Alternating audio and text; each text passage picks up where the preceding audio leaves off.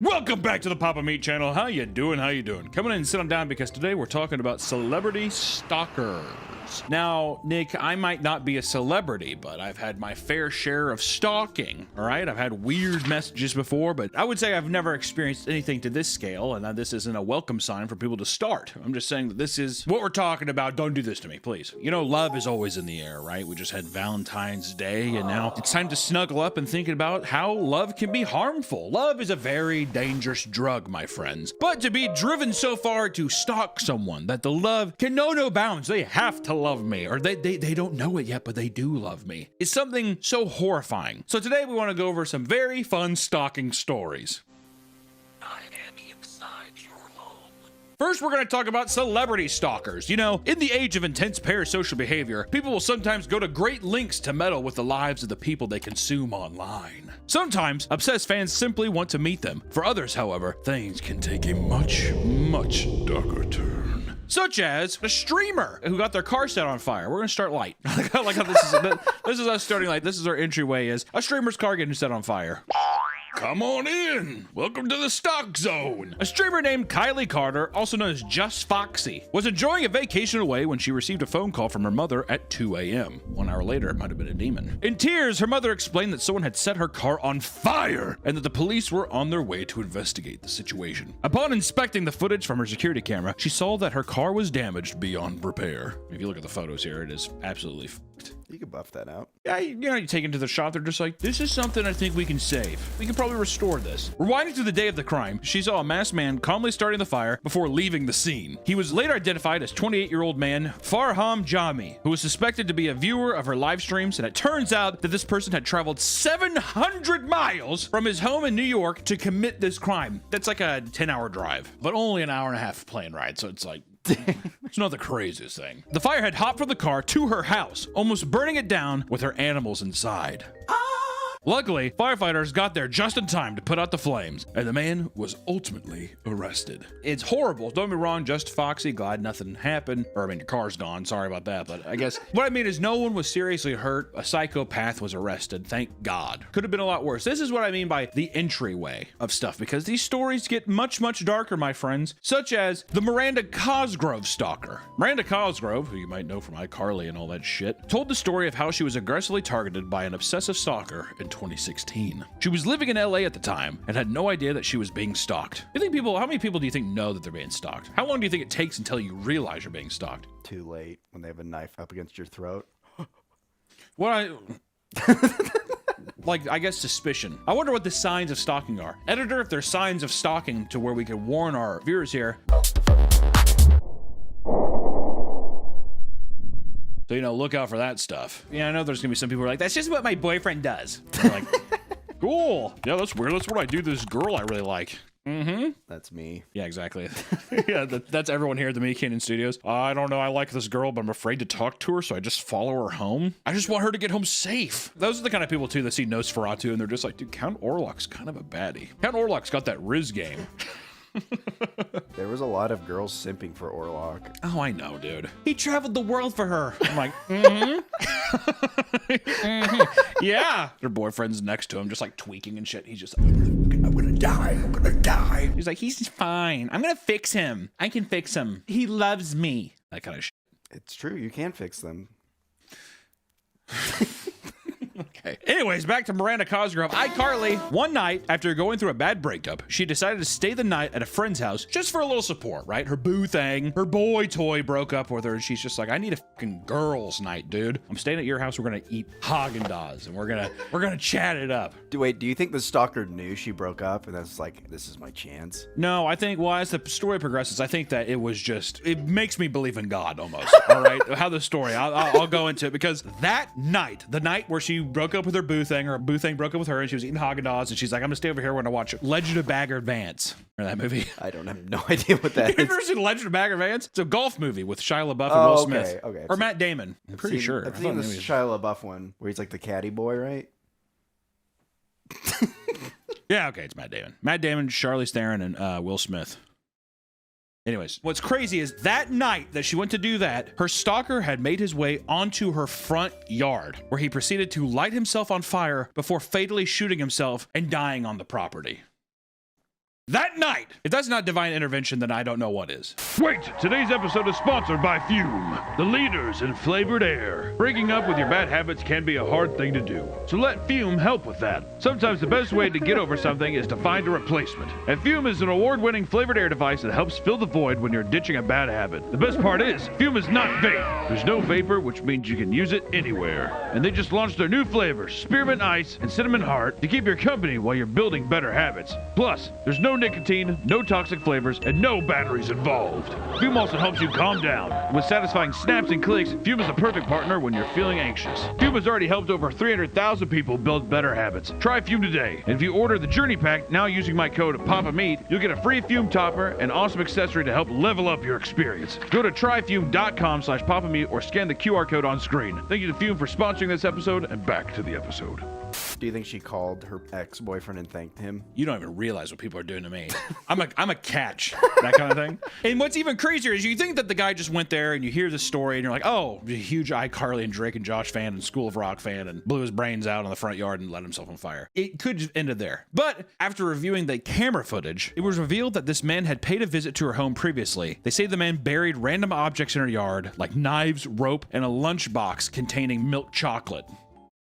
And on the night the man took his life, he was seen in a long trench coat, pacing around her yard for 6 hours with a gun in his hand, waiting for her to come back home. And then luckily, he put a gun in his mouth and blew his brains out and lit himself on fire. I mean, seriously, thank God that whatever Damon was talking to, they're just like, fuck, we don't have time, just kill yourself. There's more fish in the sea, bro, down here in hell, come on. And during this time, a woman driving past the property was shot at 6 times by the guy, the stalker, who believed the driver was Miranda Cosgrove. Miranda! She's like a girl in a parade. Yeah, it's the ending of Invasion of Body Snatchers. That kind of thing. Just some girl in a Prius. The woman was not harmed and later met the actress at a charity event and told her what had happened. Wow. Hey, I was shot at by your stalker. She's like, what? I want to know the time frame too. I feel like you gotta preface that before you come up. You know what I mean? If you're just like, hey, how you doing? Nice to meet you. She's just like, your stalker shot at me. I'm totally fine. Because to me, that's like, you got some mental damage. And she's just like, by the way, he told me to send his regards. She's like, what? Pulls out like a Miranda Cosgrove admits that this event made her fearful to be alone in her own home, resulting in her often visiting friends and family out of fear of her safety. Of course, dude. Of course. My aunt, when she was like 12, I think, someone broke into her house, like while they were sleeping and they woke up. And then for like 3 years, she had like horrible insomnia and nightmares. Like that that trauma of nothing even happening. If you wake up and someone's like, someone was in our house last night, so horrified to sleep at night and like suspicious and paranoia. So to have this happen to you, so targeted, there's no fucking way. Also, I would move out of that city. If I had the means and stuff, if I'm fucking Miranda Cosgrove, I am getting the fuck out of there. 100%, dude. You think that's the last iCarly fan in LA, bro? Nah. Or we can go to another celebrity like J-Lo. Everyone loves J-Lo. J-Lo stalker who camps in her home for a week. A stalker who was camping in her home for a week. Little vacation. We're gonna get to non-celebrity stuff too, but whenever I hear these stories, it's fucked up sometimes because I'm like, oh, thank God I'm not that famous. You know what I mean? Not yet. A lot of weirdos out there. You know what I mean? But in 2013, Jennifer Lopez discovered that one of her obsessive stalkers was living in her $10 million property for 6 days straight. Was she in the house? She would have had to been, right? The stalker's name was John Dubras, a 49-year-old retired firefighter who was in love with J-Lo and believed that they were meant to be. He would make odd posts on Facebook about his love for her, attaching strange images to them. And we see him here. He kind of looks... It's interesting how people can just look the part. You know what he kind of looks like? He looks like Jeremiah Sands from Mandy. That's what he reminds me of. Also, the amount of people who believe that they're dating celebrities online is crazy. Like schizophrenic people who are like, yep, me and... Billie Eilish. Me and Ariana Grande are in love. She's busy with work. Like that. And people fully believe it, dude. It's fucking crazy. Me and Elphaba, we're dating. Yeah, me and Elphaba, yeah.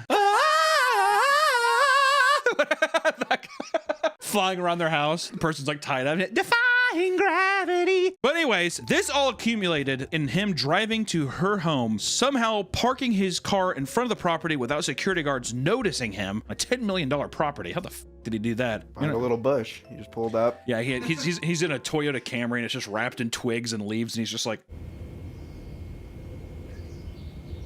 blasting J-Lo's music. I'm still Jenny from the block. He's like,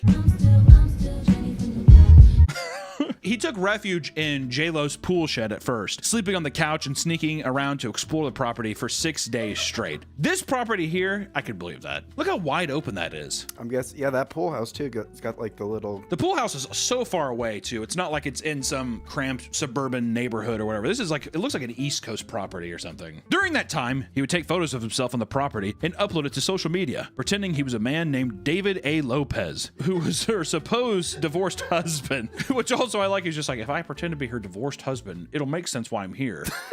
It's like if my dad went up to me, he's like, I'm in your mom's house. I'm like, what the f are you doing there, dude? Get out of there. Most of the time was spent lounging around, right? He was just making himself at home. He was cleaning up parts of the properties and uploading strange photos. Really, him documenting was just the strangest part of the story. And of course, you know, he was masturbating in the yard, right? We have to put that in there because he was. He was taking strange photos. Was he taking pictures of him beating off in the yard? I don't know. Probably. Maybe. But according to the stalker, he did so because he believed J-Lo wanted him to, quote, spread his seed throughout the world. So he's gonna spread it on the lawn. Miracle Grow. Neighbors noticed him wandering around with a, yeah, probably with a fucking hard cock beating off. They're like, hey, there's a guy beating off in our neighbor's yard. I can't even imagine what I'd do if I walk outside and I just saw a guy beating off and like coming on the grass. I mean, how would you even process it? Would you even intervene? I feel like I'd Call just the be like, cops. oh, that's true. I was literally getting ready to say, I'd probably just be like, like shut my blinds. I don't know what's going on. I don't want to get in the middle of things. Neighbors noticed him wandering around, but let him be, thinking he was a security guard.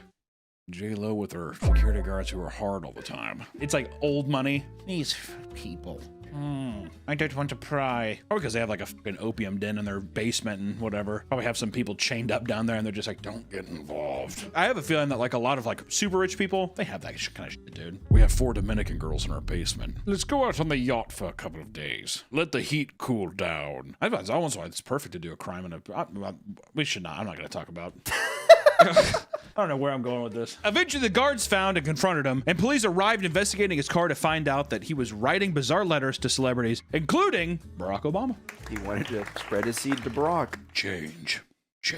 He was arrested and given a psychiatric evaluation, and soon after, when he was out of jail, he began calling J-Lo's mother, claiming to be her son, which landed him right back in prison and charged with stalking and burglary. I wonder how long he was actually in jail for. Or was his psychic evaluation so bad that they're just like, he's a fucking... Well, he would be in a loony nut. bin. They'd put him in. Well, that's what you think, but I don't think like the asylums like that work anymore. I think it's like more so you get medically evaluated, then you're cleared, and then you can go back out or something. Or mentally evaluated, I want to say. We need to have it be a bit more severe here, right? We got to keep raising the bar. But also, this is where it gets kind of serious, so not going to be doing a lot of jack-off jokes during this part. Just want to say that. Because Rebecca Schaeffer was shot by her stalker. Rebecca Schaeffer was an American actress that tragically lost her life after being murdered on her front doorstep. Jesus Christ, dude. Before her abrupt death in 1989, her career was taking off. It seemed that her rise to stardom grabbed the attention of Robert John Bardo, a 19-year-old man that was enamored with the young actress after seeing her on TV while in high school. For 3 years, he would send her gifts like stuffed animals and letters. Schaeffer was appreciative of the support and decided to respond kindly to one of them.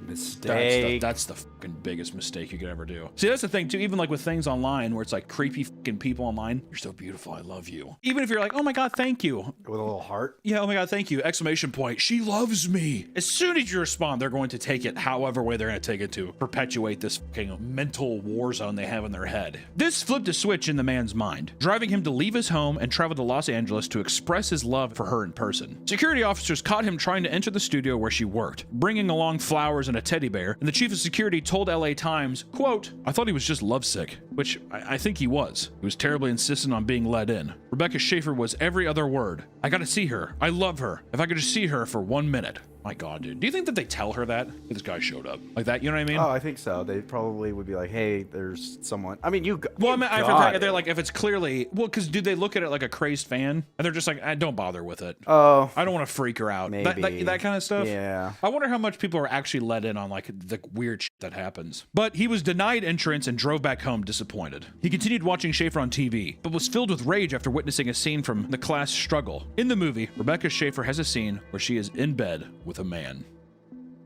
This is It's just one of those things where it's just like, you're cheating on me. It's like, it's my job. It's acting. It's not real. But Bardo was fed up, and he decided he would go the extra mile to finally meet her in person. He paid $300 to a private investigator and eventually acquired her home address. What kind of fucking private investigator takes that gig? I want to know where the celebrity lives. You got it. like what? What? That cannot be legal, right? Money's money, baby. Or even just like ethic, like morally. You can't let these two lovebirds be separated. Exactly. Well, I can't stand in the way of love. All right, kid, I'll do it. Bardo knocked on her door, and when she answered, he handed her previously written letters and autographed papers to show he was her biggest fan. Schaefer was obviously weirded out, but shook his hand before politely telling him to leave. It's creepy. You know where I live. Thanks for coming. Bye-bye now. You crossed a bridge here. Bardo was furious. Thinking over the interaction at a nearby diner, he came up with an excuse to return to her house, which was to hand her another letter he had forgotten about, as well as a CD. According to Bardo, she was more callous in her response this time. After being told to leave once more, he responded saying, "I forgot to give you something," before pulling out a gun and shooting her in the chest. And before she died, the only thing she uttered out to the man was, "Why? Why?" Jesus. I would be fucking perplexed as well. Are you serious? Hello? Like, what the f? The man was sentenced to life in prison, and the case became so widely known that it ultimately led to the creation of an anti-stalking laws, which passed in California in 1990 before eventually spreading to the entire country. I'm surprised that wasn't sooner. Oh, yeah. I guess before it became such a mystique thing, it was so separated. Like nowadays with the internet, everything is so like people could find out anything about you. It's horrifying. Horrifying. Was Lennon killed in America or John Lennon? John Yeah, Lennon, he was yeah. shot in New York. I was gonna say I'm surprised that wasn't. But I guess was he stalking? He just showed up in front of his house, right? Well, it's a very famous hotel in New York. I see. And people, I guess, would always swarm, be like, "Oh, that guy." It was more so he read Catcher in the Rye, I think, and that's when he's like, "I have to kill John Lennon," versus him being obsessed with him. If anything, I don't know if we go over this one, but it reminds me also years later in 2004, Pantera, one of my favorite bands, Dimebag was shot on stage. That was before you could just go to a show and be right up in front of the stage and see the fucking band you love right there, and there wasn't a lot of security, so a guy just came in and shot him to death on stage. Fucking crazy, man. And it's all just because your last band broke up and I'm upset, and it's like, I mean, like, these people are just completely mentally devoid of any actual cognitive ability to rationalize what they're doing, I guess. Or we could talk about a very infamous one, which I remember, this is one of the first internet videos I ever saw. Oh, wow. Seriously, the very infamous Bjork stalker. Ricardo Lopez, known as the Bjork stalker, is one of the most infamous cases of celebrity stalking ever told. This was a very infamous case. This was also, I think, whenever the internet was just coming around, and really, I feel like one of the first viral cases of like a video being spread around. I was like, I don't know, 32 at that time or something. Internet and everything was just such a new thing in my area, but still. At age 17, he became enamored with the Icelandic artist Bjork, obsessively trying to contact her via handwritten letters whilst researching every last detail about her life. It seemed that there was nothing sexual about his love for the artist, more so that he deeply wished to have an effect on her life in some way, shape, or form. He conveyed these feelings to his family and peers, who were all creeped out, encouraging him to meet a real woman. The idea too, it's like it wasn't even sexually driven, it was just like, I need to make an impact on her life in some way. I don't know why, it just feels so much like alien or something, doesn't it? Like, it feels not even human. I mean, don't get me wrong, the sexual side would also be just like horrible as well, but it's just mostly the idea that's just like you're fixated on like, I need to make an impact. It feels like fucking paranormal almost, some kind, or like, You know what maybe my thought is? It's like he's a failed artist, he's depressed, but here's an artist who's successful, and it's like latching on and being like, if I could somehow influence her and her art, that's yeah, how it's I like could. I failed artistically myself. It's like, in a way, it's vicariously being artistic through someone else is what it is. These feelings of his began to unravel as it was revealed in 1996 that Bjork was dating another artist named Clifford Joseph Price, also known as Goldie. The betrayal, he felt, transitioned into pure rage, and Ricardo felt that he had no choice but to punish her. He talked all about her, how he liked her, and once he met her, he couldn't, I'm just gonna have to kill her. He said he didn't like her. Well, I mean, like, exactly. I mean, I think it's always comes down to a primal thing. I think there's no way to discern that. It's like the same thing of like, it's not even like the person's looks. That's just, I like this personality. But really, it's like all these things are tied up with all this like fucking monkey primal shit where it's like, things are, you're attractive, I'm attracted to you, whatever. Once again, another case. How many of these, almost every case so far has been somebody is in the perception in their head that they are like, we're dating, or like, I'm in love with you and you don't know it yet. And then because they're now dating someone else, that's like the trigger that it sends them over the, over the edge. Because also I feel like it's like you've lost all hope. All hope is lost. It's the fantasy, and then once they start dating someone, yeah, it breaks the illusion. It's supposed to be me. Yeah, in a fucked way. And at this point, he began a series of videotapes where he documented his journey to enact his revenge towards Bjork. He would ramble about his love for her while slowly developing a plan to get his revenge. One of his plans included a hollow-out book that would be programmed to release AIDS, tainted needles he would somehow acquire from a prostitute. This plan was a bust, and he eventually landed on a letter bomb filled with sulfuric acid, which would be mailed to her home in the hopes of either killing her or at least doing irreversible damage. My God. After he sent out this envelope of sulfuric acid, he planned to take his own life at the same time that Bjork would. He tried to line it up. I'm waiting for as soon as the manager leaves, I'm going to do it. Whenever Bjork would open it, they would pretty much die at the same time. And in his final tape, titled Last Day, Ricardo is seen naked with his entire head shaved, painted red and black. Which, if you haven't seen this, this is the video that I saw. This is the video that made it around, whatever. One of the most frightening videos of all time, honestly. He props up a sign behind him labeled, The Best of Me, September 12th. And while listening to Bjork's I Remember You, he tells the camera, this is for you, before shooting himself in the head. I think the goal was to have his blood and brain matter paint the sign behind him, but whenever you watch the video, he shoots himself and it just like oozes out of his mouth. It's, I don't know. I wonder if you probably still find that video. Oh yeah, I saw it on Twitter. That's how I found this story. Oh, you found it on Twitter? Yeah, there you go. I wouldn't recommend looking up it. I mean, it's fucking brutal. I didn't watch it. I just saw the opening. This is the last song. After this, I'm done. I didn't know. Well, I had no idea what it was. I'm just this 30-year-old guy who's like looking at this thing. The internet still fucking new. You're like, what is this? What the hell? His face is all painted. It's creepy. Also, even the Bjork music videos have this like weird style to them. So it's like you have this guy here, you have the Bjork music video going on in the background, and then yeah, all of a sudden he does it. It's nothing like a movie. I just want to say that. In movies, it's like instant whatever. It's yeah, whatever. Which a maintenance worker smelled his rotting corpse, which eventually led to police finding his body. They found all of his recorded tapes with the writing on the wall reading, the 8mm tapes are a documentation of a crime, terrorist matter, and they are for the FBI. After watching the tapes and realizing that he had already mailed the bomb, they had to rush to identify the exact address of the video in order to trace and seize the bomb before it did harm to anyone. In an interview, Bjork described the entire incident as incredibly sad, revealing that she struggled to sleep for a week afterwards. It's just kind of a very sad thing, obviously when somebody shoots their face off, I'm not sure if I'll dream very properly for a while. Even so, she sent flowers to Ricardo's family. Bjork's a champion, man. It's such a weird area. I feel so bad for these people being completely tormented and like also living in an alternate reality of everyone else. It doesn't take away from any of the crimes that they do or, the tragic things they do. They need to be held totally accountable for that, but it is also tragic. Very, very sad. Pivot that into Taylor Swift, an also giant pop icon, and her many stalkers. Fucking goddamn, dude. Taylor Swift, tons of stalkers. Too many. The price of fame. As you can imagine, Taylor Swift is no stranger to stalkers. After all, she is the most famous, probably musician in the world, I would say. Bigger than Michael? Bigger than Michael Jackson. Yeah. She basically employs more security guards than the president does at this point, but it seems to be because she's in constant danger from creeps and crazy fanatics. It's the same kind of thing that Michael Jackson did, where it's a kind of fandom that goes past where even the sight of you throws people into hysteria. You can like falling down. It's a god. She is a new religion, literally. She even admitted to carrying army-grade bandages with her to her shows in the situation where she's stabbed or shot on stage, and she has to do a fucking military thing of plugging the hole. I'm guessing is what that is. And here is just a few of these kooky little instances, right? We could talk about in 2018 with Eric Swarbrick, a 26-year-old. Eric Swarbrick, a former client of Taylor's record label at the time, began sending letters to the CEO insisting he introduce him to Taylor Swift. That's fucking crazy. A person on the inside becoming obsessed. How many famous people does he run through? And to be enamored by this person? Jesus, dude. The letter started rather innocently, but became more and more aggressive over time. 40 letters later, he began to talk in a more violent and sexual nature. He even drove to BMLG in person to deliver the letters personally before being detained and arrested for trespassing. He was relentless, now sending various letters that contained straight-up threats, as well as insist he would take his own life in front of the staff. Bit of a weird bargaining chip there. He was arrested and later sentenced to 30 months of prison for stalking. Should it not be longer? That's almost 3 years.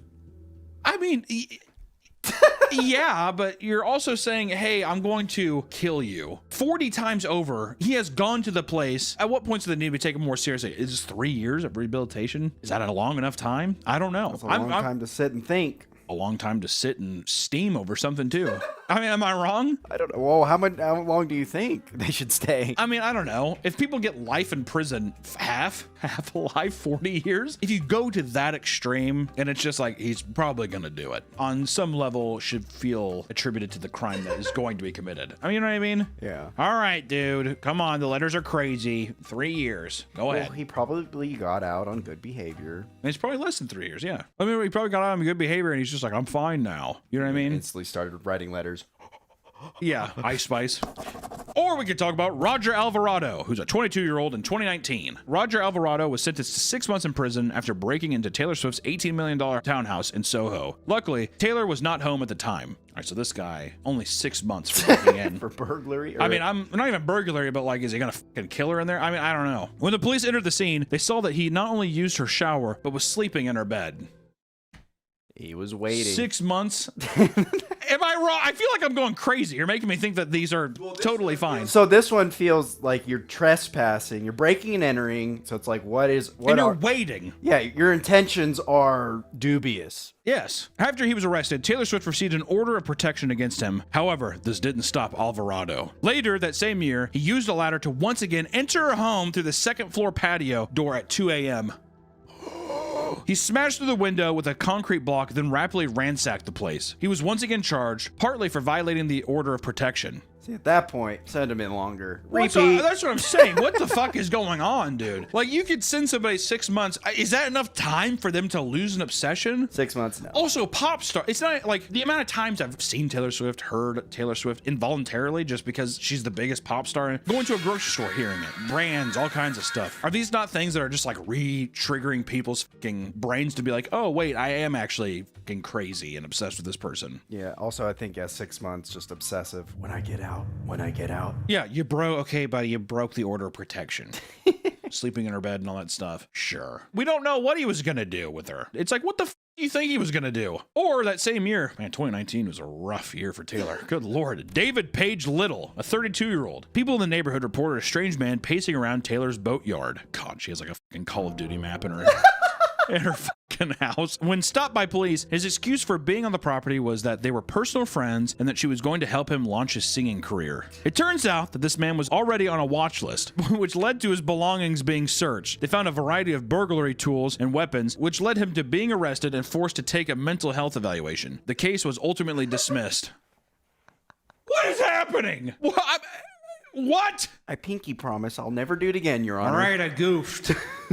Like, all right, getting out of here. We talked about a lot of celebrities. I just want to talk about 2 instances of non-celebrity stalkers, because it's not just celebrities that have to deal with creeps. I'm sure there's even viewers that have had to deal with weird stalking situations. Our viewers here. I'm sure there's some of you out there who might have had to deal with it, and it's crazy. You don't have to be a celebrity. You can just be a regular person in the real world that gets attached to one of these leeches. With the rise of everyday people streaming and filming themselves, you end up getting deeper look into how common these actual things are. Have you seen the video of the Japanese woman going up to those streamers? Yeah, I've seen that. I forgot the Jake. You see the guy like walking right behind her, and she like has to pretend that they're friends. And the guy is like so close to them still. Like, it's very obvious, like, hey, I'm here with my people. And he's just like standing behind her waiting. It's fucking horrifying, man. It's not just celebrities that have to deal with these creeps. This is a problem for most people, especially women. Let's be honest, mostly women. Some guys too. Yeah, some guys, okay? Not just girls, it's guys too. It's mostly women, let's be honest. We can talk about some cases, like this case right here. A man who tormented his ex for 5 years. One of my friends, his wife now was basically stalked by her ex for, I think, 2 years. Oh, shit. This is way more common than you think, man. It's fucking crazy. But in this case, 35-year-old Christopher Charles Gafford had been in a relationship with a woman for 8 years, even having a child together. After intense physical and emotional abuse, she left and ended all communication with him. He began endlessly trying to contact her, sending increasingly more insane and aggressive messages. And he would send videos of himself.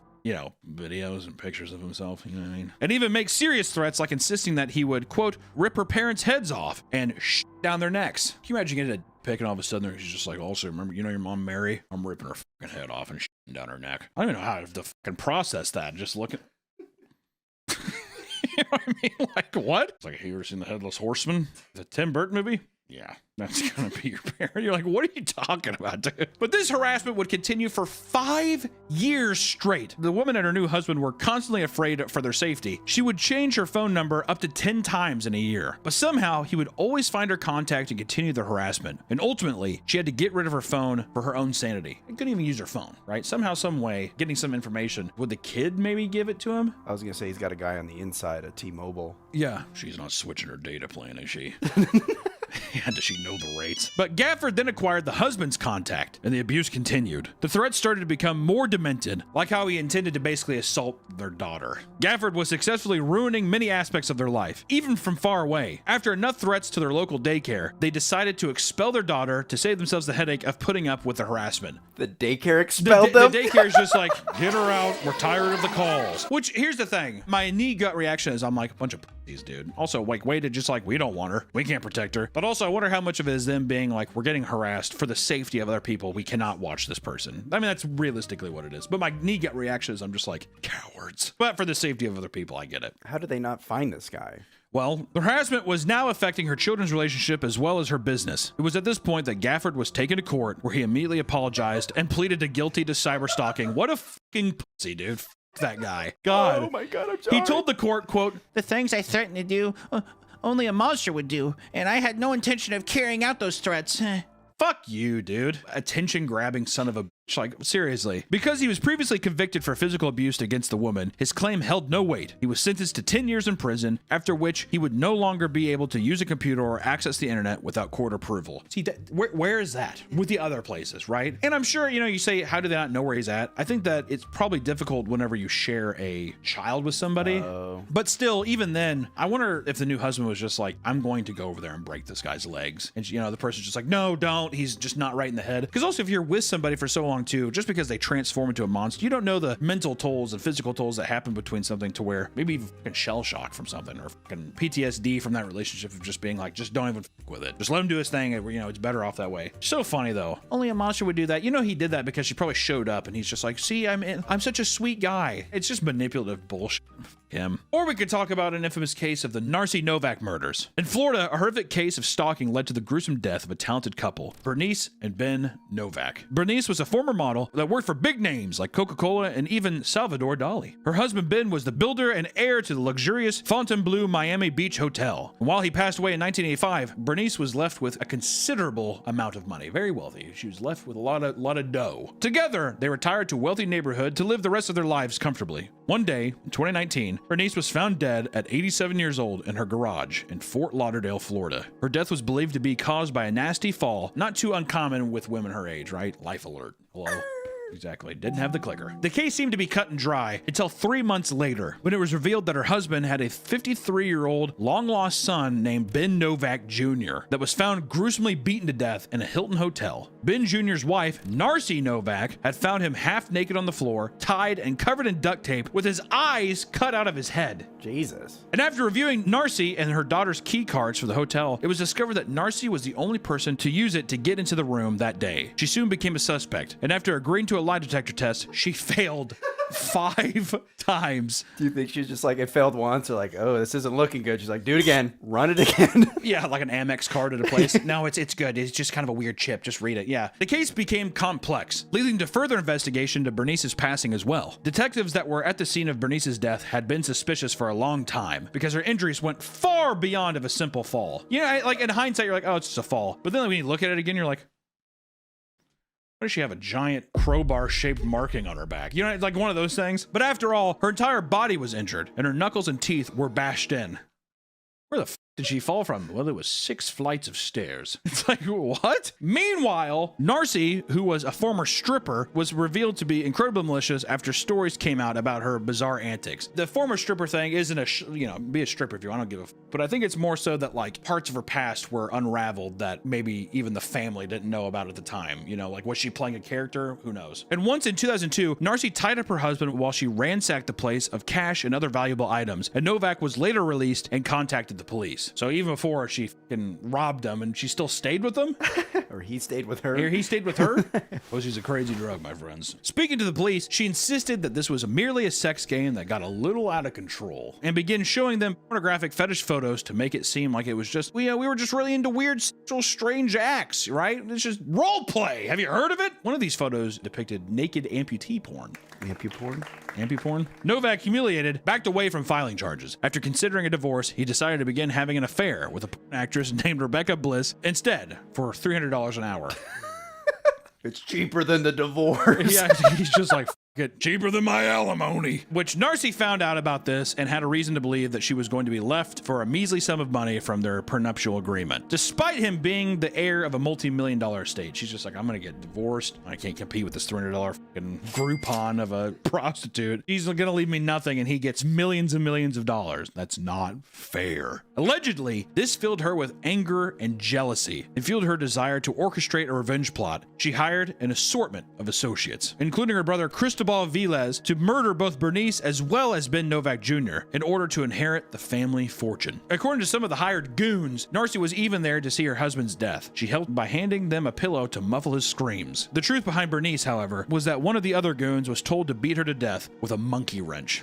God damn, dude. Why? Why her? Don't kill her at all, but I'm just saying, like, can you not just shoot her in the back of the head? What the f did she do that was so bad? Make it seem like an accident. Yeah, make her fall. Well, I guess that's true. Yeah, make it. Throw her down her steps 8 times. Break her knuckles. Break her knuckles and teeth with a monkey wrench. People will think she just fell. It's like 2 steps. Narcy and her brother were convicted for murder, among many other charges like stalking and money laundering. They were both sentenced to life in prison without parole, and Narcy is no longer able to inherit anything from her husband's estate. Everyone involved in the murder was charged to a lesser extent after pleading guilty. It's like a mixture of like a bunch of like famous fucking murder cases or whatever. It reminds me of like the Black Dahlia murder in some weird way, where it's just like this mysterious thing, except this one, people are just stupid. You're gonna get caught. You're going to get caught. It's insane. But maybe you won't. The moral of the story is, you know, it's nice to be rich and famous, but it comes with the cost of, you're just exposed to people. People, me and you. I'm gonna tell you right now, dude, I love you guys. You're my viewers. At the same time, don't stalk me. Okay? If I see you in public, shake my hand, dude. Hey, nice meeting you. I love having conversations with people. Do I love you? Like, actually? No. I love you as in, like, we're homies. That's cool. There's nothing there. Just want to say, if there's someone that's stalking, if you think that we're in a relationship or anything, we're not. I just want to put that out there, I guess. You know, if you think that, like, we could be best friends, we couldn't. It's not an organic way to do it. There's nothing natural about it. But that's the price that comes with me being a personal figure. Something I have to deal with. But even people in your real life that you work at FedEx and now one of your coworkers, that's shit that's real too. So I just gotta say out there, from both ends, if you're being stalked or something's fucking weird, tell somebody. Get help. You know what I mean? Don't just be like, he's just crazy. Or she, you know, it's fine. She's just emotional. Find help immediately. And also, if you're secretly in love with somebody and you're doing things that you think are romantic, they're probably not, dude. Move on. That's me. I did that. Really? Well, just giving gifts to someone who didn't want them. Oh, sure. I mean, there's a difference between giving gifts and being like, I like you, and then taking the hint and moving on versus how long have you been doing this? Have you even talked to this person? Oh, yeah. No. Is this real? You know what I mean? It's that kind of thing. Look at the signs, right? Turn it around. Figure yourself out. All right? The weirdest stalking thing I had was when I was in LA, and I think I posted on a story that I was shooting pool somewhere. I can't remember exactly what it was, but basically the person was just following me. And then they would message me and like take pictures of me from like across the street. And they were sending it to my Instagram and stuff. It was really scary. I don't think I really took it as serious as I should have. I'm like, what the fuck? And I kept like looking around, but I should have taken it more seriously. That's all I gotta say. Stalking is a fucking horrifying thing. There really is very few things in life I find more horrifying than the idea of like somebody watching you. Locking your door at night does nothing, you know? Like that's like just a horrifying feeling. So all I gotta say is happy Valentine's Day to everyone out there, and stay safe for the love of God. We'll see you in the next one, guys. Bye-bye. I love you. I love you. I love you. Yeah, I love you. I love you. I love you. I love you. Please don't leave me. Please don't leave me. Please don't leave me. Please don't leave me. Welcome back to the Papa Meat channel. How you doing? How you doing? Come on and sit it down, because today we're talking about weight loss. I know. Rich coming from me, the fattest man on the internet. I gotta really watch out what I say in these videos. Ever since the cyclist video, it's been kind of weird. I see a lot more fat hate towards me, which is funny. I do laugh at a lot of the fat hate. I gotta realize that with these commentary videos, these joking commentary videos with talking puppets and sets and colors, that people take what I say very seriously. So I just want to go into this video saying that if you're fat, I hope you burn in hell. you disgusting fat slob, and I'll be right there with you. We say just kidding? The world as we know it is getting fatter. This has been an epidemic since I was a child, and it's been an epidemic, I feel, ever since we won the Second World War. There's sugar, and there's cigarettes, there's sody pops, there's all kinds of things. Life is becoming so incredibly easy that you don't have to tow the land with a donkey. I got donkeys. I don't tow the land. I'm extremely out of shape, and it affects my moods. But people are also wanting to be skinny. And I think that people want to be skinny. People don't want to be buff. I want to get that out there too. I think there's a lot of people who aim to be buff or bodybuilders, or, they want that six pack. I think people just want to fit into a large shirt. An extra large. I'd kill to fit into an extra large shirt, dude. My fat ass is pushing the 4XLs, quads. I'm in quads. And we as a society will do anything we can to lose weight besides working out and just eating healthy. I mean, come on, dude. You have a long day at the job. Last thing I want to do is come home and eat grilled chicken and broccoli. People dream for the weekends where they get to drink beer and other kinds of alcohol and order pizzas and eat burgers and fries and all the good stuff that scientists have made in labs to change our taste palates to make us addicted. It's awesome. Just give me a miracle drug. Let me eat a tapeworm and have it live in my body. I don't care. Rent's cheap, dude. Come on in, snuggle and live with me forever, tapeworm. Eat all the bad stuff. I don't want to go to Planet Fitness, dude. Nobody wants to go to Planet Fitness. I get it, the look alarm. How much protein are you eating? I don't care. Give me the miracle drugs. And ladies and gentlemen, in our day and age right now, one drug stands above the rest. One remedy seems to be working. I don't understand. It's become a huge meme. And that, my friends, of course, I am talking about Ozempic. Which also, I just want to say, sounds like a fucking Greek hero. Hercules, Jason and the Argonauts, Ozempic. And what's weird is that Ozempic is, it's not like it's a new drug. It's been around for a long time. 2 or 3 years, people basically, they plug it into their body like a GTA San Andreas cheat code. And now everybody's just skinny as shit. But is there side effects? Is this drug too good to be true? By the end of this video, you will find out whether or not Papa Meat will be on Ozempic if I can get my hands on it, because they're like blood diamonds. They're like that gem in Uncut Gem. They're very rare now, and people that need it can't really get it because there's a lot of fat men and women out there who just want to go to Kohl's and actually be able to buy something. Who am I kidding, Kohl's? They're like, we have 8XL. Ozempic has become the king of weight loss drugs and has been heralded as the miracle weight drug we've been waiting for. Much like Christ, this is the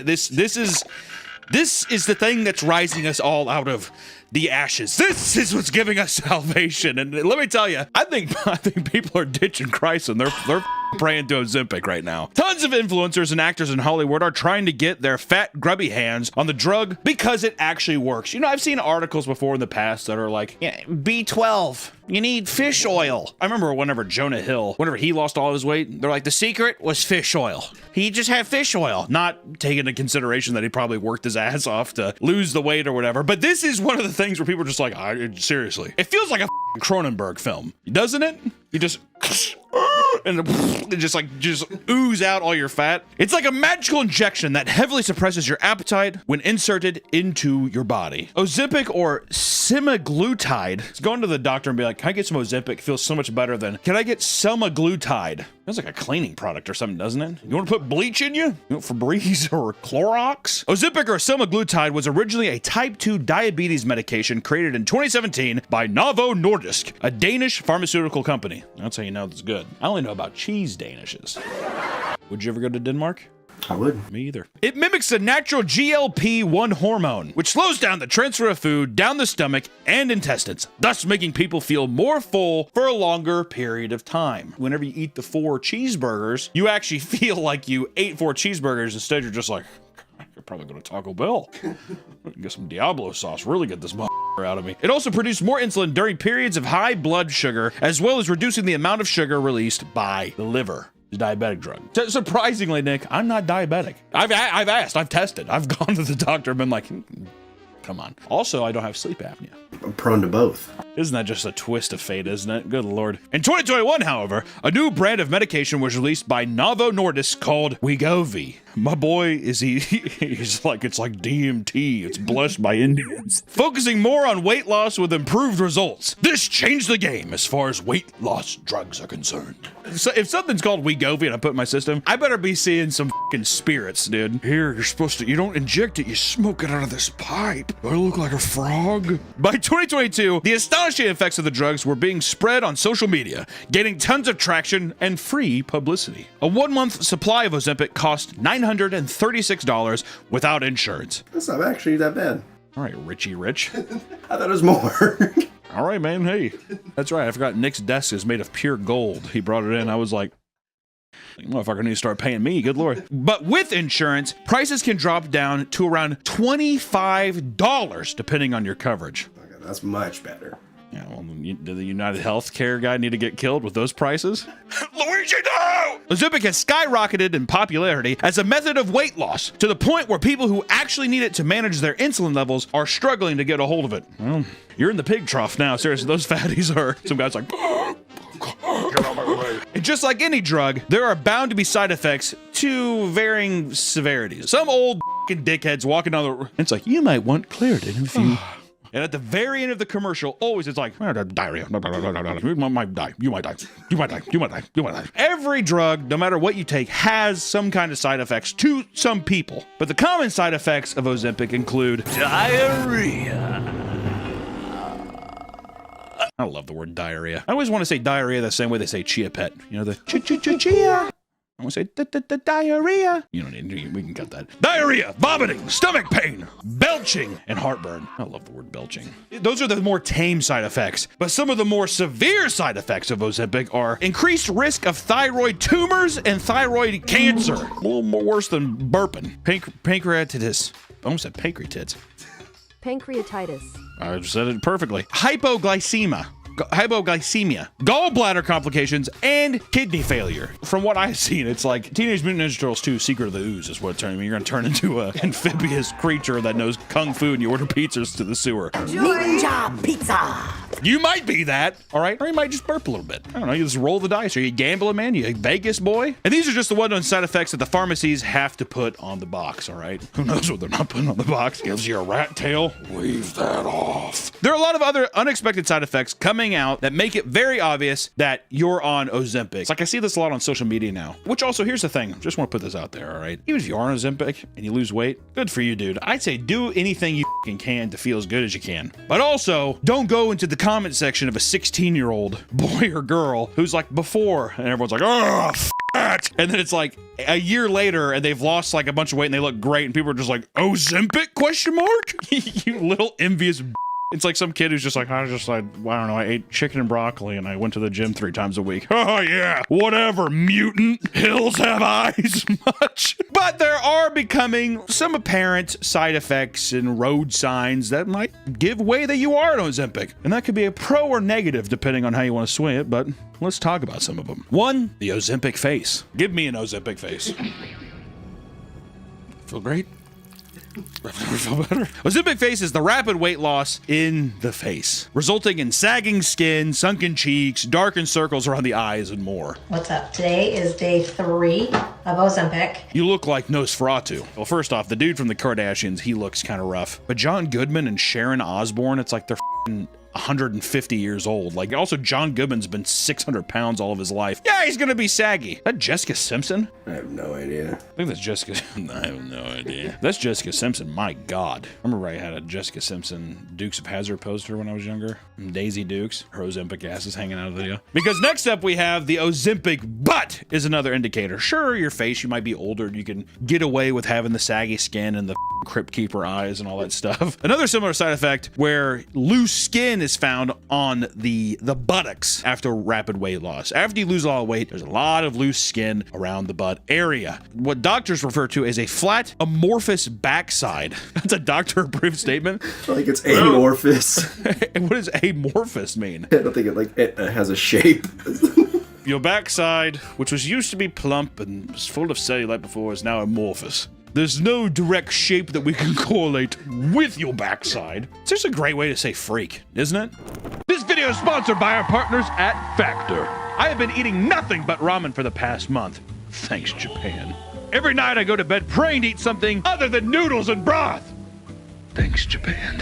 Thankfully, I'm back home in America, and I have Factor. Factor has delicious, ready-to-eat meals that are delivered right to your door. In just 2 minutes, you can heat, eat, and Enjoy. plus, Factor lets you eat the way you want, whether you need Calorie Smart, Keto, Protein Plus, or vegan dishes.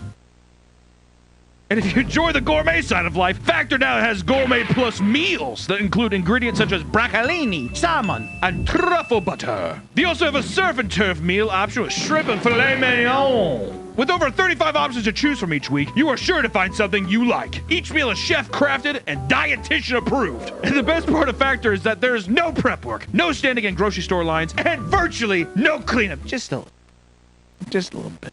You ain't gotta clean the fork off. You gotta throw this stuff away. We're gonna do let maggots grow. What are you, a fucking ape? Head to Factor75.com or click the link below and use promo code 50PapaMeat to get 50% off plus free shipping on your first Factor box. That's code 50PapaMeat at Factor75.com to get 50% off plus free shipping on your first box. Thank you to Factor for sponsoring this video, and back to the video. Also, there's another thing called eye rot, which studies have begun linking Ozempic and Wegovy. God,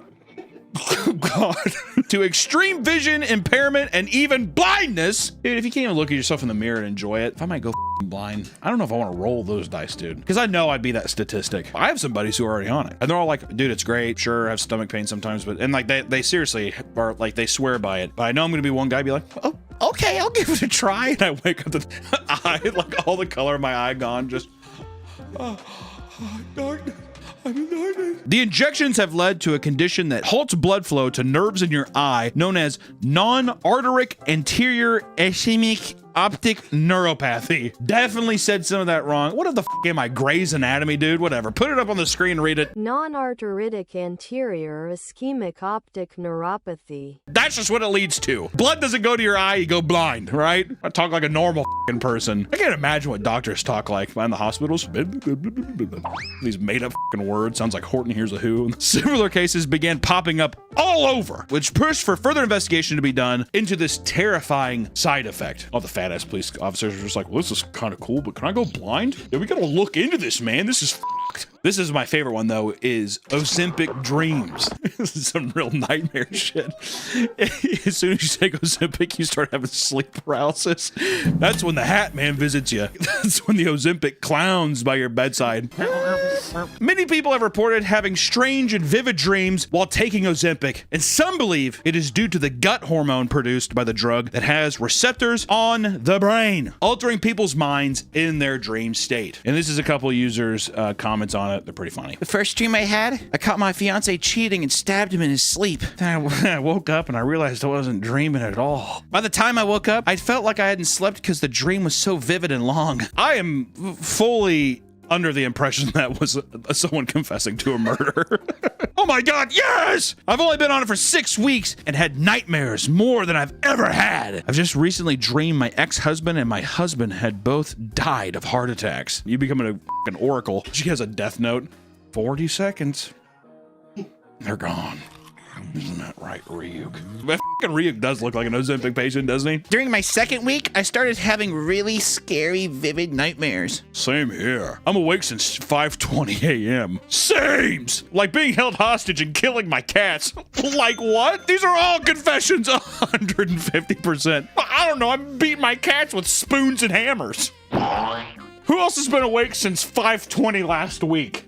That's where the eye rot comes in. Yeah, the eye rot comes in because they've been awake for 3 weeks straight and they don't blink. Their eyes like become literal dust balls in their head. Dude, I think the Ozempic made me blind. It's like, no, you've had your eyes open for 14 days. I had a very vivid dream / nightmare on Ozempic. I considered quitting because of it. One was so dramatic. I literally woke up crying to the point that I was trembling. God damn. A couple times, I remember not even wanting to go back to sleep for the fear that I'd jump right back into the dream. Oddly enough, they just stopped. So this is a horror film waiting to happen. Weight loss drug and everyone's like going like some fucking weird psychosis or something. Also, if anything made me wake up into a full like sobbing, weeping fit, but then again, dude, I've been there. You feel so good the moment, then afterwards you feel like such shit again. You're just like looking at your waistline. You're just like, time to talk to the Ozempic clown again. And lastly, there's even claims of people that have taken the drug, resulted in self-harming thoughts or sexual dysfunction, and even hair loss. For some, taking drugs like Ozempic and Wegovy have had catastrophic effects to their lives. As more stories begin to come out, people have become much more wary to the supposed miracle drug. You can't have your cake and eat it too. I never understood that. What the f does that mean? You can't bake a chocolate cake and eat it?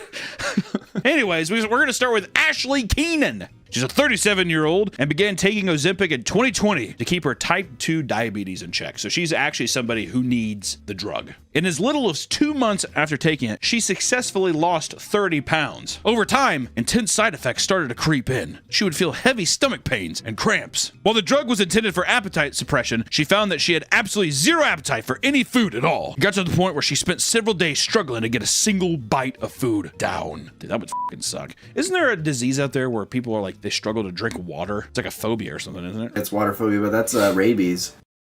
Oh, yeah. Once you get that, there's nothing, you're dead.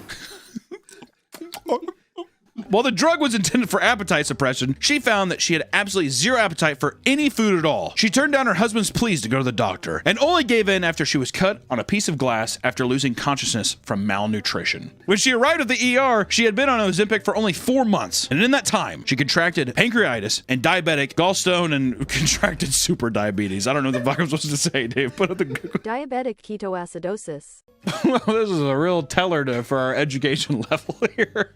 And while in the ER, she spent a large part of the time uncontrollably vomiting, and she believed that she was going to die. ER doctors on the scene stated that they had to have all medical specialists on deck in order to save her life. And after fully recovering from the incident, Keenan had gained back all the weight she originally lost over the months. But she made a very foolish decision after this entire ordeal, uncontrollably vomiting, being on the verge of death, teams of doctors to keep you alive. She decided to go back on Ozempic to lose the weight. It worked once before. Her doctors assured her that they would monitor her much more closely this time, but she contracted pancreatitis once again after 2 months.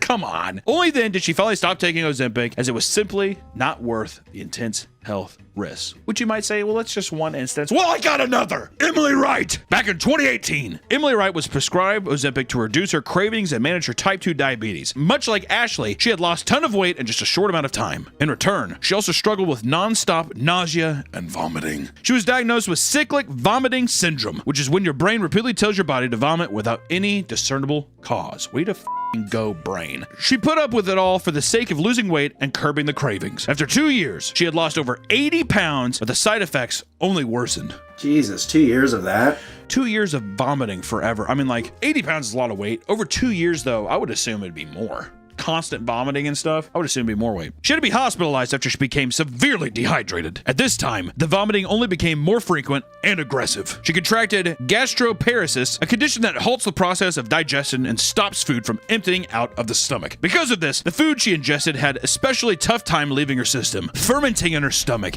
and giving her rotten smelling burps. And to some people, they probably got super hard. Yeah, burp fetish people are like, let me in! In an article, she wrote detailing her experience. She explained that the frequency at which she was vomiting made her feel like she was going to explode. And at one point, she was vomiting for 36 hours uninterrupted. And here's a quote from her. I've done every test that has been imagined, and I continue to suffer. Some weeks I can vomit up to 200 times. Other days, I might only vomit 5 or 6 times. 200 times, also 36 hours straight. Wonder what other physical issues come from vomiting, besides like probably bloody throat, like your throat's completely slashed and dehydration, but your enamel on your teeth. Enamel on your teeth gone, probably. I'm so curious to see like your muscles contracting that much if it just every fucking muscle in my body feels like thrown. It was at this point that she left her job in order to focus on recovering. Her husband would reach out to Emily's friends in a panic, telling them, I think Emily's dying, and there's nothing I can do. She spent several periods throughout her 2 years on Ozempic being hospitalized for extreme symptoms. Her weight continued to drop from 280 pounds to a staggering 130 pounds. I mean, that would be a complete you would look like probably like a skeleton. The doctors believed that Ozempic was exacerbating her gastrointestinal issues and instructed her to get off the drug. After doing so, the symptoms just didn't seem to go away. As for her current condition, Emily states, and I quote, "I'm on medication, which I will likely have to be on for the rest of my life to speed up the motility of my stomach, as well as daily nausea medication to combat vomiting. Ultimately, this helps me be able to stay out of the hospital." Not only this, she now needs to be administered IV fluids several times a week to battle her dehydration. She is still unable to return to work. Even recently, she vomits as much as 5 times a day to several hours, which is incredibly exhausting for her. According to her, she's lost 70 pounds from vomiting alone. How much of that is like blood, too? I mean, like, just every liquid in your fucking body. While things have improved for Emily over time, she is still seriously affected by the effects of Ozempic, stating, "I used to believe that I'd be happier in a smaller body. But this ordeal has taught me that weight loss has nothing to do with health. I was much healthier and happier before Ozempic. In many ways, I am grieving who I used to be. I don't know when or if I'll stop vomiting. I recently began tolerating smoothies and have gained 4 pounds back." That's brutal. Which I want to say this too, which the 2 that we've had so far, those are by far probably the most severe cases so far. Both of those people did have diabetes. It's weird because it seems counterintuitive because you would assume like, oh, the drug is for people with diabetes, but I don't know. And lastly, I wanted to bring up Juanita Gant. After taking Ozempic and Wegovy, Juanita Gant underwent a series of serious medical emergencies that led to her suing Novo Nordisk in 2023. Gant had been struggling to lose weight for quite some time. As diabetes ran in her family, she was fearful that she would go down the same health path as her parents. She was prescribed the weight loss drugs by her doctors in order to decrease their risk of diabetes. At first, she stated, "I was feeling fine. I enjoyed the days that I didn't have to worry about my appetite. I didn't have cravings. I just felt like I was doing something positive for myself." But to her shock, things took a massive turn a few months later, when her husband found her collapsed on the floor and she was taken to the ER by her husband. It turns out that her large intestine had died. Jesus Christ, what the Didn't know they could just crap on you like that. I thought it was just some tubes. Turns out that her large intestine had died and that she would need invasive surgery to get it removed as soon as possible. The surgery was ultimately a success, but things worsened from there. Gant's daughter, still distressed from the news of her mother's condition, received a phone call from the hospital. She was warned that while recovering from the surgery, her mother went into cardiac arrest and could possibly die. Good Lord, the emotional roller coaster there. Fast forward a year later, Gant now has to use an ostomy bag for the rest of her life in order to collect waste due to the removal of her colon. Juanita decided to sue Novo Nordisk for its improper warnings of the many serious risks involved with taking the drug. Novo Nordisk responded saying, quote, "The allegations in the lawsuit are without merit." Some big corp type response shit. All I know is this: losing weight is always difficult. Sometimes it's hard to not want to put in the work, and you get tempted to see if there's just ways to skirt around it to have immediate results, right? We live in an age of immediate gratification. I want the results now. But that being said, you should never believe in the idea of some kind of miracle drug. Ever. I mean, there's positive cases. I'll never say that there aren't positive sides to it. I'm sure that I have viewers who take it and they probably have benefited it from well, but still, miracle drug, it's like a snake oil salesman kind of term. There's always pros and cons to things, and I just say, you know, you got to be careful. If you're on it and it's been positive for you, I say God bless, but at the same time, just do your research and make sure you ask your doctors if it's like something that is actually going to be beneficial to you versus just going on TikTok or some shit and being like, it, and, you know, buying it and stabbing yourself with Ozempic, right? We've talked about a lot of extreme cases, and I just want to reiterate that however you decide to lose weight is entirely up to you. It's your journey. You know, being a big boy myself, I understand the fucking pros and cons of it. I am not a person that thinks healthy at every size. I'm gonna throw that out there. Do I think people should be dogged and dragged through the streets? No, I think everybody should be treated like a human being, but I do think people need to take better care of themselves. Just look after yourself, right? Days are hard. Do things to proactively help yourself. In times of trying to lose weight, a lot of these times people get knocked down and then they feel like, well, I can never be that guy to lose weight. I can never be that woman to lose weight. Just pick yourself back up and always try again. There's always tomorrow. And also, a lot of these things, just start today. Don't set a time next week. Just start right now. Implement little changes that are better for you and take it at a speed that is good for you. Treat yourself right. Stay healthy. Try to stay healthy. I don't know. Chug a bottle of Jack Daniels. Or eat broccoli. Or eat pork with parasites and get a tapeworm. Just do the vitamin diet. Only eat pears. Pretty sure that's what Steve Jobs did. Look at him now. Pretty good. And then take Ozempic on top of all that. I don't know. All I know is Ozempic's a crazy thing. If you're one of the lucky people who get to take it and be Mr. Skinny or Mrs. Skinny, I say good on you. Just be careful out there. Check up on yourself. Thank you so much for watching this video, everyone, and we will see you in the next one. Bye-bye. Ozempic, we know you didn't do that alone. Ozempic, it shows you were fat not that long ago. Whoa. Welcome back to the Papa Meat channel. How you doing? How you doing? Come on and sit on down because today we're going to talk about Planet Fitness. Or actually show just a montage of people working out at Planet Fitness and you'll know why we're doing this video.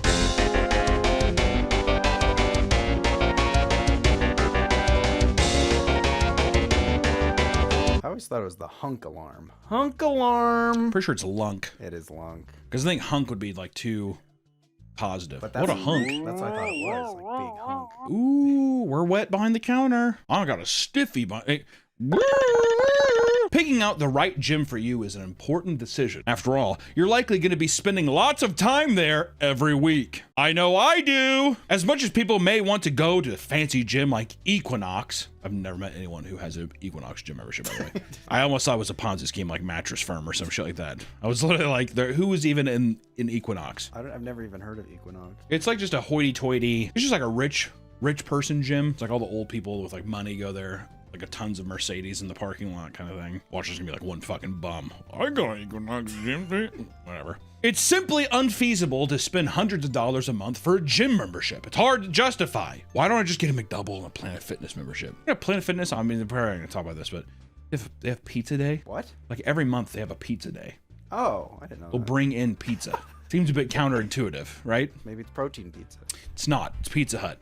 I've been there when the Pizza Hut guy shows up with like 12 pizzas and you're like, what is this? What the hell is this? Luckily, there are tons of budget options. Perfect for people who just want a simple workout and aren't looking for anything fancy. We're not making the video to talk about the best gym for you. No. We're making this video to tell you which gym to avoid at all cost. And that's why we're talking about Planet Fitness. Once again, roll another B-roll thing. Uh-oh. Is that a good reaction? Man, I'm on fire today. Planet Fitness is a popular budget option gym that may seem enticing to some, but that's only because you haven't heard about the absolute chaos that goes on inside this gym. Whether it's strange rules, mysterious bodily waste, or insane gym goers, it seems that Planet Fitness has succeeded in giving itself a horrible reputation. In fact, it has been dubbed by some to be the Walmart of gyms. It's Walmart of gyms because, one, there's so many of them, it's so cheap, but also people forget that in that the people of Walmart, The animals, the mutants that crawl out and go inside of Walmart, the people watching of Walmart is unbelievable. I don't think it was Planet Fitness, but I saw a video of this lady. She like told their gym that they have worms in their showers. She like lifted up this plastic mat and there's all these like worms crawling. And then she came back a week later and then the worms like grew and yeah, it was really fucking gross. Is that Planet? You said that's Planet Fitness? I don't know if it was Planet Can we Fitness. blindly say it is? Yeah, it was Planet Fitness. Ew, Planet Fitness. Yuck. Let's say you bit the bullet and you already coughed up 15 bones for your first month of membership at Planet Fitness, right? Well, first off, you better prepare to keep the noise down. Planet Fitness has become known for their lunk alarm. You ever see that online? Show a video of the lunk alarm going off.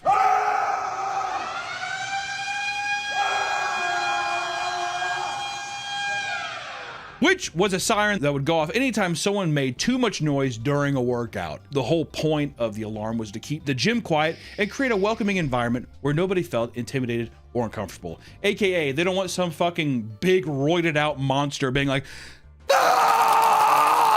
and slamming the weight down while the little fatty next to them is trying to like lift weights or they're on the treadmill, because it makes people feel insecure. Makes them feel uncomfortable to work out there because they're like, well, I can't lift. Ego lift, right? If the fatties can't ego lift, are we going to turn a profit? The answer is no. I feel like the lunk alarm for me, a person on the spectrum, would dissuade me to go because then my autism would, like, I would freeze when the lunk alarm starts going off. Yeah, stimulus is like a stimulant overload. I'm too stimulated. I'm watching Madagascar on like a fucking, I don't know, like a Kindle Fire on my treadmill being like, yeah, woo! I'm just stimming somehow. Get my fidget spinner. Make sure, yeah, go get my pizza real quick and I get the fuck out of that motherfucker. Hoard like a raccoon out of a trash can. That's what I'd have to do, dude.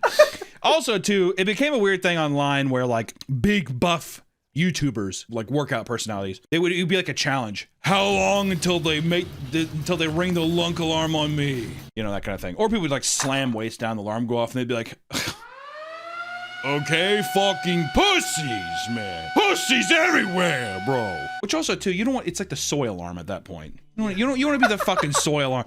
You know what I mean? All right, man. You see some muscle milk. Where's the Soylent for you pussies? Whatever. Just Rich Piana being like, ah. The soy alarm. I like that. That's when you're not lifting enough. Yeah. Yeah, you're like this. Woo! Yeah, soy boy. That's what the alarm sounds like.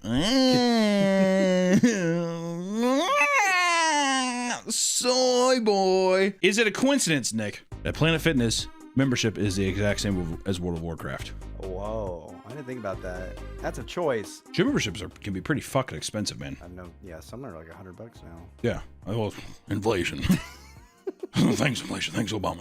Wait! We want to thank today's sponsor, GamerSubs, our longest, most beautiful sponsors on this channel. You can go to gamersubs.gg and get our own flavor, raw meat. That's right, baby. It's one of the best. I'm going to say it's the best right now, and I think I need you to try it right now. It's keto-friendly, sugar-free, and there's non-caffeinated options if you have a little quail heart and it's too much for you. But also, GamerSubs right now has carbonated energy drinks. Move over, Red Bull. There's a new sheriff in town. They got all kinds of flavors right now, guys. And let me tell you, if raw meat keeps going the way it is, they're wanting to put that little bitch in a can and sell it as well. So be sure to check out my flavor, raw meat. And also, if you're unironically just wanting like a carbonated energy drink or more of the shaken energy drinks type stuff, GamerSubs is the way to go. It's fucking awesome. It is a very, very nice product. So thank you so much to GamerSubs for continuously sponsoring these channels. And hey, go check them out. You can get free samples. If you like big anime titty cups, they do tons of drops with different creators. It's just a nice thing for if you're a fan of online content and if you're needing a little extra energy boost. So thank you so much for GamerSubs for sponsoring this video, and back to the video.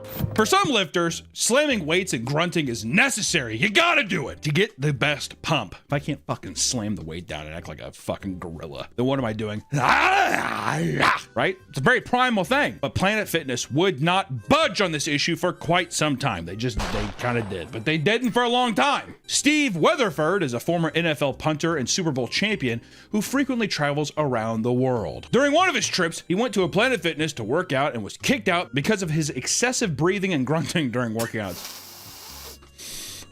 Oh my goddamn, motherfucker has to breathe. All right, get out. Excessive breathing, what does that mean?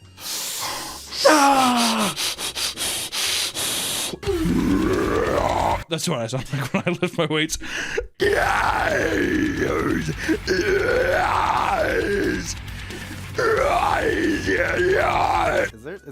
That's something wrong. It's grunting. Yeah. I'd look at the fucking fat, out of shape piece of shit behind me and I'd be like, don't worry, it's just a human. I'm not really a demon.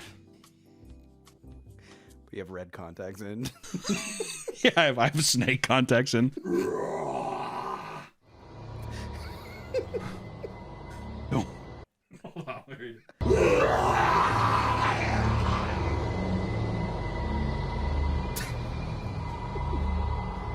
don't worry, Pipsqueak. I'm just human. I'm human.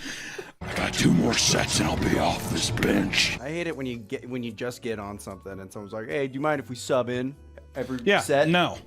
I just got here. Also, this isn't a collaborative effort. I hate whenever like big gym bro guys, because like they're coming up to me because I look like a fucking slug, look like a melting candle, whatever. I mean, like I look like a cheeseburger that's just been left out on the counter. He's like, "Hey, and they coming over and the fucking thing is so cut off that you see like the side of their titty packs and stuff like that. Yo, man, you mind if we squeeze in? If we can join you in on this? This isn't a collaborative effort. All right, I'm not trying. I don't know you. You're 15. You're gonna get divorced when you're older. Right at about 25. Zap.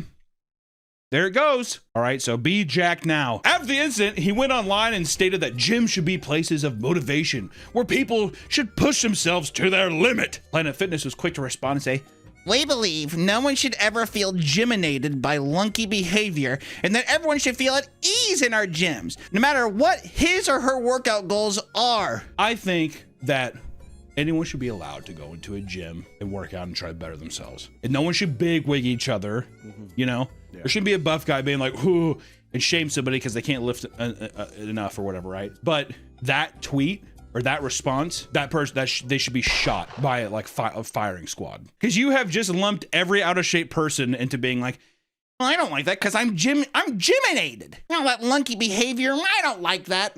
Soylent. You don't really hear a lot about Soylent anymore, do you? It was like a big meme, I feel like. Yeah.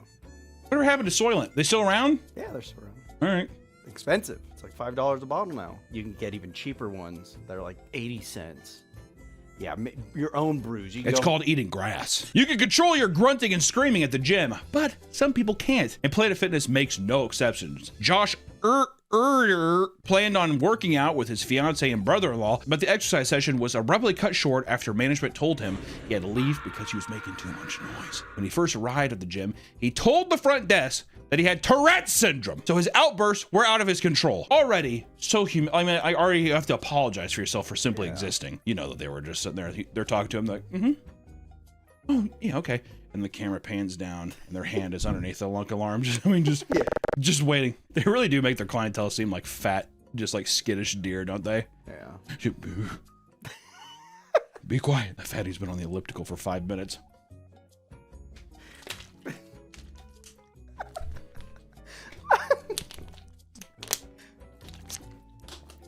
You look good.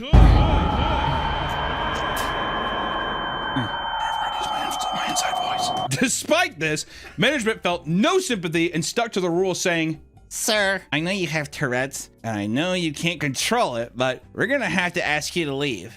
You're not welcomed here," which is insane. Also, what could he even if he was like, That's gonna mess me up though. Like I'm yeah. doing flies. Dude, my fucking flow. Please, someone hit the alarm, please. Dude, I'm trying to look at this girl's fucking pussy from over here, but you keep distracting me. Like those machines where the girls do it. Sitting there and they do like that.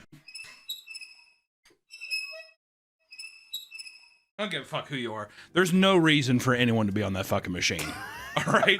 There's no reason that I should ever be like, doing like a fucking tripod pull down or something like that, or a tricep pull down. And I look over and I just see some girl over there just like. I like the reverse ones where they gotta open it up. Oh. Oh. What do you mean? Yeah. Then they're sitting there and they're just like. Yeah. It's impossible not to look at too, because I could literally, I'd be over there, I do, and she's over there, right? So I do. I look in front of me, and all of a sudden the machine has magically moved, and now it's. Yeah, and she's filming. She has those fucking leggings on. She gets up, and she's wearing those leggings that basically just look like they're going into your pussy and ass crack. She keeps turning around looking at you.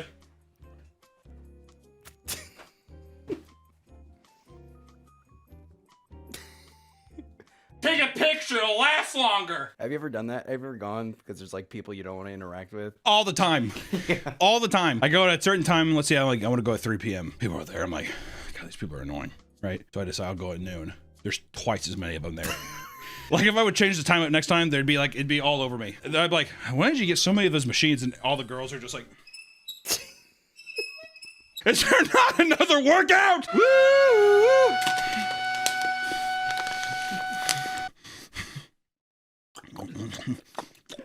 Josh's story was picked up by the news and made the representatives of the local gym come out and apologize for their staff's action. He considered suing the gym, but instead chose to go back and give a presentation to the staff about his condition. I get you're afflicted, but you don't need to be. Just fucking send the suit, dude. Come on. What are we doing? Like I sit here doing a PowerPoint. I'm like, sue me, bro. New locations don't seem to have the lunk alarm anymore. And some that have been set up at older locations are being taken down. Many were excited about this, especially gym members from Miami that claim it would go off basically nonstop. I'm telling you, there's a fucking lot of that trigger happy on those. Yeah, I did cut that too. I don't know. Did you see that there? Okay. Yeah, triggering the lunk alarm.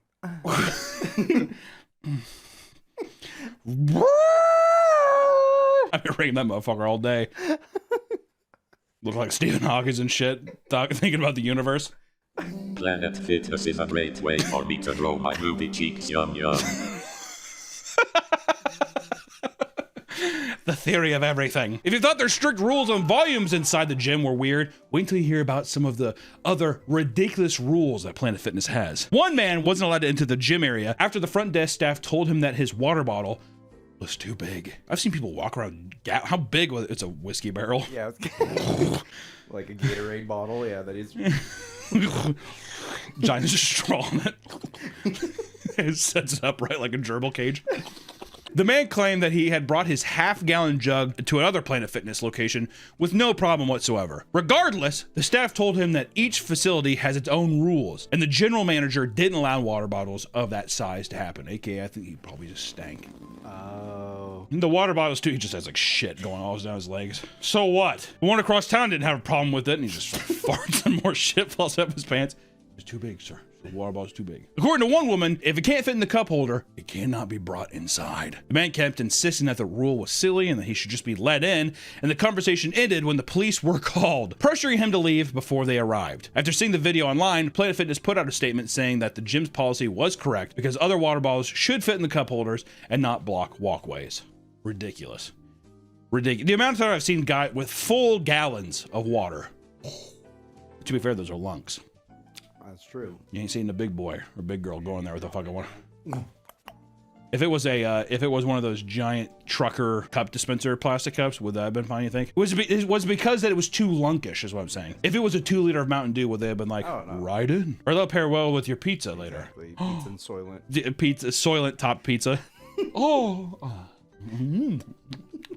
At another gym, a male staff worker had the habit of closing the gym down 45 minutes before the listed closing time so he could clean up early. At 9:15 p.m., a man walked into his local Planet Fitness to get a quick workout in, but was greeted by an angry staff member who told him he needed to leave. Despite being open for another 45 minutes, his attempt to reason with the man led him to being screamed at, and the staff member started calling him a dickhead and insisted that he's in charge of the gym.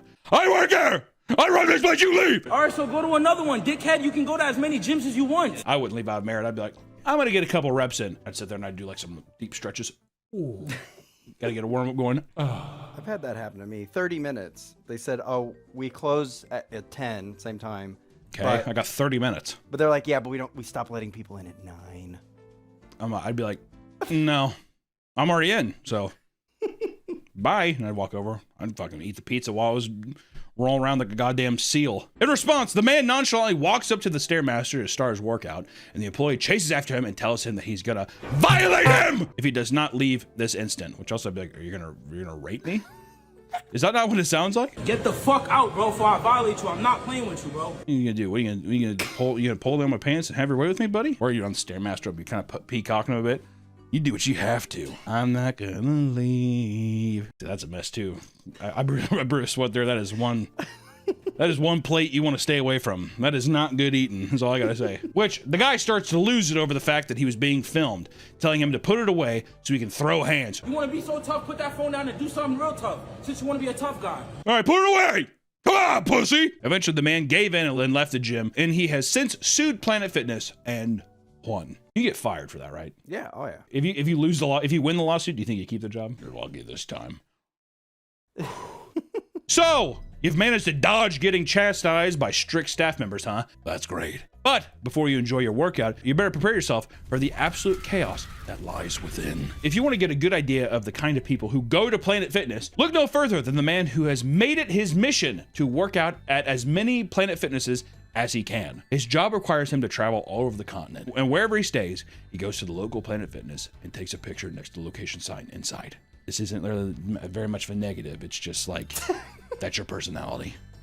Okay, not the worst thing, but at the same time, it's like, I don't know, collect stamps or something, you know, like, let's get a new hobby. So far, he has been to 158 different locations and plans to go to more, obviously. He even has his own website where he uploaded his gallery of photos at every gym. Imagine setting up, which at the same time, this guy actually kind of fucking rules. Never mind, I take it back. That's actually an advertisement to it. He likes it that much that he's like, here's also my gallery. You have to go to my website. There's no way you also stumble upon that website. You have typed it in and you have willingly gone there to look at the gallery. And I gotta say, the gallery is beautiful. Roll some now.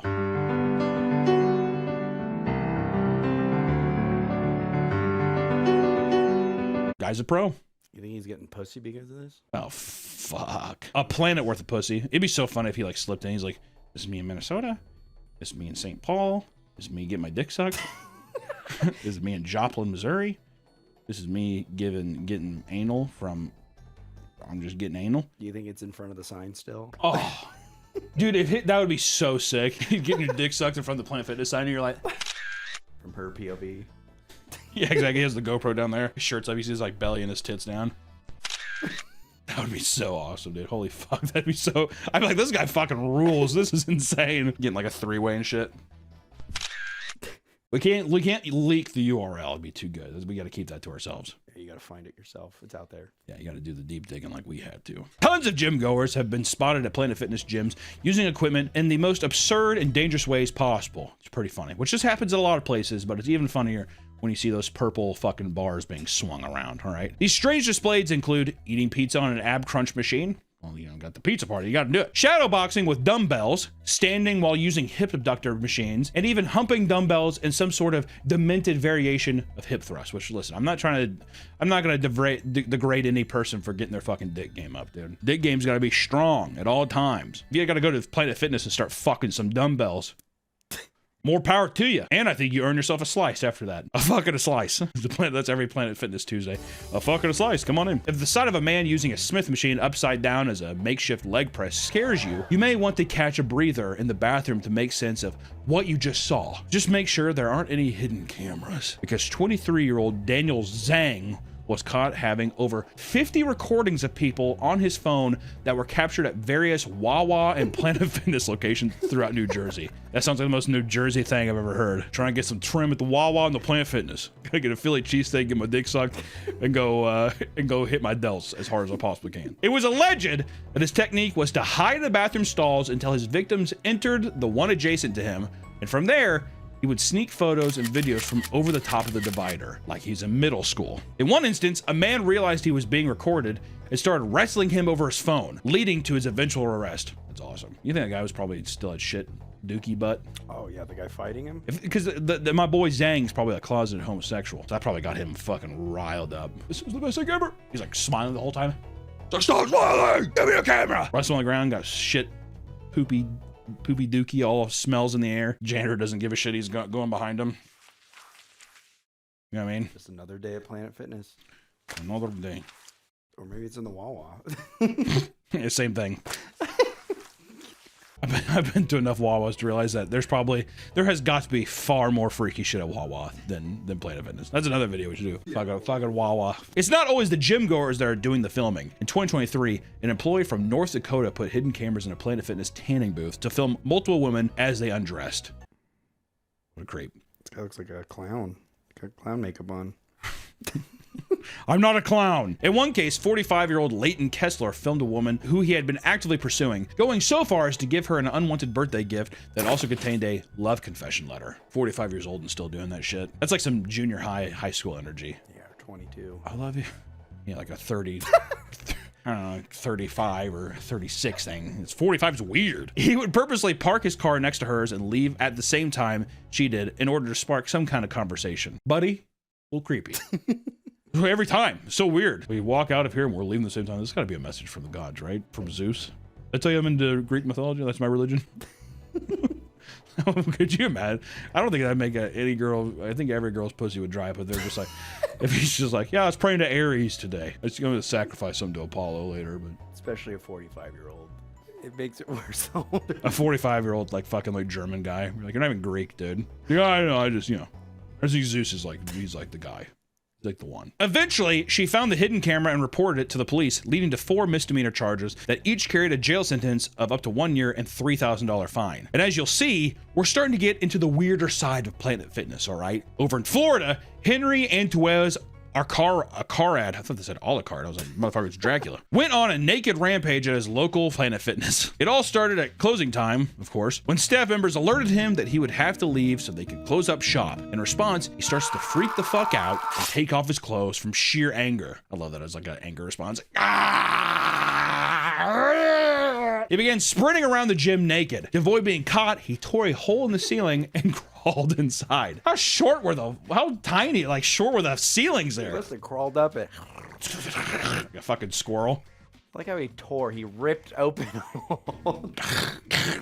crawled inside. I'd call pest control. That's the only thing. I mean, don't call the fucking police. Get a varmint killer out here, for the love of God. As he crawled throughout the gym, he began breaking off more ceiling tiles, doing more damage to the building. And as police arrived, they smelled smoke coming from the bathroom. It appeared the man tried to start a fire, which filled the entire room with smoke. He was finally found hiding in a tanning bed, still naked, and Henry was charged with indecent exposure, arson, and fraud impersonation. Who was he impersonating? I'm Ellen DeGeneres. I'm Ellen. He's pretending that he's Ellen. Someone get here, please. This isn't the first time a man has exposed himself at a Planet Fitness. One man, of course not. One man thought that the gym's promise of a free and open workout environment gave him permission to work out fully naked. Eric Stagno, a 34-year-old man from New Hampshire, started walking around the gym completely nude. Police were called, who eventually found him hitting various poses on a yoga mat in front of other gym goers. You know, that motherfucker did downward dog immediately. Started flexing his asshole, making it look like he was winking at the person behind him. He's looking at him from between his legs. Cyclops.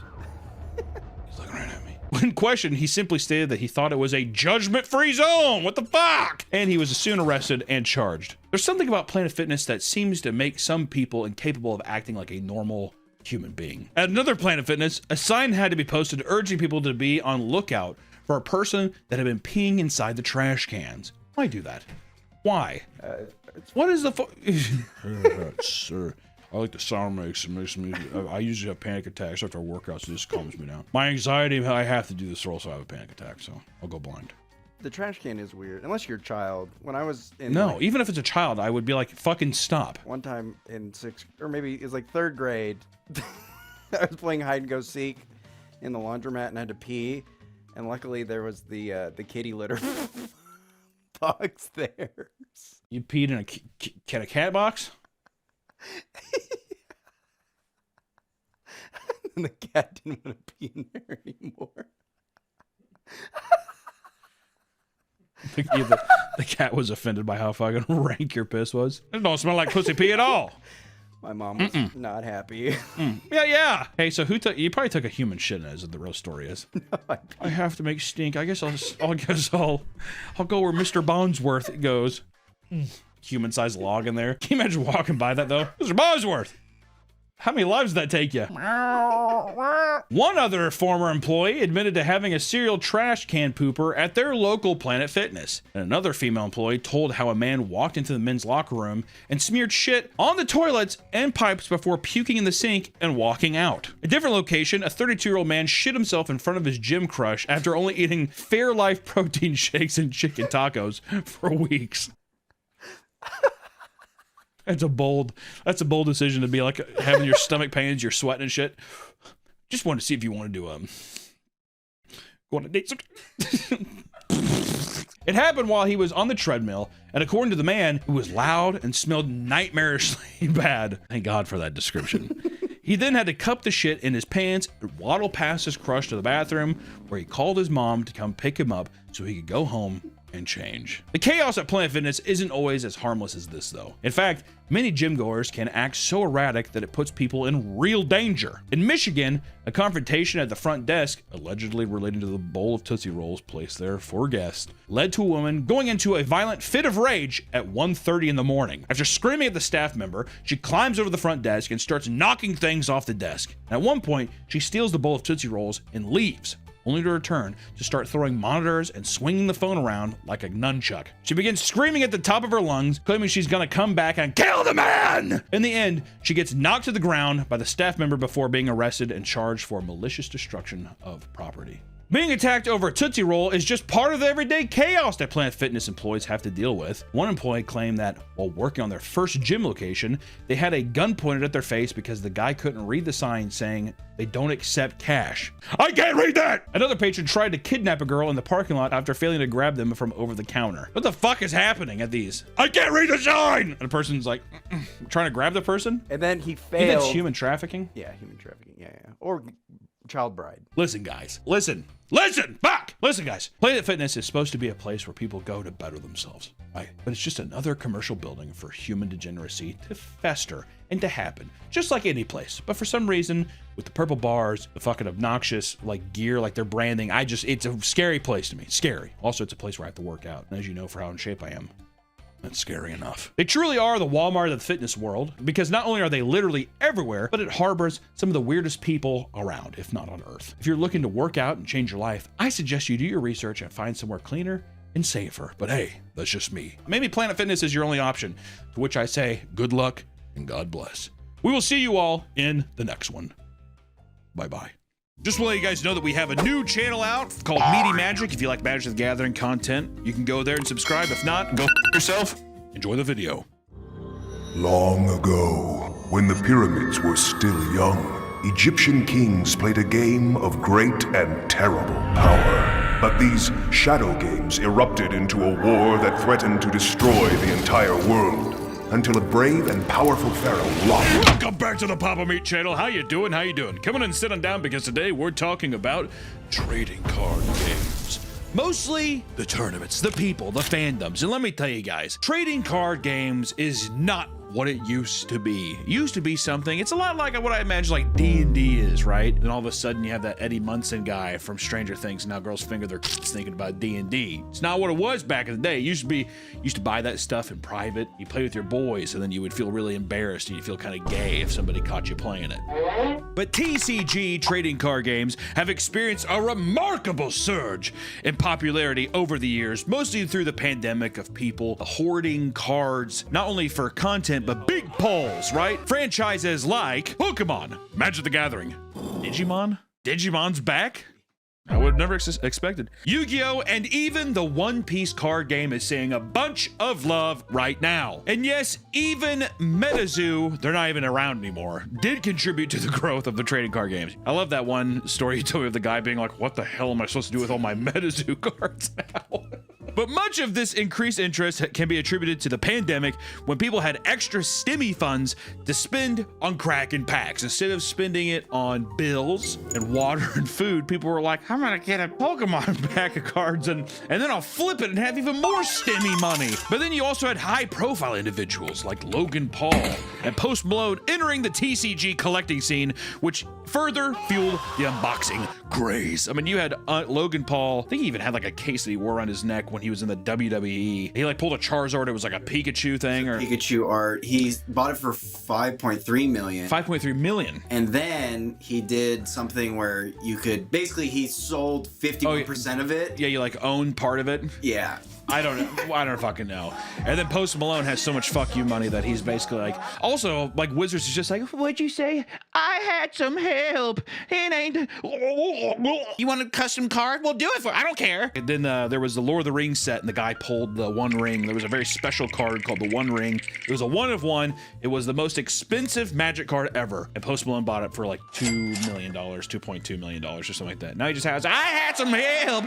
I made the bottom out myself. Don't act like you. But one might think it's all about collecting cards and treating them like stocks of gold, right? But at its core, these card games are meant to be played. And beneath the layer of casual play lies a competitive tournament scene with its own darker and slimy underbelly. And this is where the real shit is. If you're sitting there and you're just like, I'm cracking some packs because we just like it. I'm doing a stream later if you guys want to come by and watch me crack some packs. I hope I pull a Charizard. That. You want to talk to the people going to a fucking strip mall card shop, playing tournaments. Everyone smells like hell, and it's like being. I would attribute it. This is gonna be a bold statement to say, but I would attribute it to trench warfare in World War I. I would say which one's worse. I don't know. Dying of toxic gas or sitting next to a morbidly obese guy with back pimples eating Taiwanese food right out of a wet styrofoam. Oh my god, one of those styrofoam containers. You know what I mean? He's just like, what'd you do?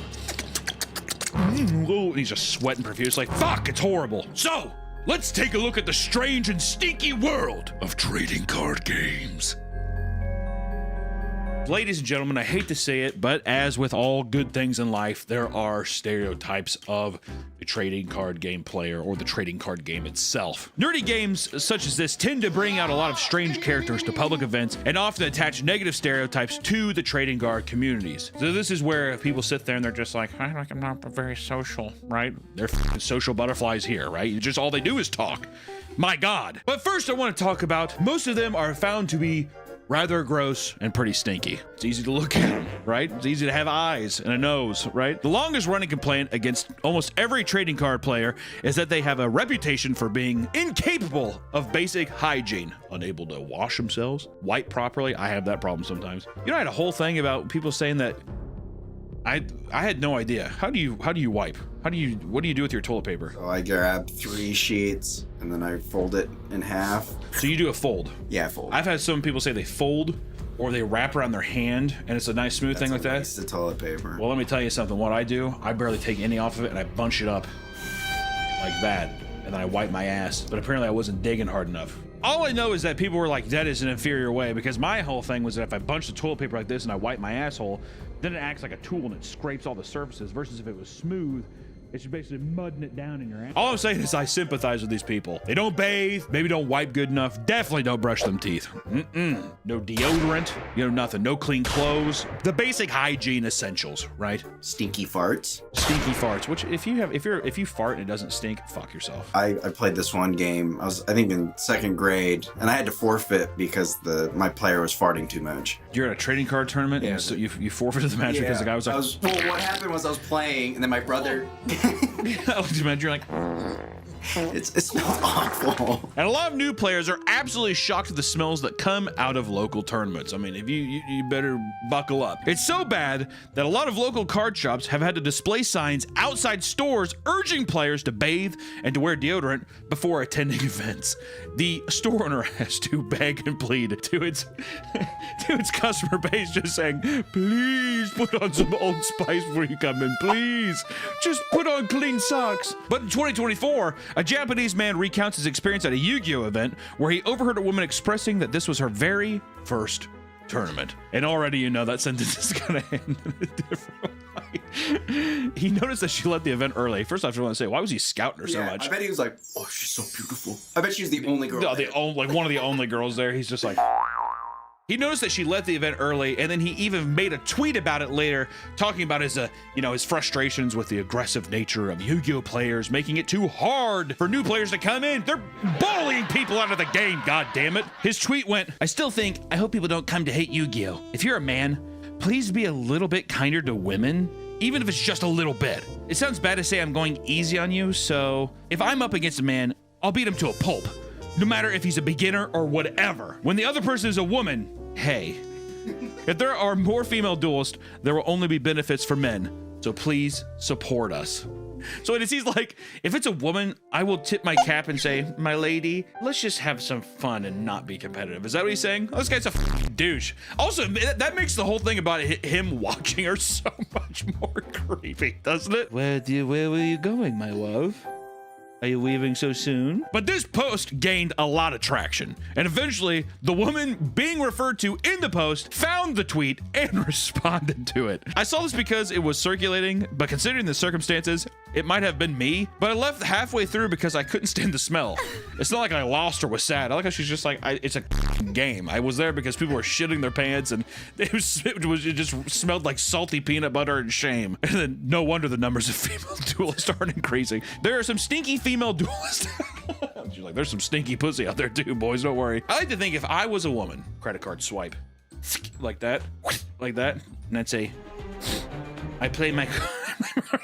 okay, whatever. According to people who attended tournaments, it is not uncommon for certain venues to have deodorant on hand in case a player is accused of smelling unbearably bad. It has become a common topic of discussion. If you are throwing a tournament, why would you not just spend $40 on the event and just have them be like, bro, you know what I mean? At what point are people like, sorry, you know? That'd be so embarrassing. Oh, fuck you. I'd say good. Make it be, because then next time, guess who's gonna shower up? Probably not him. Yeah, I'm not going to learn. He's like mocking you. In the r/Pokemon trading card game subreddit, someone does it always smell this bad? I love that question. Does it? Like, eyes glimmering. I played in my first tournament hosted in a game shop yesterday, and once the competitors started coming in, the place really began to stink. Like unwashed clothes or something. Mold is what they're saying. I still enjoyed myself, but I felt almost nauseous at times, and it's making me hesitant to go next week. Is this a common occurrence in the TCG world? Why does it have to be this way if so? And some people responded, the first time I walked into a comic/card shop with a tournament going on, it transported me back to grade school gym class when all the kids were just figuring out they smell, except it was adult men, mostly men. That brings me back because in middle school, I don't think I washed my gym clothes once. The entire year. Probably, yeah. Just like stinky piss and sweat shorts, whatever. Yeah. I feel like the big thing back then was nobody washed their shit, but then the only thing was like Axe body spray just came out. Yeah. So the people, it's basically just fumigating all the fucking walkers, just like, and you like visibly see the Axe in the air. Oh, it smells good, dude. And you like throw it back. You know what I mean? It's such bullshit. Yes, this is a normal thing. Lol. I didn't know until I started working at a card shop. Yu-Gi-Oh players tend to be the worst for it for some reason. That is true. That is undeniably true. I worked at a comic shop, and we would have, on Sundays, we would have Yu-Gi-Oh tournaments, and it was the smelliest fucking crowd. Also, they all worked at the Ford factory for some reason. I don't know what it is with Ford hiring meth addicts and fucking Yu-Gi-Oh players, but that's like their demographic. That's all they hire. Dude, you smoke meth? No. You play Yu-Gi-Oh? Oh, yes. Yes, I do. Okay, come on in, please. You want a real spicy story? I'm a tournament organizer at a small local game store, and I had a player arrive 25 minutes late for the tournament that came in and power walked to the bathroom fairly quickly. He comes up to ask if he can still sign up, and I'm like, sure, bud. Go ahead and wait over there. I look over and see that he has poop all over the back of his shorts and legs. I catch him before he sits down. I tell him he's got to clean up. Oh, I did. Oh, trust me, I did. Don't worry. So I had to very loudly argue with a player that had crapped himself in front of over a dozen players that he had not, in fact, cleaned himself. Having to explain that he would need to go home and shower before he'd be allowed back was the icing on the cake. I like how, what kind of cleanup did he do in the bathroom? He probably just like wiped himself off real quick and like didn't even use soap too. He just turned on the sink and he was like, here we go. Some people have to get creative to mask the smell without confronting people and making a scene, which somebody made a post saying, how do you deal with local game store stink? Went to play draft the other night at a local game store, just moved to a new area. I'm pretty sensitive to smells, and it was so rank in there. I couldn't stay. I was thinking of wearing a mask with peppermint oil in it, but I don't want to ostracize myself. He's literally a plague doctor, is what you're saying? Has anyone got any techniques for dealing with this? Edit, I'm in a rural area, and this is the only local game store within 2 hours, so I really want to make it work. Brutal. And then also a Twitter user posted an image from a Pokemon Regionals tournament in Baltimore showing a chair with a supposed puddle of piss underneath it. And a debate was sparked about whether or not this was from an energy drink or a player's urine. The ring of liquid suggested it was a drink, but it's insane that the community has gotten to a point where people aren't sure about the truth. It's so weird that it should even be a debate. It should just be, someone probably spilled a drink and someone's like, I bet you it's piss. I bet you at this Pokemon tournament, someone just pissed on the ground and they walked away. And apparently, this is not a one-time occurrence, which a man named Ira Perlman said 3-2 drop at Vancouver after sitting on a chair soaked in someone else's urine for 20 minutes without noticing. Let's go, Pokemon. Seeing this, the piss chair in question was, you can see the chair here. Apparently that was just soaked in piss and he was sitting in it. You think it was one of those things too where you sit down and you ever sit down in a chair and you're like, is this wet? What the fuck is this? 20 minutes? For 20 minutes though, he's just like, I feel like a lot of people just smelled it. He's like, what, after it's soaked in. Oh, not only after it's soaked in, but you have to imagine the smell in there to begin with. All the smell is masking it. Yeah. So after a while, you sat there and he probably, I wonder if he got up and he was like smelled the cushion or some shit. Oh! It got to the point where Konami and Wizards of the Coast had to come out with new policies for the tournaments that force people to perform basic hygienes, which this is legitimate documentation from the rules now. Subsection 1, right off the bat. Subsection 1, they're just like hygiene immediately. We're not even gonna get to the rules of the game yet. Hygiene. What changed? Like they're just like, what's new with it? This is a new section requiring all persons attending a tournament to be clean and wear clean clothes. Like how before they're just like, we didn't give a f, but it's good. I don't even know why we have to have this in actual documentation. What does this mean? In case you've never heard of that before in your life. If you or your clothing is excessively dirty or bad smelling, you can be penalized. Boys, you're starting to lose points now. I was gonna say that's gonna get them. Oh, come on! Got my score! Fuck! Not only that, but the epidemic of plumber butt at Magic the Gathering events resulted in a viral series of images posted back in 2014. I feel like a lot of people have seen these. This man and the guy who did this meme walking around, which first off, I gotta say, if your ass crack is out for everybody to see, and in the photos you don't even see your face. I'm just like fuck off, because what's crazy is the man was later banned from Magic the Gathering events for the following 18 months for the stunt. So over a year ban for that. Doesn't that seem kind of excessive? And it was deemed unsportsmanlike conduct. Fuck off, dude. Your whole asshole is out for everyone to see, pimples and hairs and all that shit. Whatever. But what about another one? Next up on our little list of trading card stereotypes is that they're all socially awkward and cringe. This is also a fact. Are these really stereotypes if every single one of them are true? Some stereotypes are true. A lot of stereotypes are based on truth, I guess. You know, you have the viral video of the guy playing the game in the card shop and the kid across from him's obviously laughing, whatever. I gotta say, the Yu-Gi-Oh guy, to me, I'm like, that's just, if you're at a fucking Yu-Gi-Oh tournament and you're not doing that, are you even playing the game? Right? I'm doing the whole show and you showed up to a tournament, motherfucker giving you a show. The best part is the glasses too at the end. And he points it up and he does. He sits there and even explains that where he's like, yep, just out 9,000 life points. That's what I love. I love it. I fucking love that guy. Oh. I wish you would. Do it! Come on! Hand trap me! I dare you! I can't do this. I bet you This won't! is after the money and pussy got to his head. Yeah. You know what I mean? Now he's just loud and people are just like, come on. Which, you know, Yu-Gi-Oh people, there's people who even mimic the game in person, overtly loud, not understanding the social cues of, hey, this might be kind of cringe, but people are kind of giggling nervously and laughing, only adding fuel to the fire of him being like, people must really like this. Or you could just, let's just say they don't even do the show. How about a trading card game player who eats his opponent's cards? Someone at this cup just ate their opponent's lost vacuum and called a judge for deck check. Someone please explain this to someone who doesn't play.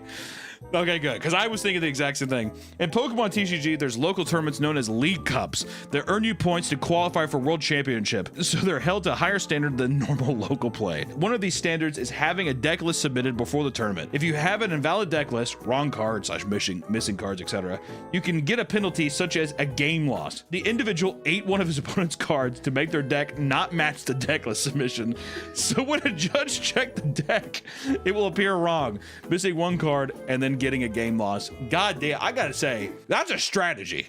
Check his deck. He's like little bits of cardboard on his mouth. Check it. Check the deck, dude. It's not gonna be matched up. Bullshit. Judge! Another one of these experiences, another time a guy at a regionals would take random moments during the duel to, it's hard to explain, anime formula speech, I guess. It was a goddamn impossible to watch. Absolutely planet splitting. At the end of the day, he tried asking a girl out this way and it went as well as it ever could. Dude, I don't know. I feel like if I was a girl, I'd probably give up a little. I'd give up a little tail if a guy was just like, you are the light of my eyes. You know, because do you think it was like that, or do you think he was just like, I am made for you and you are my rose. I am but a beast and you are my beauty. Another stereotype is that a lot of trading card game players are unapologetically horny, which, sure, much like any fandom, I would say with some trading card, like I'm a big Magic guy and there's a lot of very odd characters who get kicked out of the game for various weird sexual shit, like sexting cosplayers and stuff like that, sending lewd pictures and being like, God, you're beautiful, like harassing cosplayers who show up to, you know, dressed up as characters to these events. And it is common to see hypersexual playmats brought out to local events and tournaments, and it has become quite commonplace. So people show up here. I don't know if we can show this, but basically, if I had to, if this is blurred, I'll just show you that this is some kind of playmat for some trading card game. I don't know which game it is, but it's girls, anime girls, bent over, various ages here, with basically their asshole being split open with their pussy lips kind of spread out from thongs, and they're bent over. The guy just rolled that in front, and he's just like, "You ready to play a game?" You know what I mean? What I don't like about this too is it makes me think that the guy's like, he's chubbed up under the table. You know, I'm glad you killed this one so you could remove it from the den. He's just like, little scratch and sniff. Oh, I can see some guy being like, really? Which you can even say this, and people, you know, we're talking about playmats, but there's also card sleeves. That woman's nipple is just out. Just say, yeah, that we have to blur that. Also, there's like bondage porn on this one sleeve. What the fuck is who are getting these sleeves? Good fucking God. It's gotten so bad that Konami had to come out with a new rule banning unofficial playmats and card sleeves for the Yu-Gi-Oh! World Championship in 2024. I like how they're like, they have to be ours. They have to be approved by ours. The guy sitting there, he's like, it's like just like a full HD picture of an asshole. He's just like,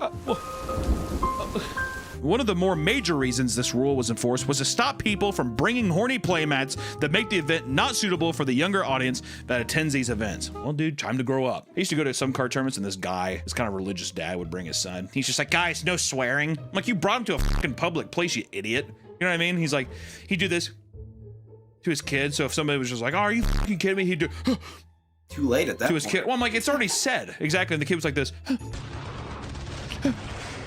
That was the one time in my life where I was like, this feels like what I would imagine a cuck is. You know what I mean? The guy goes home and he's just like, I went to my first play night at my local card shop the other day, and there was this guy with a play mat that was basically just Nami naked. Is that you, Nick? I kind of want to get you a Nami naked one, dude. You love Nami. Like the one, like the only thing you couldn't see were her nipples. I don't know how these people feel comfortable bringing these things out in public, but I probably won't be going to any more play nights. Actually, that guy. That's what I'm saying. I'm just like, good, who fucking needs you there? I hate these kind of posts too, because these are the kinds of things where it's like, right, guys? Right? You can't even see her nipples, dude. What, you can't say have a big-titted woman on a playmat? You're gonna go, how do you feel comfortable with that? Come on. Oh, you know what? He's probably horned up and it's distracting his play. Yeah. Stop it! Yeah, he has to tuck his boner between his thighs and he's holding him. He's just like, I was gonna say belly button. Like he puts it in the belly button. He stands up, puts his whole cock in his thing, his gym shorts and whatever, and he's like, I basically cannot play at locals anymore because the person who has the main Connect trading partner, longtime bro, the fuck is this? Are they dating? I found out he fucking knocked up a 16-year-old. Where are we going here? I found out he knocked up a 16-year-old that was where his twin daughters came from. I knew he had them and his ex broke up with him and he told me the truth. I know he goes to locals and the time I can't even fathom looking at him again, so ever since that, whatever. He found out the guy that was casting spells at the table knocked up a 16-year-old had twins. I can't even look at you anymore, bro. You seemed like such a great guy before that. I bet he was a horrendous person before that too, you know what I mean? Meth mouth and all that shit. I don't know what it is with Yu-Gi-Oh! And Pokemon specifically at tournaments, but meth mouth like crazy. Stinky fucking like Fox hoodies, you know, like the motor, like the Pac Sun shit. That kind of shit. Volcom? Bruh. I haven't gone to locals for a while, but the last time I went, this guy who didn't smell very good came into the card shop and decided to keep his hat on. A hat with the word hentai in large metal letters. There was a Pokemon tournament with many young kids and parents right next to the Yu-Gi-Oh! Tournament. Not a pretty sight. What, a guy can't wear a hat? It's the word hentai. I was gonna say, yeah, kids aren't gonna know what that is. Yeah, or even if they did, fuck them. A lot of these people just sound like prudes. Don't get me wrong, there is stuff out there, but so far I'm like, this sounds like people who are like, I don't like that. When the guy goes home, he's like, I wish I was brave enough to wear mine. There's some dude that pimps out his wife to players at bigger events for staple cards. Hell yeah. Like she'll suck your for a playset of Lightning Storm or something, or fuck you for a playset of Alibur. I don't know what any of that meant, but that's awesome. If you don't fucking attack me right now, I'm gonna fucking flip this fucking table on you, I swear to God. You know, what do we learned so far? Trading card game people are horny, they wear weird hats, they smell bad, and you know, they'll probably hit you up if you're a cosplayer. But there's also a more vindictive side as well. For a very small sect of people, there's a very violent outrage. Like this incident. In Marshfield, Missouri, at a Yu-Gi-Oh! Tournament on July 9th, 2024. This year happened recently, holy hell. Haven Buckart was charged with first-degree burglary, possession of a controlled substance, attempted stealing, and fourth-degree assault. But what really happened? There are 5 minutes left in the round. Haven and his opponent, Jordan, are in the game 3 of their match, which is probably the last game. Unlike Magic, when the time runs out, Yu-Gi-Oh! Gives the person with the higher life total the win. Jordan plays and passes his turn to Haven. Then, it appears. Haven begins to slow play, with 3 minutes left on the clock. Son of a bitch. Jordan asks him to play faster. Haven responds, Nah, you can shut the fuck up though. Jordan accuses him of slow playing. Haven says, well, how about I punch your teeth out instead? Jordan begins to call 911. Others around call the head judge over to defuse the situation. This causes Haven to stand up and attempt to leave. But first, he wants his prize pack, which the rest of this is summarized in a post here. At this point, Jordan feels threatened as Haven also starts to stand up and calls 911. Players are calling for the head judge to come over to attempt to defuse the situation. Haven walks over to the register, turns the playmat he was borrowing and says, give me my prize pack now. To which Victoria, the lady running the counter, unaware of what's happened, says, well, I'm about to do prizes here in a moment. The store owner, Jason, has now been informed of the situation and has to come over to attempt to figure out what has happened and is asking Haven questions. Haven is very aggressive. I didn't hear the full conversation, and Jason says, listen, you are hereby banned from this store, our second store's location, and I never want to see you step foot in here again. Haven demands his pack. Like that's just all about. He's like, give me my fucking Yu-Gi-Oh pack. Jason tells him that he isn't gonna get it, to which Haven puts his hand on Jason to push him out of his way and attempts to reach for the prize support pile. Jason, mind you, who is ex-military, as soon as Haven put his hand on him in an aggressive manner, grabs him and says, you need to leave now before this gets worse. They proceed to spin basically in a circle where Jason finally says, you done f***ed up now, mother. It picks up Haven and slams him into the floor to detain him. Haven is all, oh shit, you just assaulted me. And they stand up and Haven starts to raise his fist like he's gonna swing. And as he does, 3 cops walk in, see the situation, and tackle him to the floor and take him out in handcuffs. But there's more. As the officers are escorting Buckhart to the patrol car, they see someone inside of Haven's car and identify him as someone with warrants out for the arrest for failure to appear for tampering with a motor vehicle. Fucking Yu-Gi-Oh, dude, I'm telling you. Before they're about to drive Haven Buckhart to the station, he tells them that he's overdosing on Gamersups, saying that he used 30 to 45 minutes beforehand. They also found 4 grams of cocaine in his wallet, and he is currently in the Webster County Jail with a $50,000 bond. If that's not a way to end this fucking thing, then I don't know what I don't know. Give the fucking lunatic the stupid prize pack. I like how he's just like, I have honor, and you will not do that in my store. Also, I'm a veteran. Which, listen, here, and this is an important thing to say. No matter what kind of reputation the trading card game community has, these people don't represent everyone. It is the unwelcome minority that happens. These are always the stories that give these communities the reputation, right? I'm sure there's many people out there who smell fine, who don't try finger fucking chicks at tournaments, who don't do cocaine and heroin and assault store owners, you know, but some do.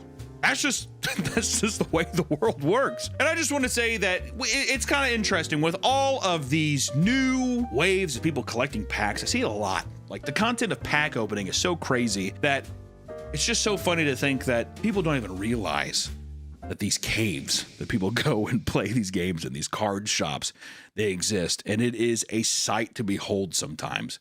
But I will say, trading card games are fun, man. Been out here trying to fish for a good thing to get someone for Christmas or Kwanzaa or Hanukkah. And I'm hoping that, oh, here we go. Oh, whoa, look at this. It's Meat Canyon's merch, Papa Meat. Look at that beautiful shirt. Look at that, wiggling a little bit. Look at that. If you want to catch yourself a good deal this holiday season, be sure to go to meatcanyon.store and pick up some amazing merch. Maybe for your disabled friend, I don't know, or your grandpa. He's delirious, he doesn't know what he's doing anyways. Get him something fun and maybe poke fun at him. It's always a good time. Happy holidays, everyone. I'm gonna go throw this one back because I'm not a monster.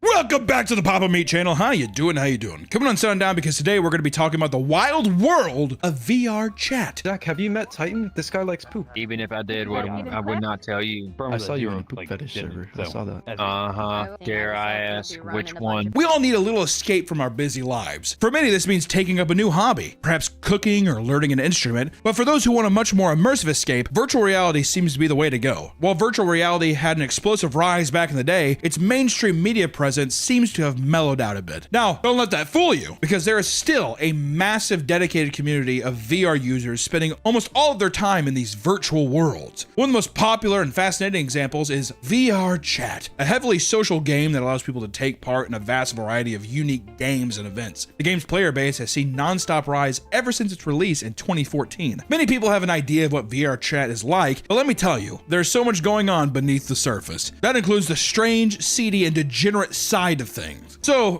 first, let's see what it is about the game that people seem to love so much. VR Chat is a giant social platform. Despite having tons of unique games to play, people primarily focused on meeting people and going to social events and sex.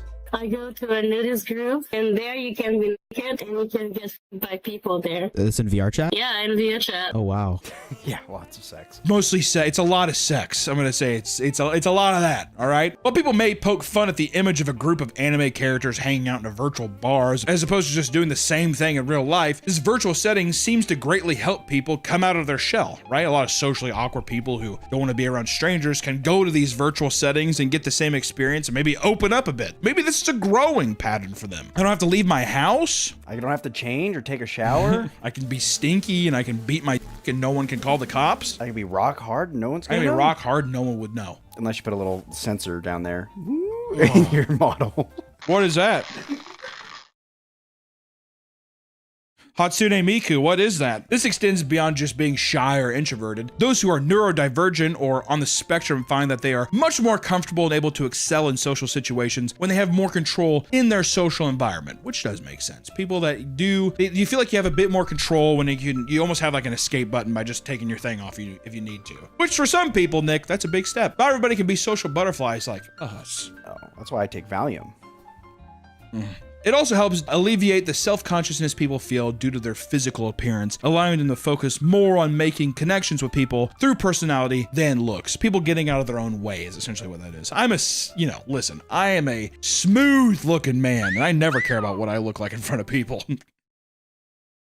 In VR chat, you can be whatever you want. You can be a f***ing dragon. And I am a dragon. And in VR chat, I get to be that. And that helps me actually connect with people on a personal level versus worrying, are they looking at how large my apish man tits are? Are they just looking at how rotund my hips are? They're here because it's me. And then you got a sick ass model. And I am a dragon, which does help. There have been studies that show that virtual reality games provide a noticeable positive impact to the mental and physical well-being of people who are dealing with intense loneliness. This was especially true during the pandemic, where people were trapped at home and unable to meet face-to-face with their friends. And according to one of these studies, many people found that VR chat greatly improved their ability to communicate with strangers in the real world, making a lasting impact on them, which I feel like, especially during a time with a mandated isolation like the pandemic, you're gonna find that it's like, oh, this is actually real connections. I feel like that must be the barrier at first, is people being like, I mean, it can't even be that real. But then I feel like when people go in and they experience it, they're like, oh, this feels like just as normal as going out and like meeting people in real life. I think people have some like phantom VR. If you're in VR too much and when you take it off, you feel weird, like something's missing. Well, that's a big thing. I hope we touched on it. Phantom pain.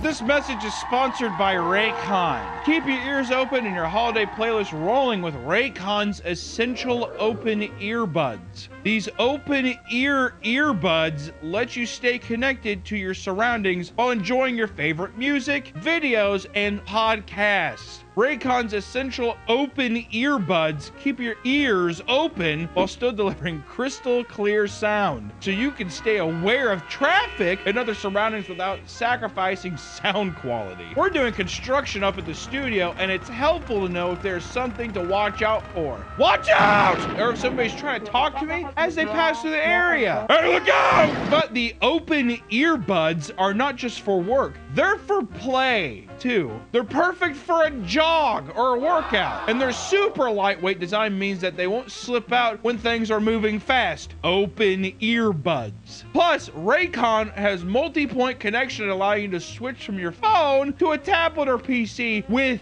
ease. But the best part is that Raycon delivers premium audio quality at half the price. Plus, the open earbuds case has a 36-hour battery life, giving you non-stop listening throughout your day. These earbuds are all you need this holiday season, whether you're getting a gift or just something nice for yourself. Join over 3 million customers that love Raycon and try them for yourself. The Essential Open Earbuds are here for the holiday season, and they're selling fast. Raycon audio products are up to 20% off this season. Just click the link in the description or go to buyraycon.com/PapaMeatOpen to save on Raycon audio products site-wide. Order by December 15th to guarantee delivery by Christmas, because great gifts shouldn't show up late. Thank you so much to Raycon for sponsoring this video, and now back to the video. You may be wondering, what do people actually do in VR chat? Whoa, whoa, whoa. What is happening? I will admit, Toasted, you are very adorable. How come he can play with your feet and I can't?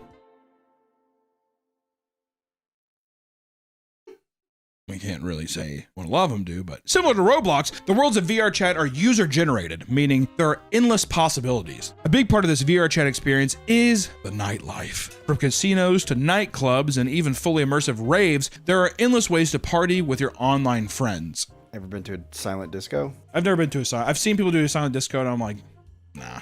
I saw one at Coachella, and I was like, I want to try that. Did you do it? No. I was always, because it was always at the end of the night, and it's like on the walk of shame back to your tent, and I was always tired. Why is it a walk of shame?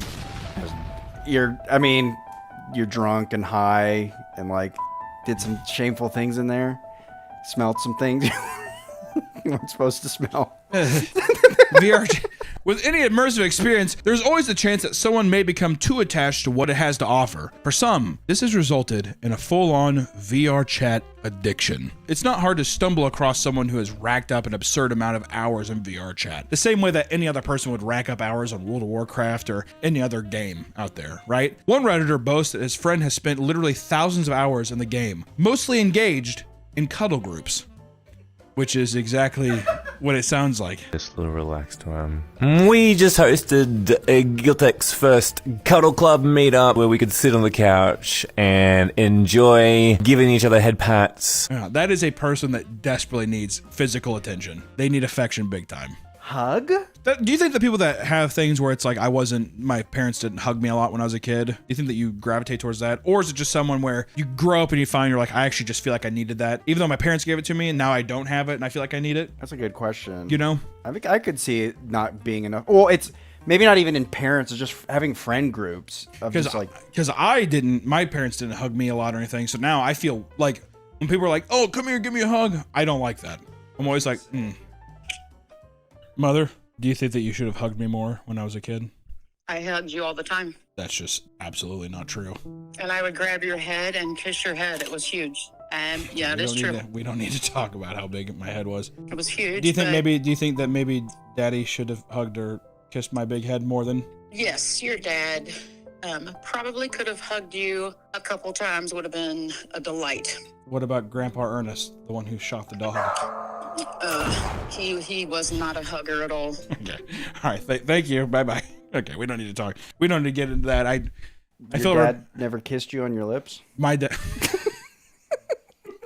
I begged him to, but he didn't do it. No wonder. He's like, get that little freak away from me. But anyways, we'll get into the cuddle shit later, all right? Many describe their addiction to VR chat as unique and that people will spend so much time in the virtual world that they start to lose interest in real life. I feel like that's with any video game though, right? Do you think any video game or do you think just role-playing games? Role-playing games, I think higher likelihood because it's like if you get into it, you're like, I'm an orc, I'm saving people. Even if you are like, I know that, even if you're like, I'm an orc, like not that, but if you're like, I prefer being in the cities of this game. Like even if you're like, I know I'm not this guy, but there's something that feels like home. Because I feel that's gotta be some shit. People that go to like a World of Warcraft city and they're like, this feels more home to me than my own hometown or something. It's also a barrier too, because it's like, it's the digital world. This isn't the real you. So anything you do has no to low consequences. Yeah, less consequences. So when you do something, yeah. But then at the same time, when you do something great, it feels just as good as something in real life. Yeah. One man vents his frustrations online about how his girlfriend eventually reached a point where she was playing basically the entire day. This started to have the opposite effect than previous studies suggest, with her becoming increasingly antisocial and anxious in real life. Eventually, even facing the Uber Eats driver to pick up food delivery became too much for her. I could see some of that, dude. I could see, well, also too, seeing somebody completely isolate themselves and they're wearing like a headset the whole day, that would be hard. But also too, yeah, if you're so used to this digital landscape that the physical world, I could totally see that being like, I don't even want to interact with real people. It feels too weird. Really do think that there is an idea of like, if something goes wrong in here, I can just leave. I can just hop to another room. Some friendships have even ended over an obsession with VR chat. According to one frustrated VR user, it only took 1 week of playing with his friend for things to go off the rails. This friend got sucked into the game, using it as a way to form multiple romantic relationships with strangers, and the dopamine he'd get from engaging with these women was incredibly exciting for him. I could definitely see that. A guy who doesn't get in real life and all of a sudden he's got a raccoon goddess and like a 7-foot tall tree imp woman, whatever. He's like, what up? The giant goggles on. Whoa. How much junk you got in that trunk? Believe it or not, we're gonna talk about VR alcoholism. Earlier, I mentioned that VR chat had a very active nightlife scene. While this can be a blast for people who want to occasionally hop on with their friends for a fun time, it can introduce a whole lot of problems. The main one being that partying in VR is incredibly accessible. There's no cover charged, overpriced drinks, or long waits. Any day of the week, you and your buddies can hop into a club or a rave and take shots from comfort of your home to let loose. And people, you would think that some people, because I think a lot of people will look at the digital nightclubs and be like, they're fake partying. People will just buy bottles of liquor and then just get drunk, and I actually feel like, and the more drunk you get, the more immersive it has to feel, right? Unlike real life, nobody gets cut off in VR chat. It doesn't help that those who drink with groups of people can sometimes be more socially awkward and succumb to social pressure easier than most. This results in people getting absolutely wasted more often than they ever would have offline. I've been on here for like 2 weeks, like in this world, and I've just been getting drunk every night, so I'm like literally an alcoholic now because of VR chat. There are endless examples of people online claiming that VR chat has turned them into full-blown alcoholics. Others recount seeing players in game that are clearly dangerously under the influence. And in one case, one user that goes to VR chat raves vents about how often he overhears people in a voice chat violently vomiting. And according to him, it can happen as much as 6 times in one night. Some even know of excess VR drinkers that have died from alcoholism. That's what I was gonna say. That would be the worst thing, is you hear somebody like having a like seizure from it, or like their models on the ground. Oh, literally though. Yeah. I mean, at first you'd be like, oh, that's funny. I don't know, Crash Bandicoots on the ground, like, but then you're like, oh, actually that's a real person dying in their apartment somewhere. That's fun. Hey, dude, turn up the sound. There are many people who play VR chat and are fairly wholesome and well-adjusted. I have about 50 demons living inside me. It's not fun. It's nothing but chaos. All of them. However, just like with any game, it is also home to all sorts of VR degeneracy. One of the most universally hated people in the VR chat are people known as crashers. Essentially, users who will purposely add effects to their avatar that are incredibly hard for people to PCs to run. The goal is to create weapons or character models with particle effects that, when used, overload the victim's GPU and ultimately crash their game. And some crasher gangs, God, what would you have nothing to do with your time? Some crasher gangs will find ways to target the same person across worlds and continuously crash their game until they eventually stop playing altogether, which I do think that kind of cyberbullying would f somebody up. If that's your only source of communication, I could see someone being like, or in any game, like if somebody got kicked from like World of Warcraft and they've been playing for how many years, I think that they would spiral. You'd have like a mental breakdown. This is far from the most degenerate thing to occur in VR chat. One man recounts how he witnessed a player have a real seizure in the game. I tell you, how was that? Instead of expressing any form of concern, everyone in the lobby just started making fun of his avatar flopping around until he eventually stopped. Did I not say that? Crash Bandicoot. I said that would happen. In one video posted to YouTube, a similar event occurred in which a player with a robotic avatar had an aggressive seizure, while anime children, Lugia from Pokemon, and Morty from Rick and Morty watched in shock. Oh my god. Oh shit. Oh jeez, wow. We should actually seriously call someone for help. Be kind of fucked up, right? You know, one of the most fuckable Pokemon is Lugia. Okie dokie. In another instance, a VR chat player would make himself only visible to one individual player at a time in order to convince them that they had an extreme form of schizophrenia. Yes! What games do you play? Main. Well, shit. I play this. I just got. Oh shit! What are you talking about, man? We're the only one here right now. One player admitted that they stopped playing the game for a month after meeting someone who claimed to be turned on by cannibalism and necrophilia. And later that night, the person admitted to a genuine desire to murder someone in order to watch the light leave their eyes. Which might be a joke, but at the same time, I don't know, man. I feel like there are some people like that out there. They'll just say that shit because it's the anonymity. Do you want to kill your mom and your dad? I mean, I think about it every night, but the one person in my head tells me no. You know, they're dressed up as Pegasus from Yu-Gi-Oh! You ever just want to eat someone and watch the light fade from their eyes? They're just like, give me back Yugi's grandpa. Is that how you did to Yugi's grandpa? VR chat players have long since used the platform to meet potential partners and engage in ERP, aka erotic role play. Dude, get me in. Tag me in, coach. I'm ready to play. Tag me. Most people are polite enough to take intimate acts like this into a private area. I'm quickly just taking my pup and I'm gonna treat him to a good time. Okay. Oh. Okie dokie. Of course, some people are far more flagrant with PDA. Yeah, like a little avatar guy smacking a big fat ass, and he's just like, yeah, this shit's mine. It's true. I mean, it's true in these raves, these clubs. In many cases, people will boldly engage in this sort of behavior in public worlds to the point of angering everyone else just trying to have a good time with their friends. Many players recount times where they've seen people having loud e-sex with their microphones unmuted. One of my favorite ones is a guy in a COD lobby. Have you seen that one? This guy's in a COD lobby and his buddy's TeamSpeak mic's on and he's his girlfriend and she's like, ah, and he's like, bro, turn off your mic. Whoa, whoa, whoa, whoa, whoa, whoa, whoa, whoa, whoa. Whoa, whoa, whoa, whoa. Yo, go on mute, JP. Go on mute, JP. What the?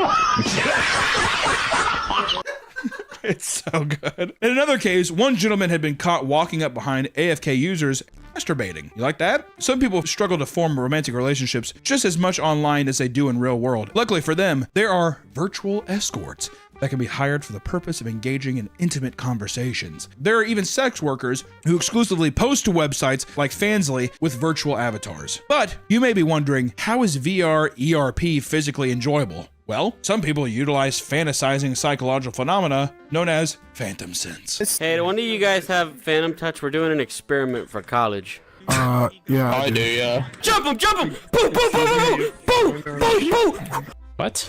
Please do not walk through me. What? Be careful. I got yelled at too for walking through her, so be careful. Why is that a big deal? Rainbow here has severe phantom sense, so please try to not walk through her, or you will be removed from this instance. Do you feel it if I just like punch you like that? Ow. Wait a second. Yeah, Can you see this? Oh, hell no. Son of a bitch. Oh my god, stop hurting him. Stop hurting him. I don't miss. You are strong for thugging that out, dude. Ow. I think I just dented the fan. You dented the fan? Yeah, I punched it with my full strength and that still didn't compare to that. You punch metal for fun? No, I punch things to keep my anger at bay. If you didn't think we were going to talk about phantom sense, if you have not been into the world of phantom sense, then you have not seen any funny VR chat clips. People will walk through other people and they're like, dude, stop. She has phantom sense. She's going to pass out. Wait, so if I just like do this, do you feel Hold on, don't touch me. To put it simply, players claim that they can experience changes in temperature as well as tactile sensations during physical interactions with other VR players. So what they're saying is that two of the avatars actually touch, they will feel it. Like if they touch hands, they will feel it in their hands. Like basically they're embodying, their essence is embodying the digital world and they can feel shit. I don't buy it. One user records himself throwing virtual tomatoes at someone referred to as floof. Yay. So whoever throwing the tomatoes, please stop. Anyone who messes with her messes with me. And I find out who it is. Guys, back up. What kind, is that just mental illness? Well, it's mental illness. Just say what you want to say, Nick. I know what you're saying. Is it a thing though? Is it just somebody that's just like wanting attention or something? You know what I mean? Like, because the person that's throwing tomatoes is obviously aggravating them because they must have said something where they were like, "You have what?" Stop! Stop it! Whoever's throwing those tomatoes will face serious punishment. Am I clear? Back up. Back. Why is everything getting blurred? Holy f***, did she pass out? Phantom sense doesn't seem to be a well-researched field, and many have played the game extensively without ever experiencing it for themselves. It's kind of like, I don't know, a fucking ghost encounter or something like that, right? For these people, there are plenty of alternatives available provided you're willing to open your wallet. In fact, there's a whole market for electronics Bluetooth-enabled toys that can be linked to your VR rig in order to have a more advanced type of e-sex, which there are some crazy vids out there, dude. Oh, there's some stuff even at conventions where people are testing stuff and there's like blow-up dolls and guys are like power f***ing the blow-up doll. It's insane. Using these for sexual encounters is referred to as teledildonics, and it comes in many forms. There are toys utilizing haptic technology that links it to your partner's device in order to allow for realistic long-distance intercourse. A little damn. A little Wi-Fi job. Oh. my God. Good morning to me. More extreme underground ERP experiences include sex clubs that can sometimes turn into straight up VR orgies with piles of naked avatars getting off together. Some private rooms in these worlds have a heavy focus on BDSM roleplay. Holy Would you walk fuck. me? Yes, but rules are rules. Mom? How was my door? I forgot to lock my door? Not everyone takes things to the extremes. However, there are many wholesome stories of people getting into relationships that start on VR chat and end in marriage, which, like any video game, tons of video games that happen like that. But did you start an orgy? How do you tell it to your kids? How's the meet cute? What's your When Harry Met Sally thing? She was a werewolf and I was Dragonite. And we met at an orgy. I'd leave a couple of those details out. I think the dragon part's funny. I think I'd tell my kid that. I wouldn't tell my kid any of it. Maybe I'd just say we met on a video game. That's what I'd say. But am I gonna tell them we met at an orgy?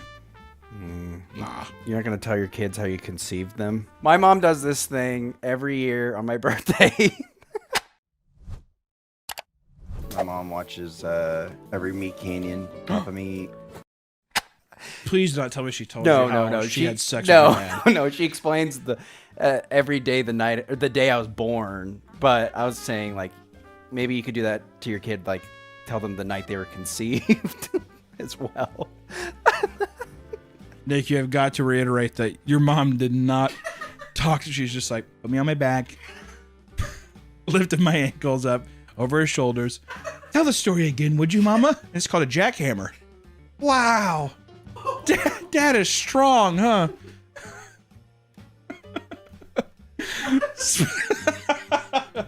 While buying a VR setup is certainly the best way to experience the game, you also have the option of playing the game using a keyboard and mouse. Boo! Yeah, what the f? There's also the option of using a mobile phone, but it is far too limited of an experience. It just isn't the same. Many players have claimed that the keyboard and mouse control method has led them to be bullied in the game by other VR users. VR purist? You don't have a headset? What are you, a pussy? I just can't afford it. These elitist players will look down on them, calling them deskies aggressively, like some sort of slur. You fucking desky. Others simply refer to them as cripples and taunt them by telling them to emote in ways that they physically cannot do with their controls. Many seasoned VR chat players with more income will go as far as purchasing additional sensors that can track your hands, eyes, and even facial expressions. As for choosing an avatar, there are tons of free options available. Of course, some people take things to the next level by paying for highly detailed avatars online. There are even 3D artists that you can commission to make hyper-customized avatars detailed in your exact specifications. And there's all kinds of stuff. I mean, it's not only like 3D assets you can find online, but there's insane amounts of different characters. There's like one worm guy that's really popular right now, the little stick dude. He's like super popular. There's the clip of, there's like a content creator I see a lot. He like pretends to be an old man and he walks around Roblox. That one's pretty funny. But there's all kind. It's anything that you can imagine could be in the VR chat, which is kind of cool. So I mean, there's a lot of versatility. There really is an endless amount of things you can do in a game like this. It's easy to see how certain people in the right circumstances can find themselves becoming addicted to it, right? I mean, it's like being able to party anytime you want, being able to have social interactions anytime you want, and it's being able to escape your problems anytime you want. To me, that's pretty fucking addictive. Right? If you're gonna delve into the world of VR chat, remember that there's a whole lot of unsavory things you can encounter. So be safe and maybe put the headset down every now and then and don't go down the wrong path. Thank you so much for watching this video, guys. Enjoy your virtual reality and we will see you in the next one. Bye-bye.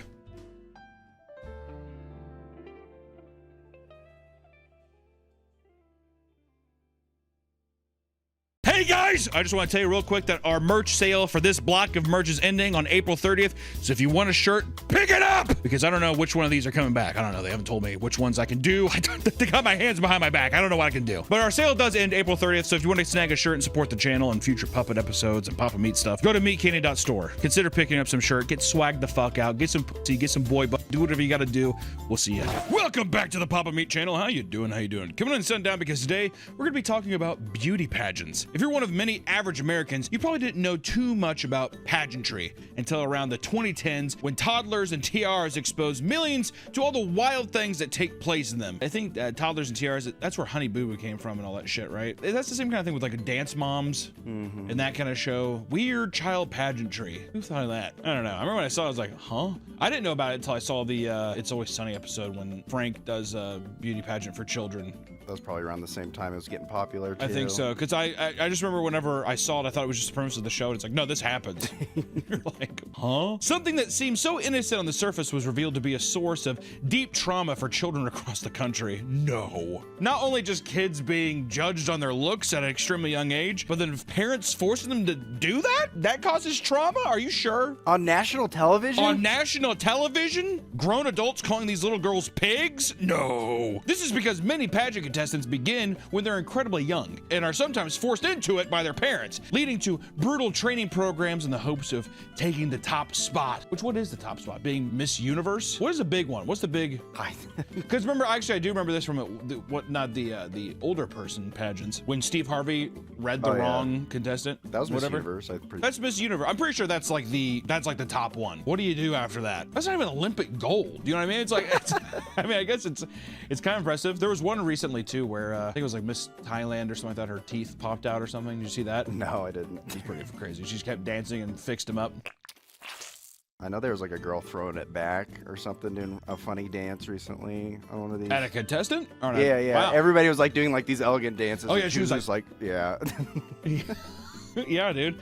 Gotta change with the times, Nick. It's pageantry. To say there are no contestants who enjoy beauty pageants would be a lie. However, as thousands of women and young girls make careers out of modeling and thoroughly enjoy the skills it requires, but it can breed a certain type of monster, especially within parents who think that they can live vicariously through their children. Old dusty bags trying to live vicariously through their young children. That's what happens every time. I found that on those shows too, like if you look at clips from it, almost every time it's a woman who's just like, I always wanted to do it when I was younger, but I couldn't do it. My mom always said I didn't have the structure. Or something like that. And and you're like their child do it. And they... Well, exactly. Then they're like, but this is me now, reincarnated. How many of them do you think practice voodoo? You put their soul into their child's. You're gonna be a big star, and your skin will be mine. Every single one. I think so too. That's the secret. I think that legitimately there is something at play. Some kind of voodoo is at play. Today, we're going to talk about all the craziest aspects of pageantry to see just how insane and depraved it can get. Most people don't realize that pageantry is a multi-billion-dollar industry that has been around for over a century. That I did not know. A billion? Multi-billion? It's just a bunch of billionaires watching pretty girls. And just being, oh, yes, look at them. Well, exactly. In the golf class. Do a spin. It really is kind of like just seems like well, especially beauty, like children's beauty pageants, seems like a pedophile's playground. Does it not? Yeah, that's Who judges that? Well, I mostly judge children's pageantry. To me, I'd be like, Yeah, nowadays, you're definitely getting some looks. Even back in the day, I feel like people were like, I don't know. I mean, if it was the 80s, I'm sure they're like, it's weird, but hey, a man's got to earn a living. That kind of thing. I imagine it was a little different. You don't think people would be like, man, that's awesome. You do that? I mean, I guess maybe. I just feel this idea of like, well, I judge their looks and what's their bodies and how they, what's their skills. And you're like, huh? Rewind! Hey! We want to give a quick shout out to our favorite sponsor, GamerSupps, which we have amazing energy drink called Raw Meat. You need to pick that shit up right now. It is summer in a shaker, or hopefully one day a can, because they're starting to do cans in places, and it's delicious. Raw Meat, my flavor is a beautiful cantaloupe watermelon mix that's just, oh, it's absolutely beautiful. We drink the caffeine-free version all the time. When it gets too late, because GamerSupps gives you a little pep in your step. Pep, pep, pep. Also, if you like big tittied anime women, they have little tub shakers that have big, beautiful tittied anime women on it. So if you like that, they have shakers. Pick up a big tittied anime shaker thing. They like that. You like that? I know I do. If you head over to GamerSupps right now, you can get signed up for some free samples. They're all good flavors. There's not a single bad flavor. They're all muy caliente. They're beautiful. They're so tasty. So please head over to GamerSupps and use promo code PAPAMeat at checkout and tell them that we sent you. All right? You're going to get a little goodie with it. I think you'll like it. Back to the video. The origins of beauty pageants date back to 1921 in Atlantic City, New Jersey. New Jersey. The nation's landfill. When contestant Judge Phineas T. Barnum organized the first Miss America pageant to increase tourism. And this contest was very successful and paved the way for women around the world, as it was the first National Women's Beauty Contest fucking ever. I don't know about that, but it was a big one. Fast forward to today, and the pageantry industry is worth over $5 billion.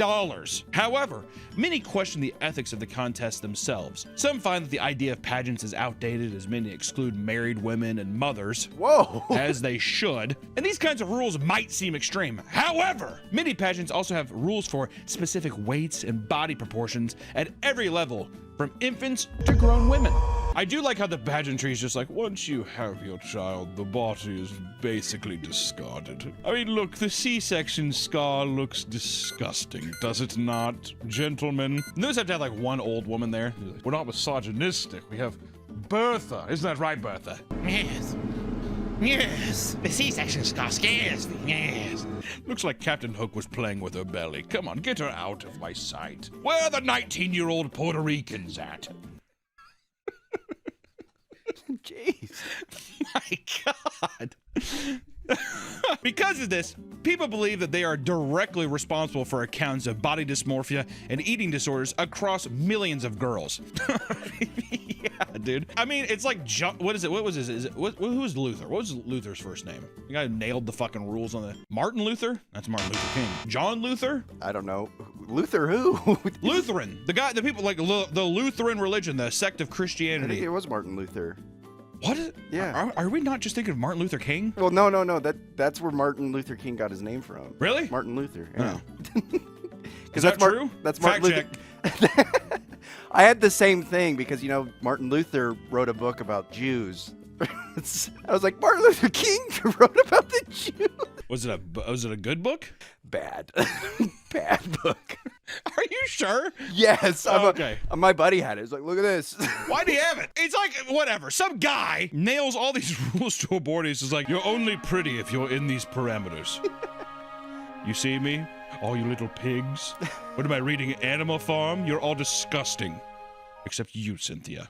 Thank you. Yeah, she gets stoned to death. See, even if they are beautiful, you have to tell them they're disgusting just to kind of keep that power dynamic. Nagging. Yes. You gotta nag them. Yeah. Exactly. You're beautiful, but your teeth are that of a donkey. Go pin the tail on yourself and leave me alone. I like how we're giving these judges way more power than they definitely have, as if anyone actually gives a fuck. And on top of this, many argue that there's really no societal benefit to keeping them around, since all they do is perpetuate stereotypes and reinforce near impossible beauty standards to an audience that has slowly been declining for decades, which is true. Who's just like, dude, gotta go home. Gotta tune into the Miss America beauty pageant. Beauty pageants have long been controversial, as feminist leaders in the 60s and 70s criticized them for issues that remain relevant decades later. Plus, recent polling has shown that people believe the morals and values of pageantry just don't align with modern values. I mean, we're talking about, yeah, pageantries from the 1920s. Hello? Yeah. What? It's also so it's extremely, not to be fucking performative male here, but how condescending is the entire thing? Now, what do you want to do when you're older? I want to drive a race car. Regardless of what you believe, not everyone agrees with the negative narrative surrounding pageants. While there is valid criticism of these contests, many supporters of pageants argue that they are a great way to build young girls' confidence from an early age.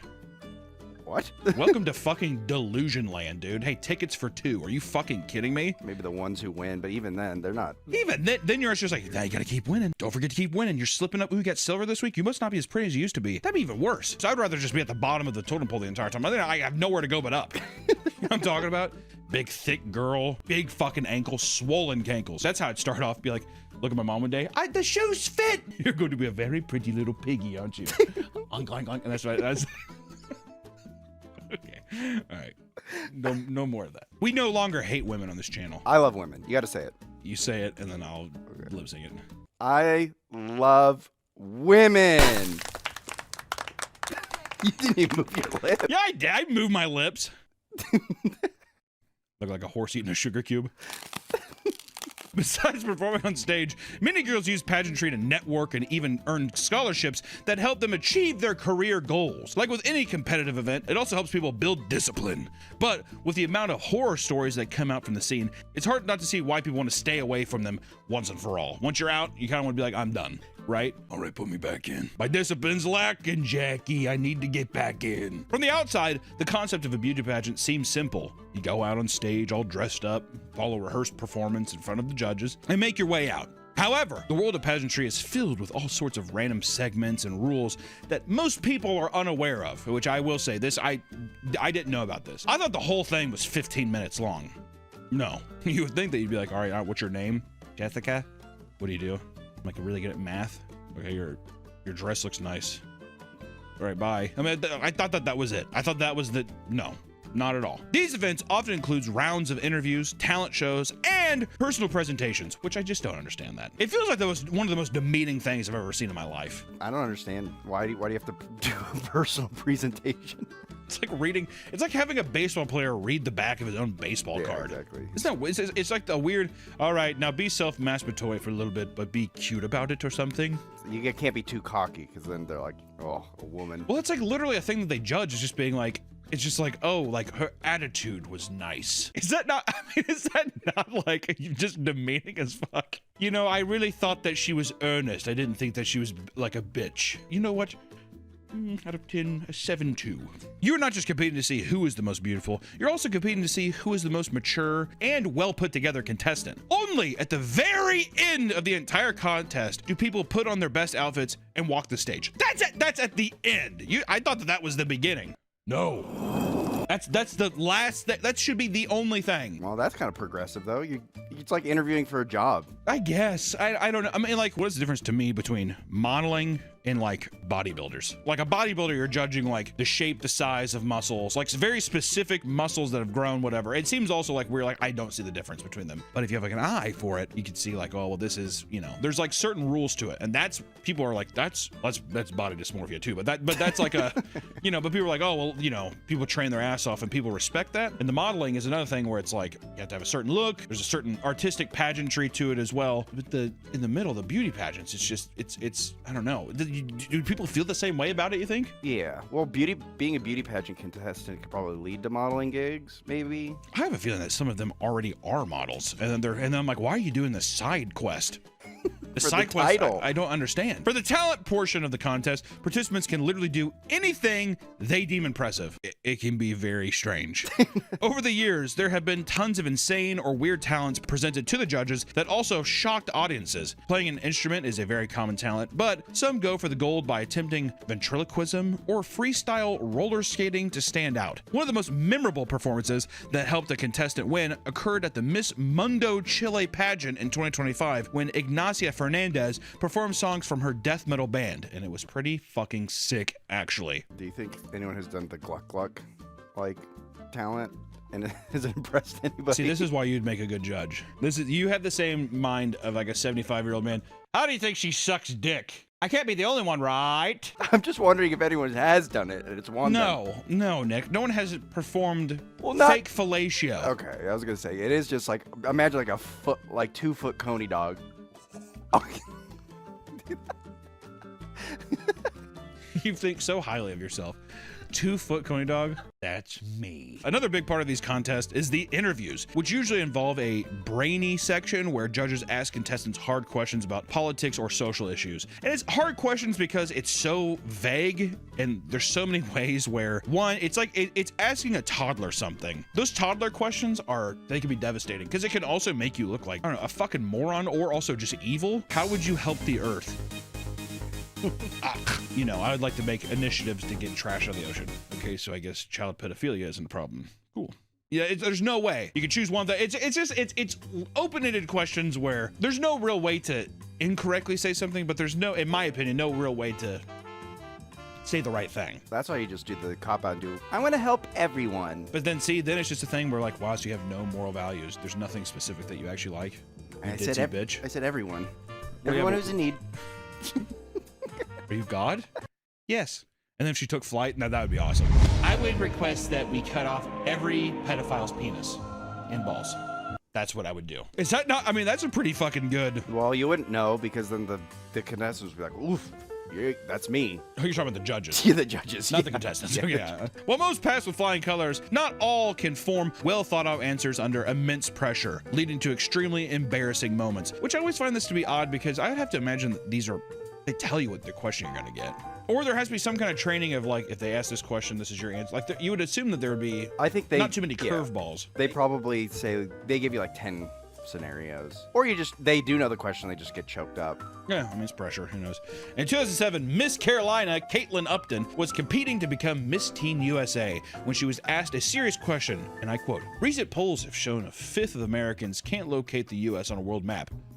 What do you think this is?" Instead of answering the question about the American education system, she gave such a baffling response that it left everyone dumbfounded, ironically, making her a living example of the very problem the judge asked about. She opened her statement by saying this. I personally believe that U.S. Americans are unable to do so because some people out there in our nation don't have maps. And then she went on to ramble about South Africa and Iraq before ending her speech by saying, "We need to build a better future for the children."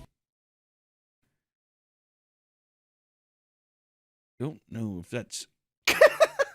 You need to get an answer to that. Why would people know that when our education system has no funding? Teachers in America are fucking put to the side and they're not given any support through any kind of school systems, and they're supposed to what? Be the parents of your children while you're at your job? Guys, how about you look at yourselves? Why aren't you teaching your kids where America is on the map, huh? And I fucking put it on them. I'm asking the judge, you, what's your name? Bill. What's your son's name? Because I know how'd you know? What's your son's name? Marcus. Does he know where his map is? Well, of course, definitely. Yeah, probably because you're a rich fucking judge and you're in a level of privilege that not all of these young Americans are at. And I'm sick and tired of lumping in everyone together. There's a problem.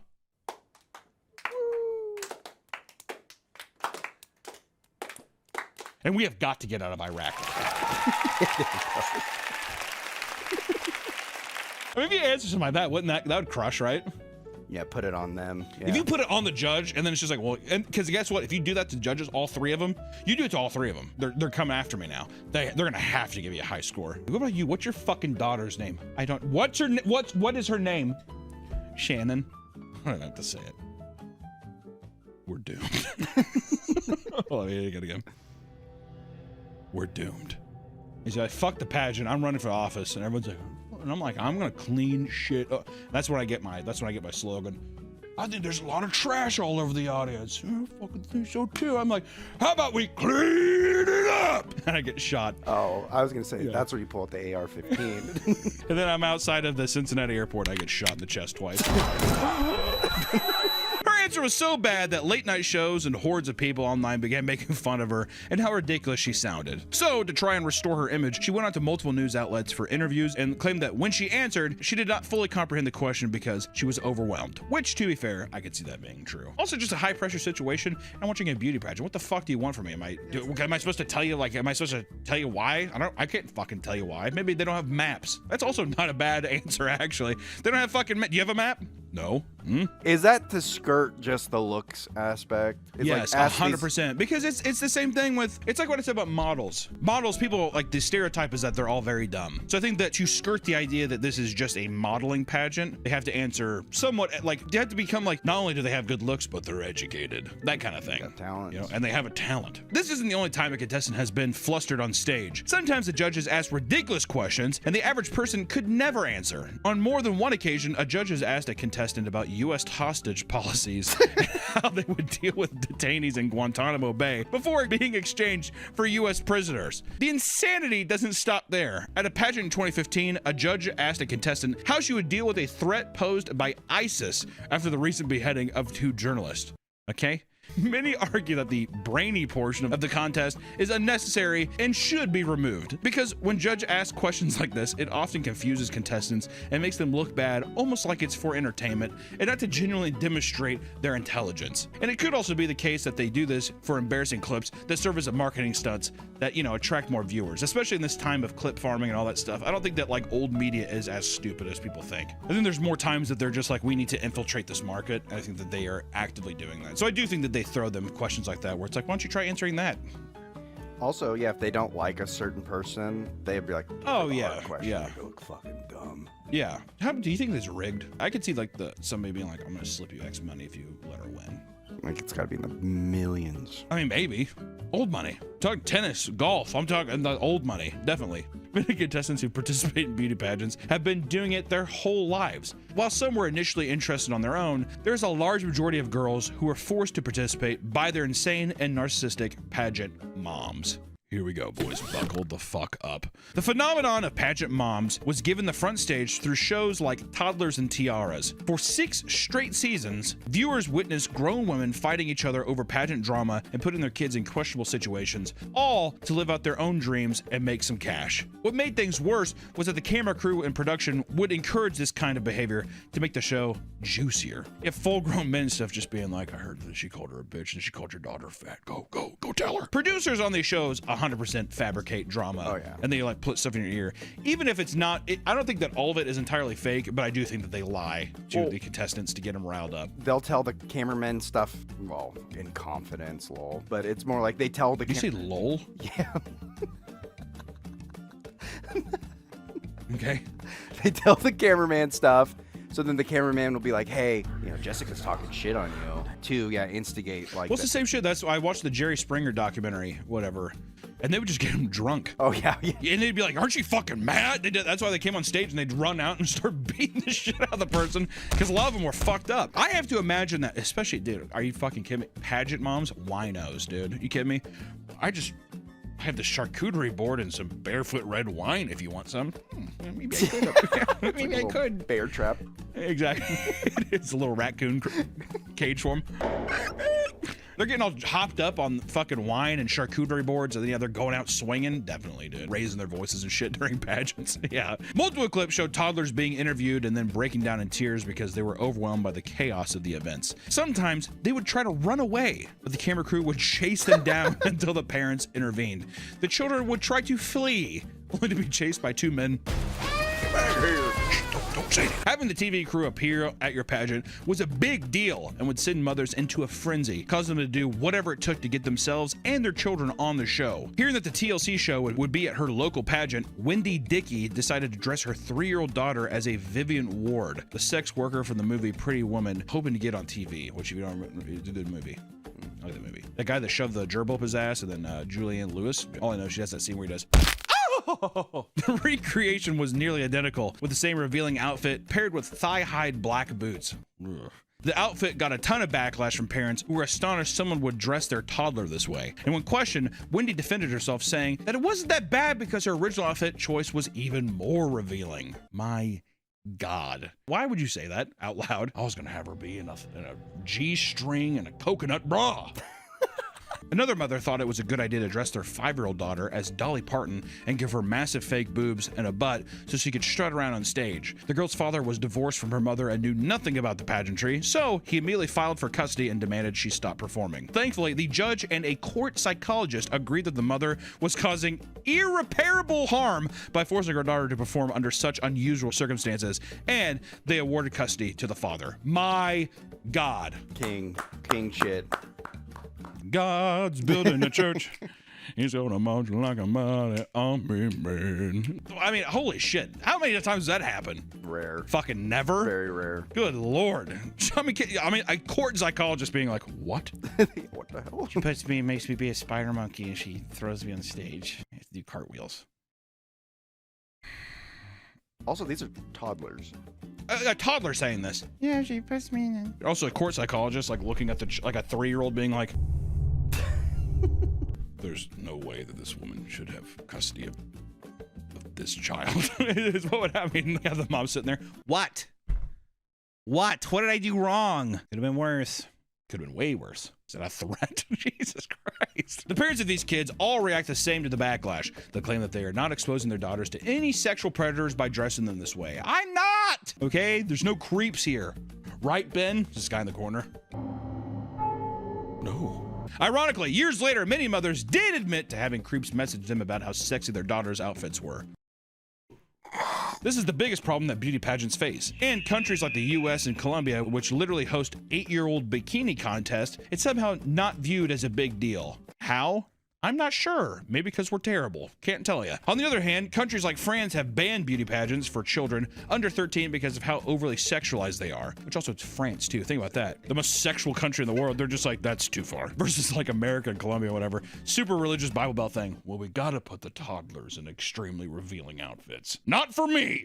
Okay? Not for me. It just goes to show that regardless of whether it was on TV or not, it was often not about the kids. It was always about the selfish parents who wanted fame. In interviews, pageant moms have admitted to going bankrupt funding their daughters' pageant careers. From endless flights to entry fees and dresses, they took risky sacrifices thinking it would all pay off in the end. But if their little princess doesn't win first place and bring home the money, then there's hell to pay. Behind closed doors, parents have been caught motivating their children by telling them to go make mommy and daddy some money. And when they don't, they are scolded or shamed for wasting their parents' money on a poor performance. Fair. To ensure their kid performs at their best, pageant moms will also resort to very shady practices. The most common and perhaps most well-known is the use of sugar to keep their kids amped up before going on stage, right? They're gassing them up as much as they possibly can. It's basically the child's version of cocaine. Here, a bump. Yeah, mommy's a bump. Here, right in her fingernail. Get it? Oh. On Toddlers and Tiaras, Honey Boo Boo's mother would give her go-go juice, a mixture of Mountain Dew and Red Bull, before going on stage. That happened. Her reasoning was that other mothers would give their kids pixie sticks, otherwise known as pageant crack, for the energy boost it gave contestants. However, Honey Boo Boo didn't get hyper enough from just a single pixie stick. Even after receiving 15 of them at one point,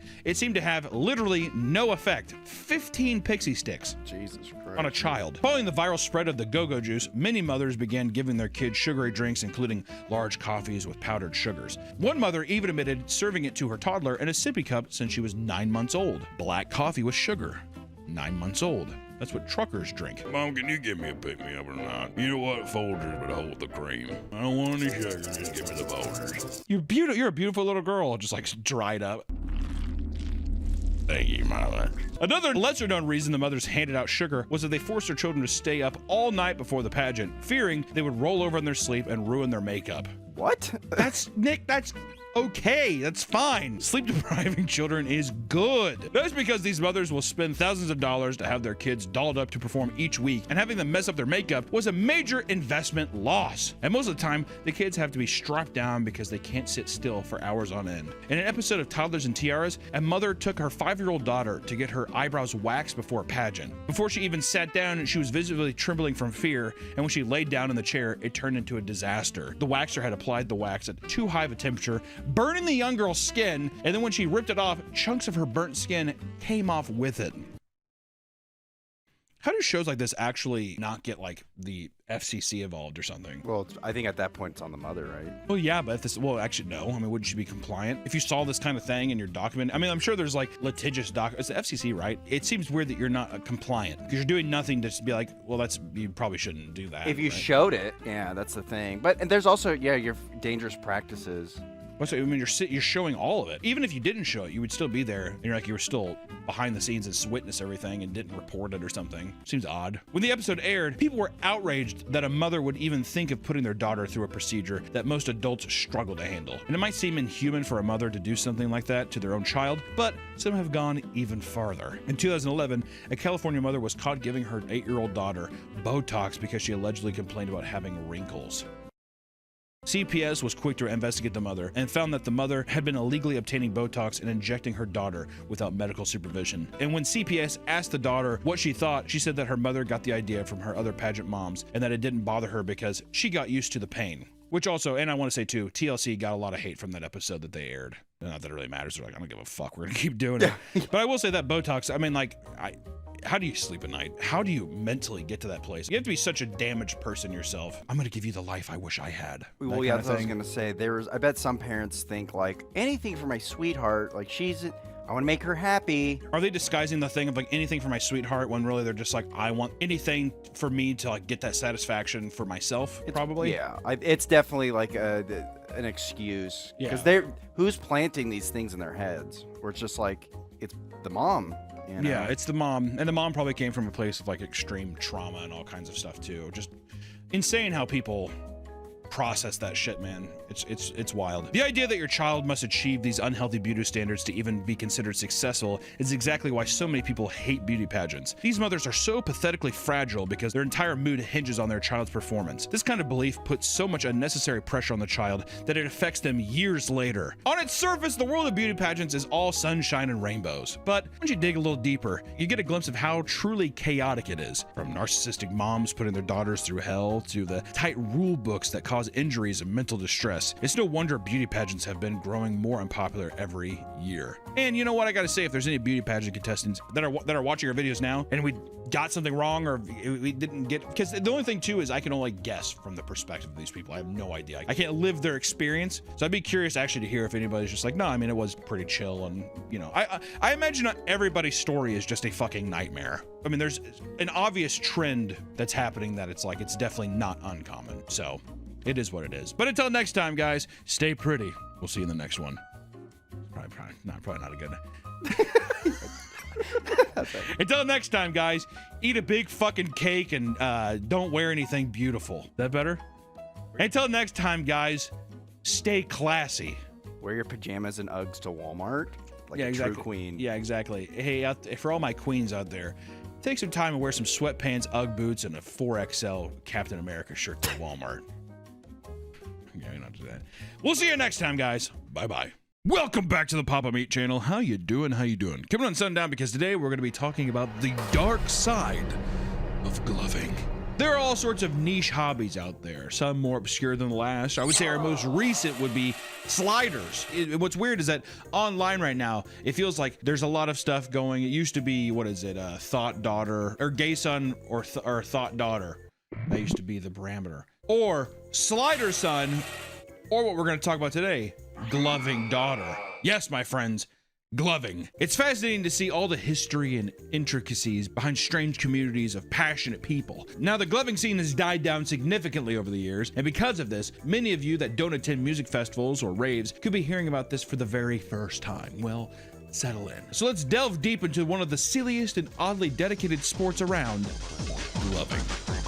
To those that are completely new to this community, gloving is a type of dance that was popularized in the late 2000s and became a common attraction at raves. Using special gloves that contained LED lights on their fingertips, people would learn unique movements used for the purpose of creating personal light shows for their fellow ravers, aka people that are on Molly. People are high. Early versions of gloving consisted of people swinging around glow sticks or even using white Mickey Mouse gloves illuminated by black lights utilized at most rave events. Usually, viewers of a light show are hopped up on drugs like MDMA, LSD, or mushrooms, and people who've experienced one while high tout it as a trance-like state, mind-blowing experience. Some will even go to the next level by bringing light diffraction glasses to make things even more intense. And gloving became such a massive sport that it even birthed a string of gloving academies as well as massive competitive tournaments with cash prizes. And then in the great year of our Lord 2025,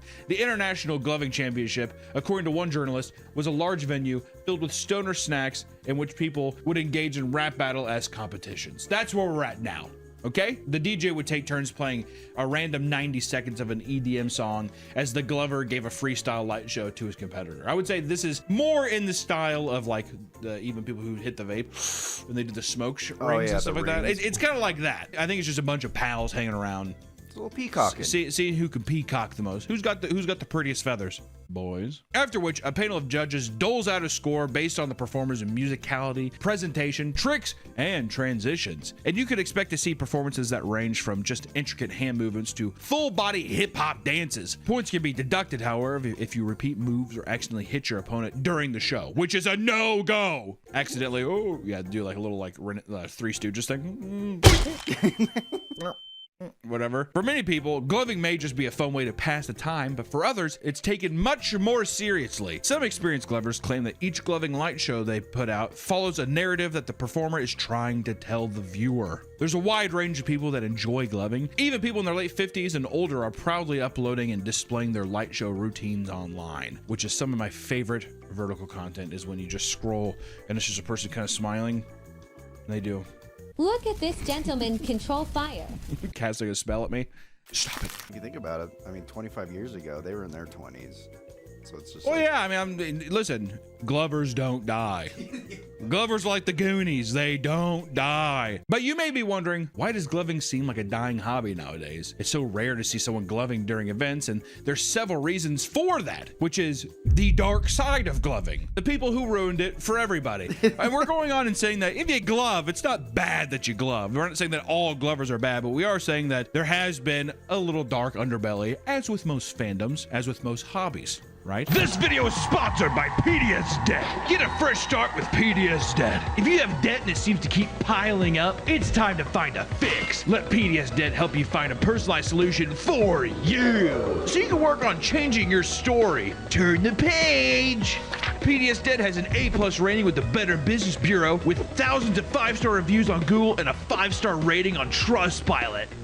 And whether you have credit card debt, personal loans, collections, or medical bills, PDS Debt goes beyond the numbers to understand your situation to give you solutions that work for your specified needs. PDS Debt has helped hundreds of thousands find solutions and get out of debt in a fraction of the time. And the best part is, there's no minimum credit score requirement. Being in debt and not having any money can be extremely stressful, and I don't want to experience that ever again. No way, Jose. If you're in debt and you think you may need help, give PDS Debt a try. Don't wait another month. Change your story in 30 seconds. Get your free personalized assessment and find the best option for you at pdsdebt.com/PapaMeat. That's pdsdebt.com/PapaMeat. Thank you, PDS Debt, for sponsoring this video, and back to the video.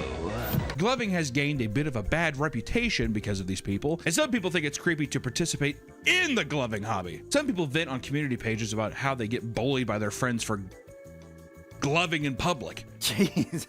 Which I will say, that's just kind of rude. If you want to glove in public, if I'm at the bus stop and I'm like, free show, I enjoy it. I'm a little show pony.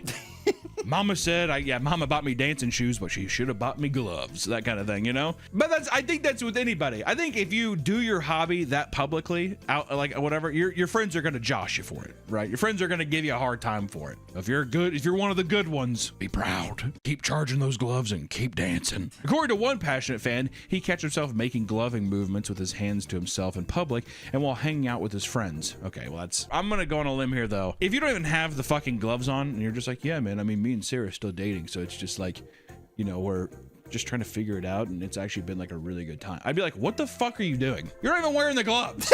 They're practicing. Well, exactly. It's just second nature. Sorry. It's almost like on your phone, hanging out with friends if you're just sitting there gloving in it by yourself. Imagine you're watching Breaking Bad or Sopranos with your buddies and like, oh, dude, I love this episode. And your buddy's just like, dude, I fucking actually, like, no, seriously, I love this one so much too. But could you cut it with the gloving? Sit on your hands if you have to, please. It's like, dude, you can't cage a butterfly, dude. It's like, what the fuck are you even talking about, Marcus? These friends would often crack jokes about it lightheartedly, but would get annoyed when he tried to do light shows around them at clubs. Yeah, so funny, dude. You mind if I light up? Always bring my gloves. At a club. Yeah. Hey, let's go dance and just like try to pick up some girls or something like that, or like, you know, or even girls are like, let's go see if we can pick up some guys. You mind if I glove real quick? No, I really wouldn't. I don't want you to glove at the fucking thing, man. He's trying to impress the ladies. ladies. We just get? Well, yeah, exactly. You're not peacocking. This is not peacocking. At a rave, it's a different story. A club and a rave are vastly different. What if they're playing EDM at a club? It might be appropriate then to. It might be appropriate then to whip out the gloves, because if it's an EDM heavy thing, you're trying to. There's probably some secret glovers in there who are like crossing their arms and stuff because they're just like, must refuse the temptation. But the first person who does it, I think all the glovers are going to come out. It's like everyone has their arms tucked, and then all of a sudden, they're already wearing the gloves, and like they have the light show thing. I'm surprised. I thought I've seen a lot of videos on YouTube, so I'm surprised it's dying. I thought it's getting a resurgence. Oh, it is. I can't tell why, but for some reason, it is blowing up in the subsects in the same way that I feel like they're on the same level as the sliders right now. Not everyone does sliding content, but I do think that people like negatively look at, like, they're like, this is cringe or that shit. So it just feels like these are just the two ones right now that people are choosing or whatever. Oh, they're fighting. They're fighting. The glovers and sliders are fighting. Yeah. Is it going to be some kind of gang war? Who would win? Who would win? Just based off of looks, the sliders, very intimidating. Well, they do have the spooky clown makeup and stuff, and they're much more sexy. They're faster too. That is true. I would say that the sliders are a more aggressive kung fu stance, a more, in the terms of mixed martial arts, the slider stance is much more aggressive, while the glove is much more defensive. You're standing in place. Well, trance, very defense. Yeah, you're right. That's what I'm saying. Hypnotize if they get too close to the sliders, do they get up off their knees? They're like, no, I want to stay on my knees and slide. My thing is, I think the glovers would have like some kind of powder, and they'd blow it into the slider's face. Or what if they like drop tabs of ecstasy in water and they're like, and throw it in your face? Or a syringe right in the neck. Yeah, sliders on his hands and knees, sliding at you. And the Glover's like, he just takes out a syringe from his like hoodie. That's PCP. Am I gonna die? Am I gonna die? Which experienced glovers are under the belief that most people find gloving weird because they're inexperienced and don't know what they're doing. Often just waving their hands frantically, which can turn people off, which is true, right? There are some people where, yeah, I'll give them the benefit of the doubt. The illusion is there. All kinds of stuff. You're in a dark room when they're doing this kind of shit. And you're like, oh, how are you doing that? Right? But watching somebody just sit on their phone and just be like, it's like some cult stuff. Go to sleep. If they're just doing Naruto hand signs at you, it just seems a bit odd, doesn't it? They're casting a spell on you. Exactly. You're going to die in 3 days. Dude, I just watched a Glover video and he didn't have his gloves on. Dude, why would you do that? What if that became like instead of like the Ring or something? I saw the Glover video and he didn't have his gloves on. Oh God, dude, you're fucked. Others, however, think it's due to the way men at raves will give non-consensual light shows to women who are rolling as a way to lure them in and give them unwanted attention while they're under the influence, aka creeps at festivals that are preying on intoxicated people. Those are bad people. Bad. Once again, dark side. Dark underbelly of the gloving. Those are the bad glovers. While many people try their best to make gloving a sport that's taken seriously, these same type of people have ended up pushing away potential glovers due to how overbearing they can be. Glovers have voiced their opinion that competitive glovers can have a sort of God complex that results in aggressively criticizing people for not being able to pull off certain moves almost immediately. It's like, dude, I need time. I have to practice. Also, I'm guessing that if you are gloving and that is where you're at, I think you're putting it all on gloving. The God complex is being like, this is simply all I have. That kind of thing. They're putting all their eggs in one basket. They're putting all of their gloves in one basket. Dad, I'm not going to college. Dad, I'm dropping out of Harvard. Why? Let me show you. I'm going to gloving you. Glove you. I'm going to Glove University. In some cases, people can't even glove casually at a rave without a retired glover approaching them to give them a lengthy list of tips and tutorials instead of just enjoying the show, which I love that. I love the retired guy being like, buddy, your wrist is moving too much. Okay, let me show you something. Give me your gloves. How many times do you think some guys like, just give me your gloves. Let me show you something. And he one-ups you with your own gloves. Yeah, exactly. That's disrespectful, isn't it? Oh, 100%. I would throw the gloves away. Keep them. Be like some guy using your condom or something like that, wouldn't it? Here, have it back. No, dude, you've used it.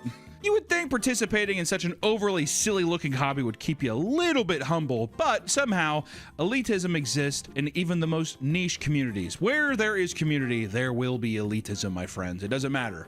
Try to give me one example where there wouldn't be an elitism. I can't even think of it. There's literally everything. There's always gonna be someone. Even like collecting stamps. Oh yeah. A guy's gonna be like, buddy, yeah, so you shouldn't start collecting with these. Okay, these are the Harriet Tubman reprints. They're not original. Like looking around his other, am I wrong? Or you want to start with Sacagawea from the 80s here.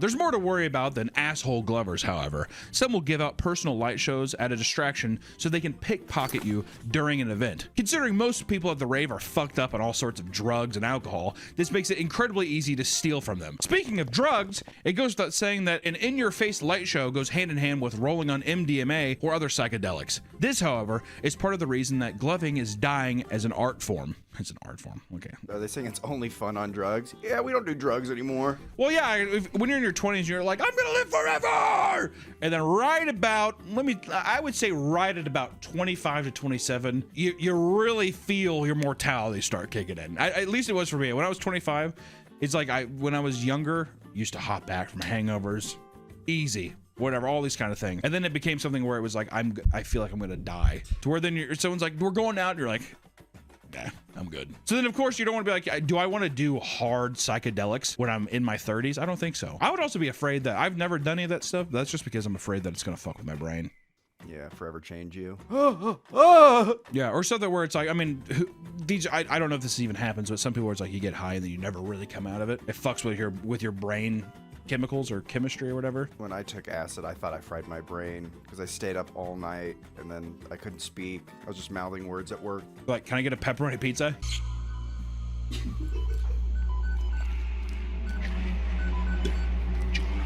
Huh? Luckily, I just needed to sleep because the second I got sleep, I was like, oh, I feel refreshed. Oh, wow, this is awesome. It's like, I actually didn't sleep for 78 hours. No wonder you were via. Also, I'll say this too. I have not done I haven't done any hard drugs. I've smoked weed. That's about as hard. That's a hard one. And I got prescribed hydrocodones when I threw up my back. But I will say, I have not met one drug dealer where I'm like, I trust that. Here, have this baggie and just light it up and take this, ingest this. That fucks me up, dude. Like, especially like acid or something. The big Woodstock thing was don't take the brown acid. What if it's not brown anymore? Well, what if it's, I don't know. Here, whatever. It's like, am I going to get fucked up? I don't know. I dropped it in some cat litter earlier, so it should be fine. You're like, they have testing kits where, like, if you put it on, if it turns pink, I think it's good. Or if it does turn pink, it's bad. I forget. But that's a very, that is a delineation. Got a coin flip here. I guess I can just go for it. There is it's like a synthetic, well, acid is synthetic, but there's another drug called like N-Biome 25, and that is toxic to humans. So if you take too much, you'll just kill you. Yeah. Or even the shit now where it's like people that take fentanyl once, they die. Yeah. On the first time you take it? What? Why roll that dice?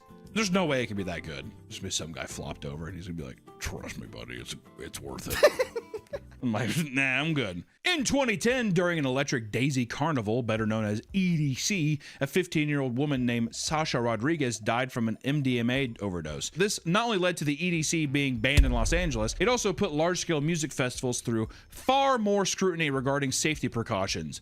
Which is a good thing, right? There's no reason a 15-year-old should be overdosing on drugs at a goddamn music festival. Well, also, too, it feels like back then as well, I remember when I was younger, and like there was like, oh, we're gonna go to a rave. I feel like even they were just like, it was literally a poster for just being like, come get fucked up at the show. Yeah. It was way more promoting, like even less about the music. It's like, who gives a fuck who's there? Just come trip and dress in like a weird fluffy outfit and dance around and get high. That's kind of what the big promotion was for it. This led to many events trying to stray from an image that could potentially promote drug use, opting to brand their events as more of a concert rather than linked to rave culture. The image of groups of drugged out people slack-jawed and gazing at light shows was thought to promote further drug use than actually enjoying a show. Come be a zombie for a while and barely listen to music. Yeah.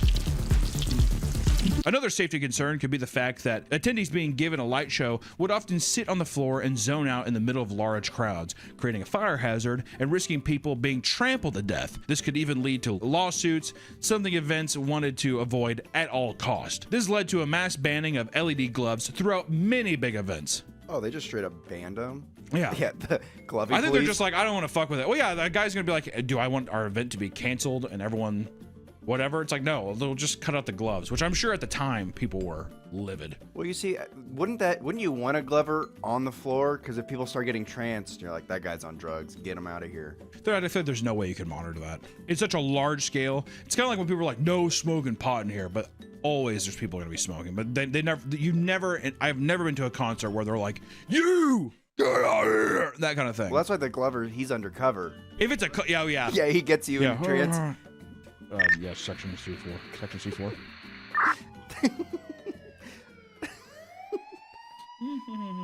But this doesn't mean gloving would vanish from the rave scene entirely. People started formulating ways to sneak their gloves into big events. A common method of doing so is by wearing stash boxers, allowing you to cram your gloves into your bulge where the security will not bother to search. Security ain't gonna try to fill up your balls and your dick and your taint. Yeah, they will. Oh yeah, I did. The TSA gets me all the time. Remember, don't forget. You hiding something? It can get difficult to sneak in gloves depending on the level of security, especially if metal detectors are involved. Some security guards even took advantage of this by requesting bribes from attendees so they wouldn't take away their gloves, which is it's like a fucking 80s bounce, whatever. $20. It's like, gloves only cost me $7.30. Oh, jeez. There goes my Coke and snack at the show. Those who do get caught often give up their gloves to avoid wasting their expensive event tickets. And in many cases, security guards will confiscate them only to resell them that same day to other glovers. The ban is taken incredibly seriously by security. Glovers who sneak in a light show during an event have been screamed at, tackled, and aggressively held down. And one passionate glover named Lily, who was active in the competitive scene, recounted being picked up and choke slammed by a security guard before being told he would have to pay $50 unless he wanted both his gloves and tickets taken away. Lily only had $15 and tried to give it to the security guard before the guard snatched it out of his hand, took the money out himself, and threw it on the floor. That's excessive. It's gloves at the end of the day. I feel like, yeah, if you caught it there, you could be like, ah, no. But I mean, choke slamming someone? What are they doing to the people who are like pickpocketing then? Good God. They're letting them go. Harpoons. Or yeah, they're just like, I don't give a fuck. Glover! That seems a bit excessive, right? Needless to say, it's easy to see why gloving is dying. Many people got sick of practicing only to have various pairs of gloves taken from them before they could show off their skills, which is kind of funny to think about. I'm not gonna try anymore. They're just gonna take my gloves. Well, now I see why people are just doing it out in public. Right, there's no place for me to glove. There's no safe space. I have to do it in my home and record on a vertical video. Or else, I mean, I can't take it anywhere, or they're just gonna get taken. Others will opt to perform finger shows during festivals, essentially just gloving, but without the LED lights. It's just looks like magic. Also, it's just not as fun. I can see if you're on a psychedelic drug, I'd be like, stop. It's almost like, it would probably feel like someone's like trying to like poke your eye because you're doing this. Like, cut it. I'm having a panic attack. Bad trip, bad trip! Of course, people will still enjoy the hobby and practice it casually, but it's safe to say that gloving reached its peak long, long ago, which is where I think we are now. I still think there's a little bit of that there's still a lot of, you know, gatekeepiness and stuff. And I think people that are the gatekeepers like to post videos online to show each other. And then you have gatekeepers who comment on other people's stuff. So it's like you're not in person anymore, but I feel like you're still connected via online posts. Hope is not lost, however, for the gloving community, as it's seeing a resurgence on social media over a meme that's been spreading and giving it mainstream coverage. It started out simple enough, with people making fun of gloving and posting satirical jokes, pretending to be extremely passionate about it when they're clearly not. And things got serious when the World Gloving Championship and 2019 Glover of the Year, Kevin Cablet, better known as Infinite Puppet, put out a video claiming he is starting a gloving war against all fake glovers. That's awesome. Infinite Puppet, you have been warned. He created the legit gloving basic test, the LGBT.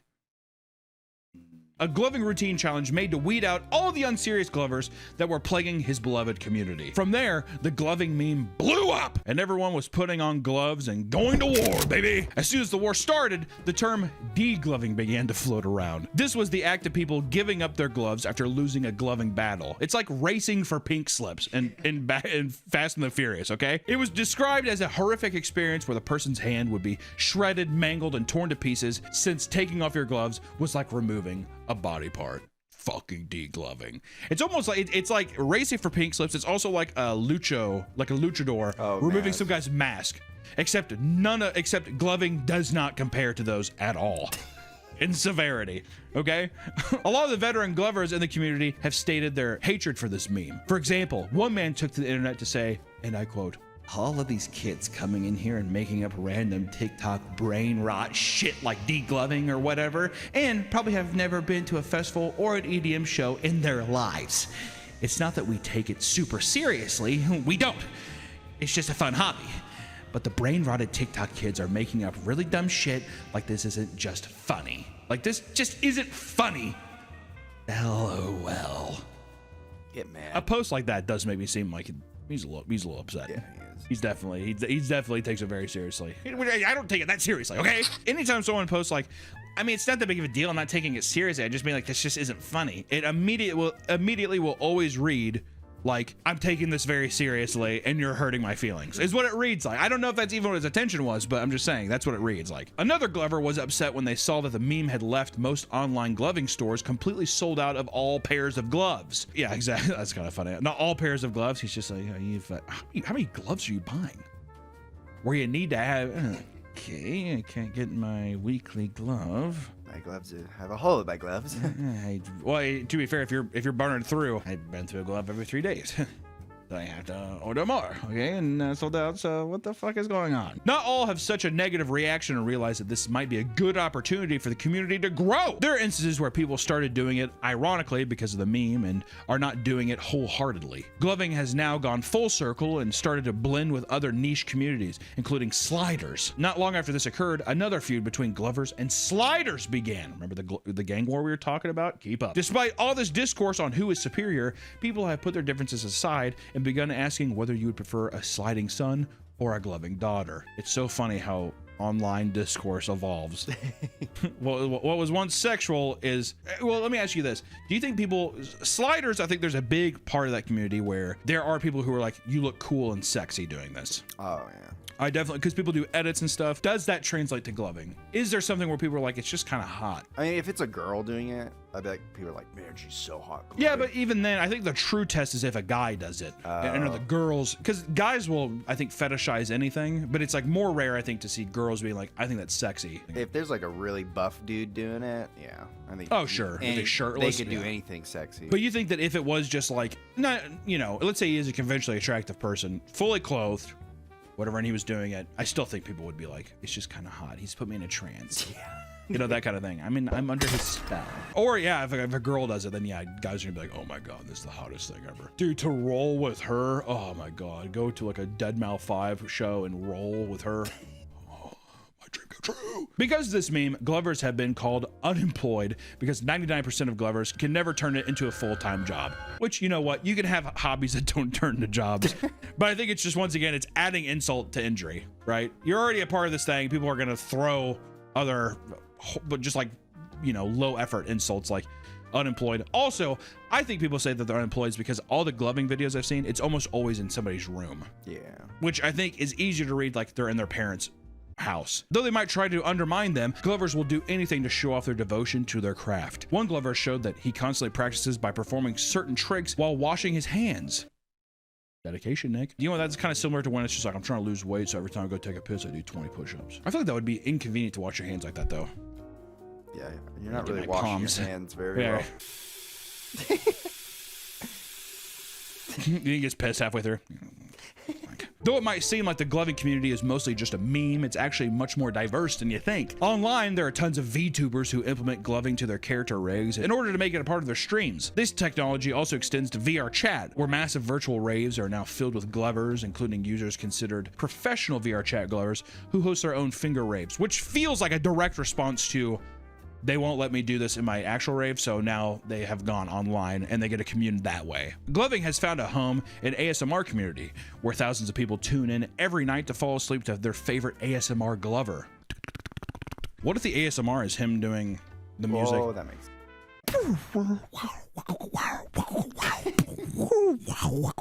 He does that fucking, that Zelda edit, whatever.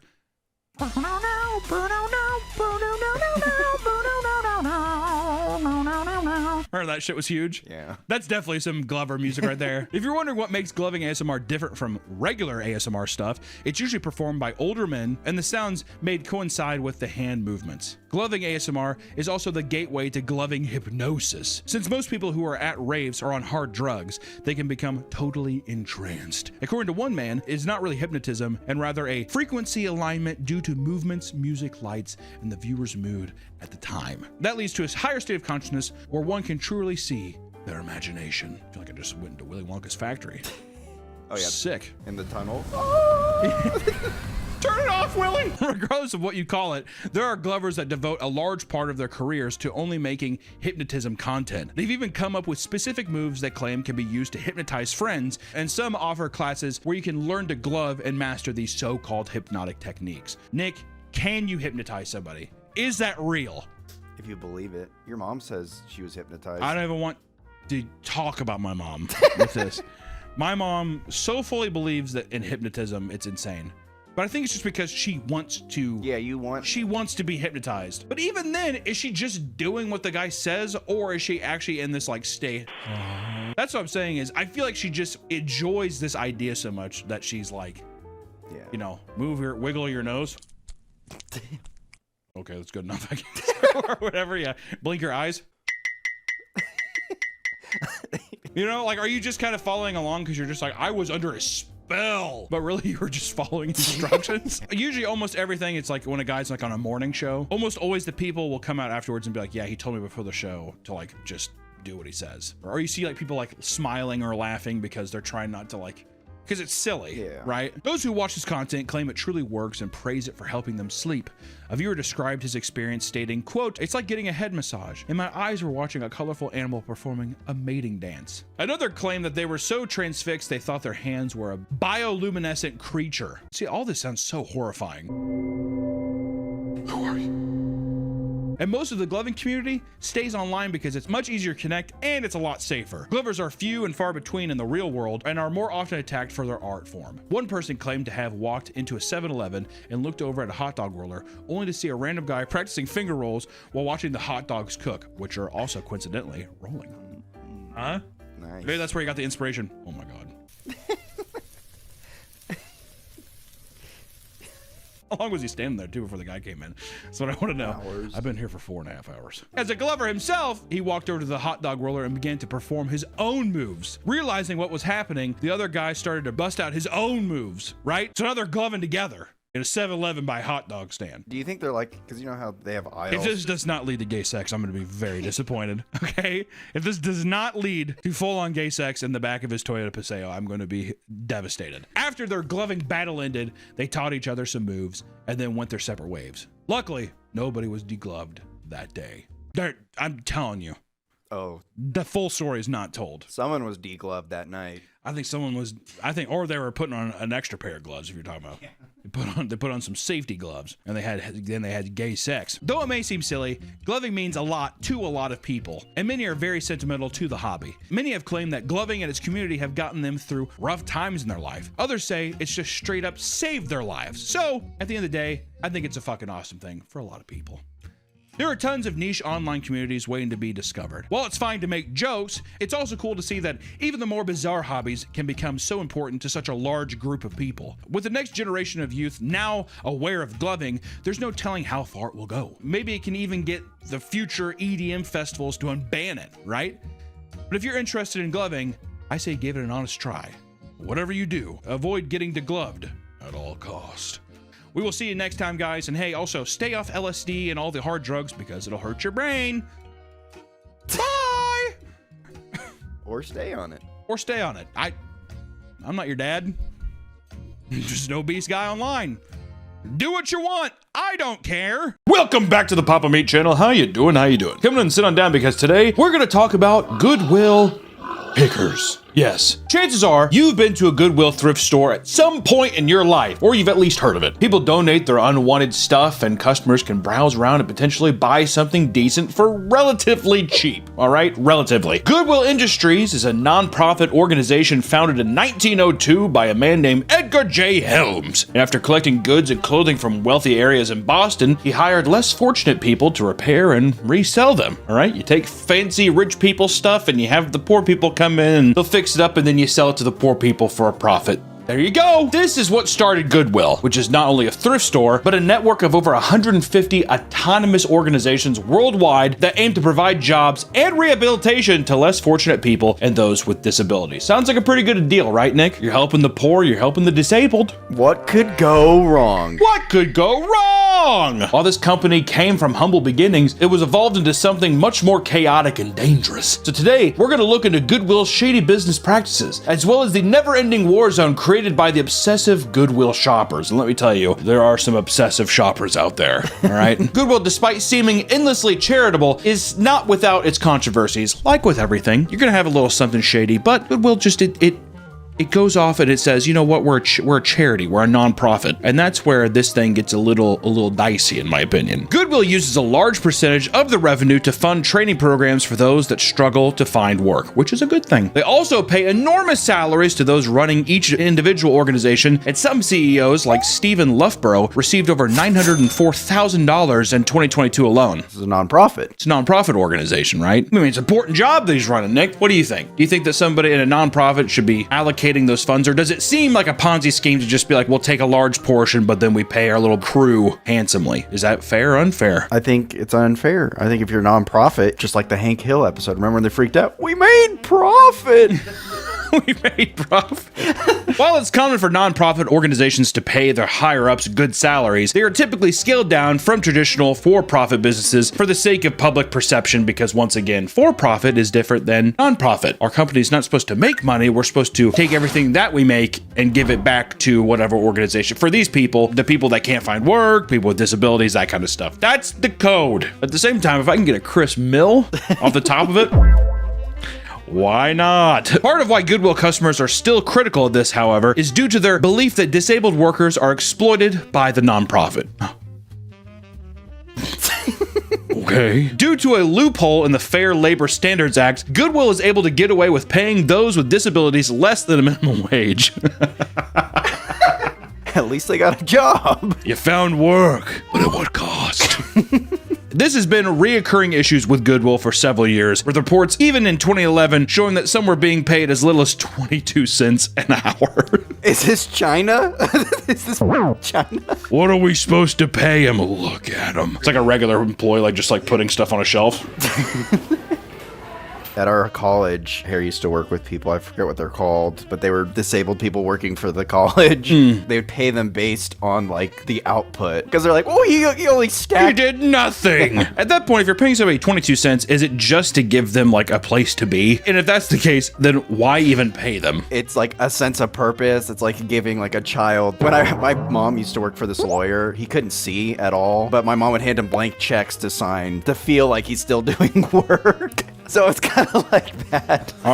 Here we go. A big, important check signed off. And she even gave him like a Crayola crown. But this pen smells weird. That's fine. It's like a coloring book. He's just like, all right, here I am filling out these checks for my important business. In 2019, due to a minimum wage increase, a branch of Goodwill Industries in Springfield sent letters to a dozen disabled workers that were part of the Job Skills program. They were told they were fired until rescinding their decision and apologizing due to the vicious pushback. What am I supposed to do? Pay these freaks? No fair wage for you. We can't keep you. They take their collars off. Go free. Run. In 2022, a woman that had previously worked in an assisted living facility posted a TikTok to discuss their qualms with Goodwill. According to her, many of the boys and girls living there worked at Goodwill due to their disabilities being paid less than $1 per hour. Slave labor, man. Slave labor. Goodwill? Slave labor. Like, I'm sure the person that is like running Goodwill is making, I mean, millions and millions. For a nonprofit, you're just like, can you not throw them off $7.25 an hour? During the job, one woman had soiled herself. Instead of sending her home, they gave her a choice: either keep working or swap to a used pair of underwear sold in the store. She ended up keeping her own pair on and finishing the rest of her shift in her own filth. I personally, as a shift lead, would have been like, why don't you go home? How many more hours you have left in your shift? We'll pay you the 66 cents. You know what I mean? How gross is it too? Go take one of the used panties. Also, let me tell you something else. If you buy something from Goodwill or any thrift store, you don't go home and wash it before you wear it. What's wrong with that? I don't trust that those people are actually washing the clothes before they put them out. I think they wash them, but I'm thinking... They say that they wash them. I think I saw like a blood stain on a shirt one time and I was like, huh? I think that's when you toss in the trash. Oh, that'll come out. Also, it was like a little kid shirt. I was like, Jesus Christ. Today's episode sponsored by Gamer Subs. We have our own flavor, raw meat. Don't drink raw meat right now. Do you like summer in a glass? Then drink raw meat. Gamer Subs, 0 sugar, right? Nice caffeine. Or if you don't like caffeine, they have caffeine-free options. Raw meat. Go get raw meat! Use promo code PAPAMeat on checkout. I swear to God, you're gonna get it. You're gonna love it. Please go buy this. If everyone just got one, right, it would end world hunger. That's a fact. If everyone got one right now, if you're watching this fucking video and you go get it, world hunger's done. Ring-a-ding-ding-ding. Don't drink it. Raw meat. Raw meat. That's my flavor. Raw meat. Go drink it. Thank you so much, Gamer Subs, for sponsoring this video. Go fucking get this. No, I'm joking. For those that wanted to fight for better treatment in the workplace, their efforts to unionize were met with aggressive and overwhelming union-busting efforts. In 2024, 3 notorious union-busting firms were hired, pressuring people into one-on-one meetings and having their work heavily surveilled. It's funny to think that they brought in union-busting for, like, mentally disabled, physically disabled people, and they're just like, your job's not that hard. What the fuck are you talking about? And this is far from the only controversy that they've had. In 2017, in Sacramento, Goodwill was fined over $100,000 from safety violations that led to a 26-year-old dock worker being crushed to death by heavy machinery. A truck driver accidentally released a cable holding a trash bin, which had fallen on a worker named Abraham Garza. His skull was pinned between the bin and the trash compactor, killing him soon after. David Goody, who witnessed the tragic accident, was blamed for his death due to supposed negligence, despite warning them on multiple occasions about the company's inadequate training and potential safety hazards. He's like, I don't know how to operate this. What am I supposed to do?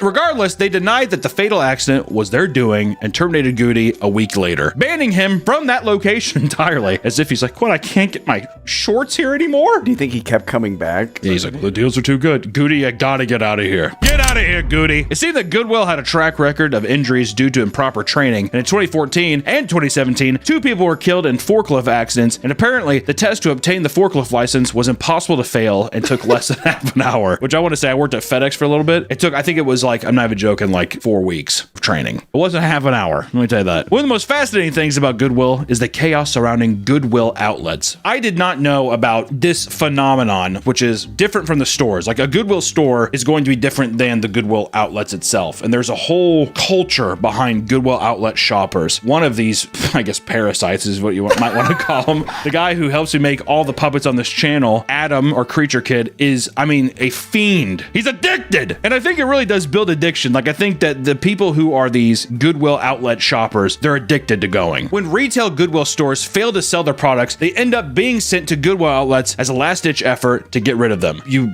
throw your unused shit into one of the Goodwill donation bins. From there, they're sorted, they go to a store, and if it doesn't sell at the store, it goes back here. Sometimes too, if there's excess overflow, they'll just go straight to the outlets. And if it doesn't sell at the outlet, it's going into a landfill. Other items include those that are in poor condition and not deemed fit to sell at traditional retailers. I don't really know the process of how they actually go through and sift through stuff, but just know that the Goodwill outlet, it has everything. Everything you could ever want is in this outlet. It's insane. The outlets, also referred to as the bins, have a much bleaker vibe compared to a normal Goodwill. The items are loosely organized and piled into large blue bins for customers to purchase by the pound. And every 30 minutes, bins are wheeled out by the workers and replaced with brand new bins full of new trash, basically, for you to sift through. Every 30 minutes, you're getting a new fix, which people will be there all day. I think it's people that, one, hoarders, Adam, and also people like resellers, people that go to the bins or they'll go to these other places and they'll sell stuff on like eBay, Amazon, all that kind of shit. While some people visit Goodwill outlets to grab a cheap vintage shirt or two, others take it far, far more seriously. Their main goal is to grab the most valuable things they can find so they can resell them online for higher prices, typically. There are some, like I want to say, there are some collectors and hoarders.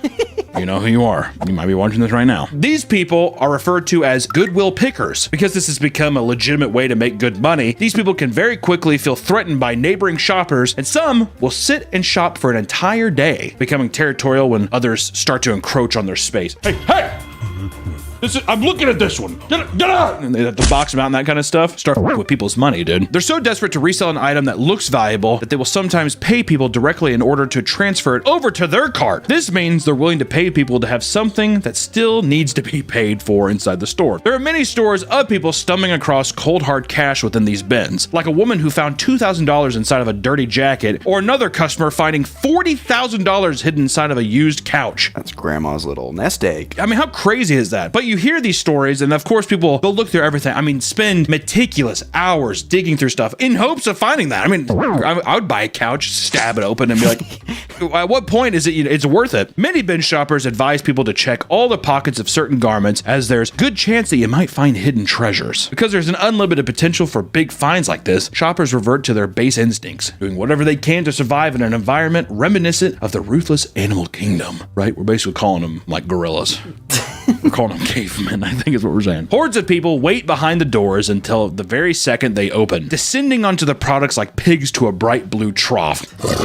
Some stores have shoppers that are so feral that the staff has to scream, push, and shove in order to get them behind the designated line as they begin the next rotation of bins and items. Back! I'm like, crawling over. I want to look at that purse. I want to look at that purse. I like to think that the Goodwill of like the staff too has like batons and We talked about the people earlier getting 22 cents an hour. Those are people at like retail stores. There's no way they're putting handicapped people in these bin spots, are they? I mean, it really, like pushing those bins, it looks like, reminds me of the Indiana Jones thing. The kids in the carts, whatever. I mean, it reads like, I mean, it looks like slave labor, dude. One poster online admits that he simply does not have the energy to rummage around the newer bins because aggressive shoppers will easily plow through you to get to them. He compares the experience to being a weak, injured animal forced to feast on the scraps left behind by a pack of vultures.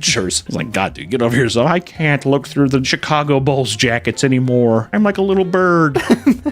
He also vents about t-shirt bros, referring to vintage shirt-loving people between 18 to 30 that seem to travel in packs, which is true. That's like a huge thing online of people going in like garage sales and all kinds of stuff for vintage clothing nowadays. You know, it's just like a popular way to resell stuff online. And also, hype beast.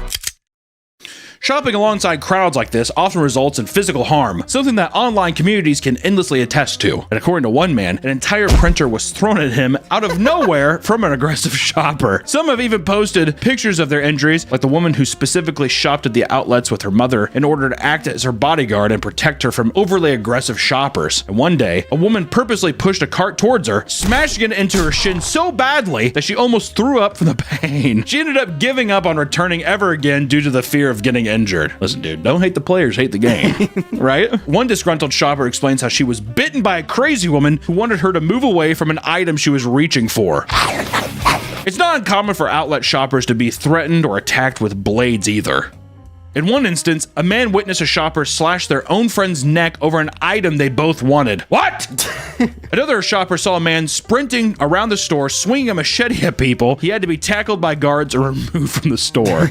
In one story, a man found a mug with the words, "F you," on it. The man put it in his cart, only to be nearly stabbed outside by a meth head who was furious over him, taking all the good loot.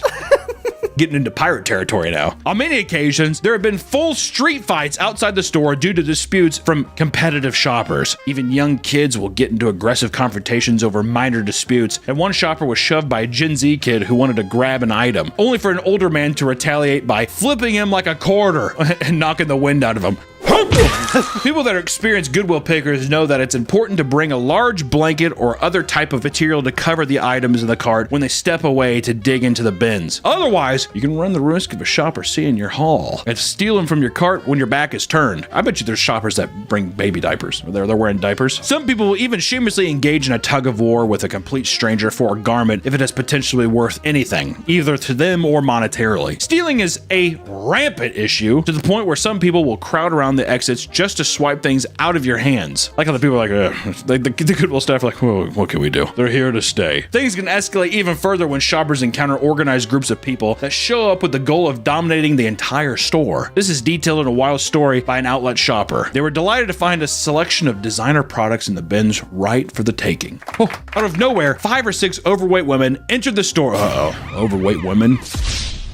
5 or 6 overweight women enter the store alongside a man that supposedly, this is what they're reporting, he reeked of. They started targeting random groups of people and harassing them. The shopper even overheard the smelly ringleader directing the large woman to shove older people out of the way. You shove them. Falls over. Their goal was to intimidate the more reserved people so nobody would come for their items they wanted. When someone tried to approach them, they seemingly pretended to be deaf and started acting confused about what was going on around them. Huh? What? Are you holding me?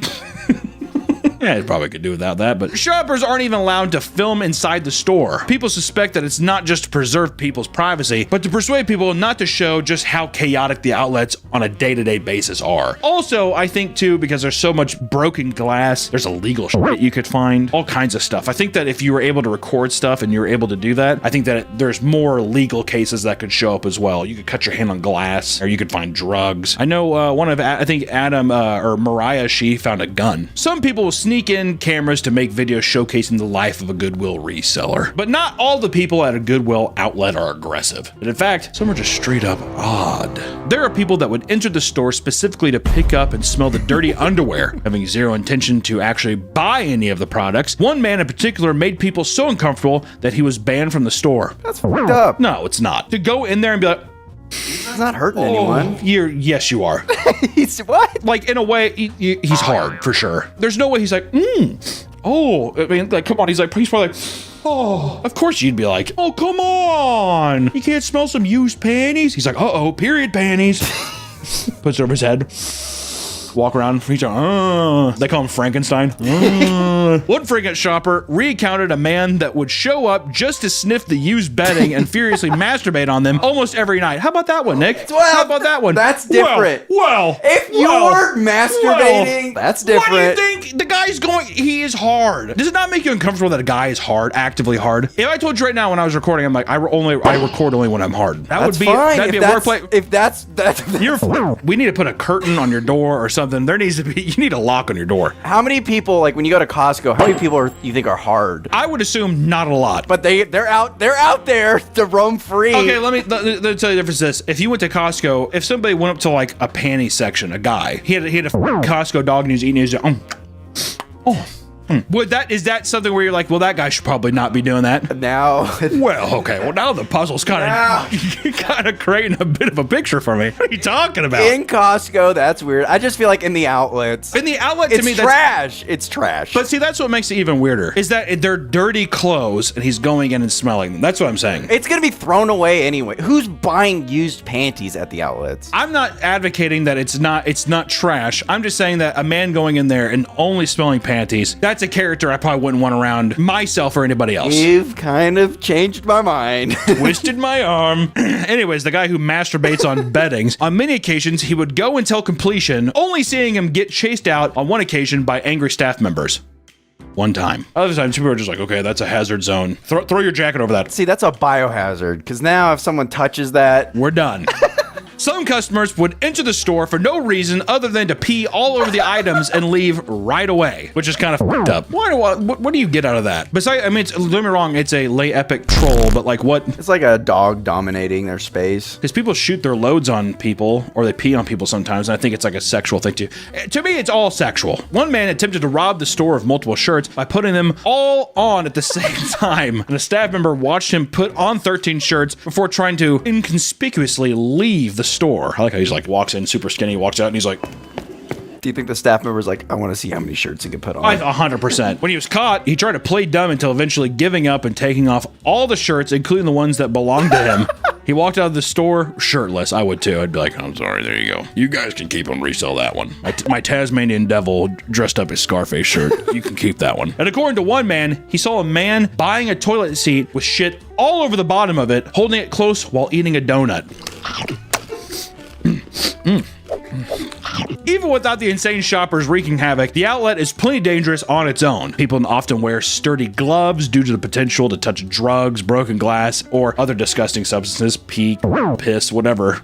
Pee and piss are the same thing, but many have reported finding mice dead and alive deep inside the bins. And in one instance, a live baby bat crawled out from under a used couch. I thought I was going to say a live baby. I was really hoping it was just going to end on baby. If anything, keep baby. According to another post, a shopper was bumped by a woman's cart only to have her hand slam into a broken glass and slice her thumb wide open. The shopper ran over to a first aid kit the staff had provided, only to find that it was completely empty. Oh, Because the items in the bins are not thoroughly checked, it can lead to some insane finds that can be extremely dangerous. One man opened a pocket knife that was covered in some sort of illicit substance that caused him to be high for several hours. Oh, is it a coke knife? Could be maybe LSD. Something like that. If you open it, he's like, what is that? Yeah, coke makes sense. Yeah, he sit there, he opens it up, he's like, whoa. Yeah, he didn't complain. On various other occasions, people have found loaded weapons. And in Miami, a shopper found a gun that he assumed was a toy. He started playing around with it, only to end up shooting someone for real. How does that happen? Oh, this has a good weight to it. Bang, bang, bang, bang, bang, bang. What do you mean? I thought it was a toy. Yeah, right, dude. I was going to say, that's just an excuse. That's an excuse again. A lot of this stuff is definitely an excuse. Wait, this is real? In Florida, one shopper brought home a baby bouncer still in its original packaging. After gifting it to her friend during a baby shower, however, it was revealed to contain a Massberg 715T semi-automatic rifle. How'd you not know that? You know what I mean? That's a good find, though. That's a huge find. Actually, can I get that back? It's my baby's now. At one person's Goodwill, he watched someone discover a flare gun in the bins. He immediately grabbed it, pointed it at a ceiling, and shot it without second thought. mindless children. It really is. Oh my God, what? Oh, it's real. Whoa. I like the idea of that's just an excuse for everything. Oh my God, wait, this is real? To be fair, I feel like I would be one of those guys. You are smelling panties and you're doing whatever the fuck you want in there, apparently. Another deadly weapon that people report finding on multiple occasions are live grenades. In Oregon, an entire building had to be shut down after a World War II era grenade was found in the bins. That is awesome. Do you think it was like the pipe bomb one? It's like a long and it has like the little thing at the end. Oh, you know what I mean? maybe. Yeah. Those are sick. I always like throwing those in video games. This World War II? I think so. That was World War I. I don't know. Splitting hairs, dude. In Augusta, someone discovered a box containing military-grade grenades and mortars. A bomb squad had to come down to secure the items before they could potentially detonate. And there is no shortage of weird items that have been found at Goodwill outlets. People often find abundance of sex toys like dirty dildos, silicone asses, and blow-up dolls. And some people have even found used condoms. Adult diapers, full diapers, and fresh turds have been reported as well. Other strange finds consist of things like large glass jars filled with mercury, as well as bloody hospital gowns. How the fuck did that end up there? Also mercury? Oh, the alchemist down the road donated all of his stuff to Goodwill. Given how insanely cheap it is to bring home massive amounts of products from Goodwill outlets, people have found that it's extremely dangerous for people with hoarding tendencies. People who have hoarders in their family despise Goodwill because of how it leads them to pile on more and more needless junk. But to be fair, you're gonna find that junk anywhere. If it isn't a Goodwill, it's a trash can. It can be wherever. Yeah, they're gonna jump in a trash bin and So get it. it's a hoarder's paradise, but still, you can't point the finger there. You know, in talking about this Goodwill outlet thing, I had to go look for myself. Is it as crazy as people make it out to be? These people online, this culture, is it as crazy as they say? Well, we had to go find out for ourselves and see if we could find some sick stuff. So let's go.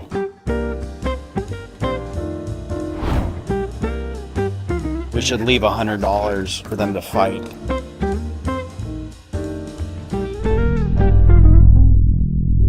These are one of the McDonald's buckets I didn't get. Are you serious? It's a boo bucket. Oh, really? There we go. What do you think was in the boob? Mousetrap. No. Look, it fits. Throw it on, dude. Throw it on. It's too small. It won't work. Sure, man. We got some nice flooring here for Nick's office. Yeah, so I can play on the ground. So you have tummy time in your room. Hey, sir, there can't be any recording. Oh, no. Okay. Hey everyone, this is Adam at Creature Kid, and today we're talking about the Goodwill bins. My favorite place to shop that I try to get everyone to go shop at. Hunter and Nick like to make fun of me about the Goodwill bins, but my love and passion for it is more of salvaging things that are moments away from being thrown away. Some of the things we found over the past couple days, this is a tiny beautiful silver-plated piece here. This is probably 1920s. We're gonna use it for a movie prop, so it's exactly what we need. This tiny little violin here is about as tiny as it can get. This is a perfect prop we're gonna use that only cost a couple dollars. If you know Pokemon, you know what that is. Shadowless Blastoise. At a perfect time, we were working on a project that was The Thing influenced. This was in a box of DVDs. It's Pro-Life, which is a horror movie, autographed by John Carpenter right there. One of the weirder things is a gold tooth in the bottom of a purse. You see it with the root still on it. This beautiful watercolor painting. I mean, look at that. Insane. The only thing written on it is a little cutout, Angel's Cooking, Interior Living Room. That's from a script, right? Interior Living Room. It's a set. I figured out Angel's Cooking was a working title for a movie called We're No Angels, which is a Humphrey Bogart film from 1955. That would have been 10 minutes away from going into a dumpster. Let's look at what Maddie found today at the bins. So I'm a huge fan of vintage luggage pieces. This is actually a vintage carry-on from Escort, which is a pretty cool luggage company. This weird little cowboy purse. This purse, which is very tacky, but it is Loungefly, and that is a really sellable brand if you're trying to like make an income off of resales. I think this is maybe one of my favorite pieces that I got today. It's a little Captain Caveman. You can always find really good office supplies, usually still sealed. Painter's tape is so expensive, but at the bins, it's by weight. Adam actually picked this one out for me. 1978 full color calendar of Elvis made in 78. I just finished a short film that takes place in the 70s, and a lot of that stuff came from the bins that was authentically dated. This is probably the best thing that we found today. This Blockbuster membership card. This is from 2007, so it's a real antique. This is a VHS tape. It contains the OJ trial. In short, the bins is the best. It's great for the environment. It's great for history. The bins is just the greatest. There's no downside to it, except for where's the money going? Because it's not going anywhere good, I'm sure. It's always fascinating to see just how quickly people let greed take over them when coming to the face-to-face with a good deal. Whether it's Black Friday deals or cheap used clothing, it seems to turn people into complete animals, going absolutely feral. As dangerous and insane as Goodwill outlets can get, people swear by them as a way to find hidden treasure and always come back for more. If you're going to attempt visiting one of these stores, just make sure to do your research and prepare for the worst. You never know if you'll end up being accidentally dosed by a loose needle or find a live grenade. Or a baby. Or a baby. Hopefully. The Papa Meat channel, how you doing? How you doing? Come and sit down because today we're going to talk about hotels. We've all been to a hotel at some point in our lives, and the experience can vary greatly. From a luxury hotel that caters to your every need to a roach-infested Motel 6. There's a nice little spectrum out there. Regardless of what you're able to afford, going to a hotel can be a bit of a gamble. Sometimes they're dirty, sometimes the buildings are run down, and oftentimes there's a slight feeling of danger. I'm guessing from crackheads or maybe weird neighbors next door. What's that in the room next door? Apparently, hotel room break-ins have become surprisingly common. And by that I mean, I feel like that's always been a thing. Right? So much so that there's an entire genre of video focused on giving tips on how to use household objects to lock hotel doors from unwanted guests or staff members, using things like hangers, towels, and forks to basically block the door. People even buy additional portable locks and alarms online to ensure their safety when staying overnight. You might think that doing this 20-minute long setup to lock your door or whatever while you're sleeping might seem outrageous, but at the same time, you don't want to be that one statistic. So let's look at just how bizarre and terrifying the world of hotels can be. Over time, we've seen a large increase in sexual predators going after women in hotel rooms. Really came swinging again with this one, dude. Jesus Christ. Can't ease into it at all? Holy. I thought we might start with like petty theft, but nope. Here we go. While creeps preying on innocent women have been a tale as old as time itself, more people have felt comfortable coming forward to share their stories. One woman from Austin, Texas recounts the night she had awoken to a man who had somehow gotten access to her hotel key. As he was attempting to open the door, the woman noticed his finger prying through the door, trying to undo the latch. The woman screamed and charged at the door and slammed it shut, yelling, "Get the out!" The man screamed, "Ah!" and quickly scurried off. She quickly called 911, but soon realized that the man's severed fingers were still in the door latch when the police arrived, which is awesome. Yeah. I would put them in a fucking jar. If I was that woman, I would pickle those fingers 100%. And it goes without saying that more often than not, the source of most disturbances and strange occurrences are the hotel guests themselves. For example, one man was arrested for gooning in the hotel lobby. In Nashville, such a beautiful musical city, huh? A man named Jonathan Walker had visited a Hilton Garden Inn, and he started using the computer in the hotel's business center, despite not being a hotel guest. He started playing porn on the speakers for a long period of time until hotel workers started to notice. They called the police, who approached him and tried to get his attention. Jonathan refused to stop watching porn, to the point that the police officers had to take him into custody and remove him from the premises. As it turns out, this was a repeat occurrence, and he had already been banned from the hotel previously. He was charged with trespassing. He must have been locked in, dude. He's like, I can't hear you. I like how he thinks it's like a public library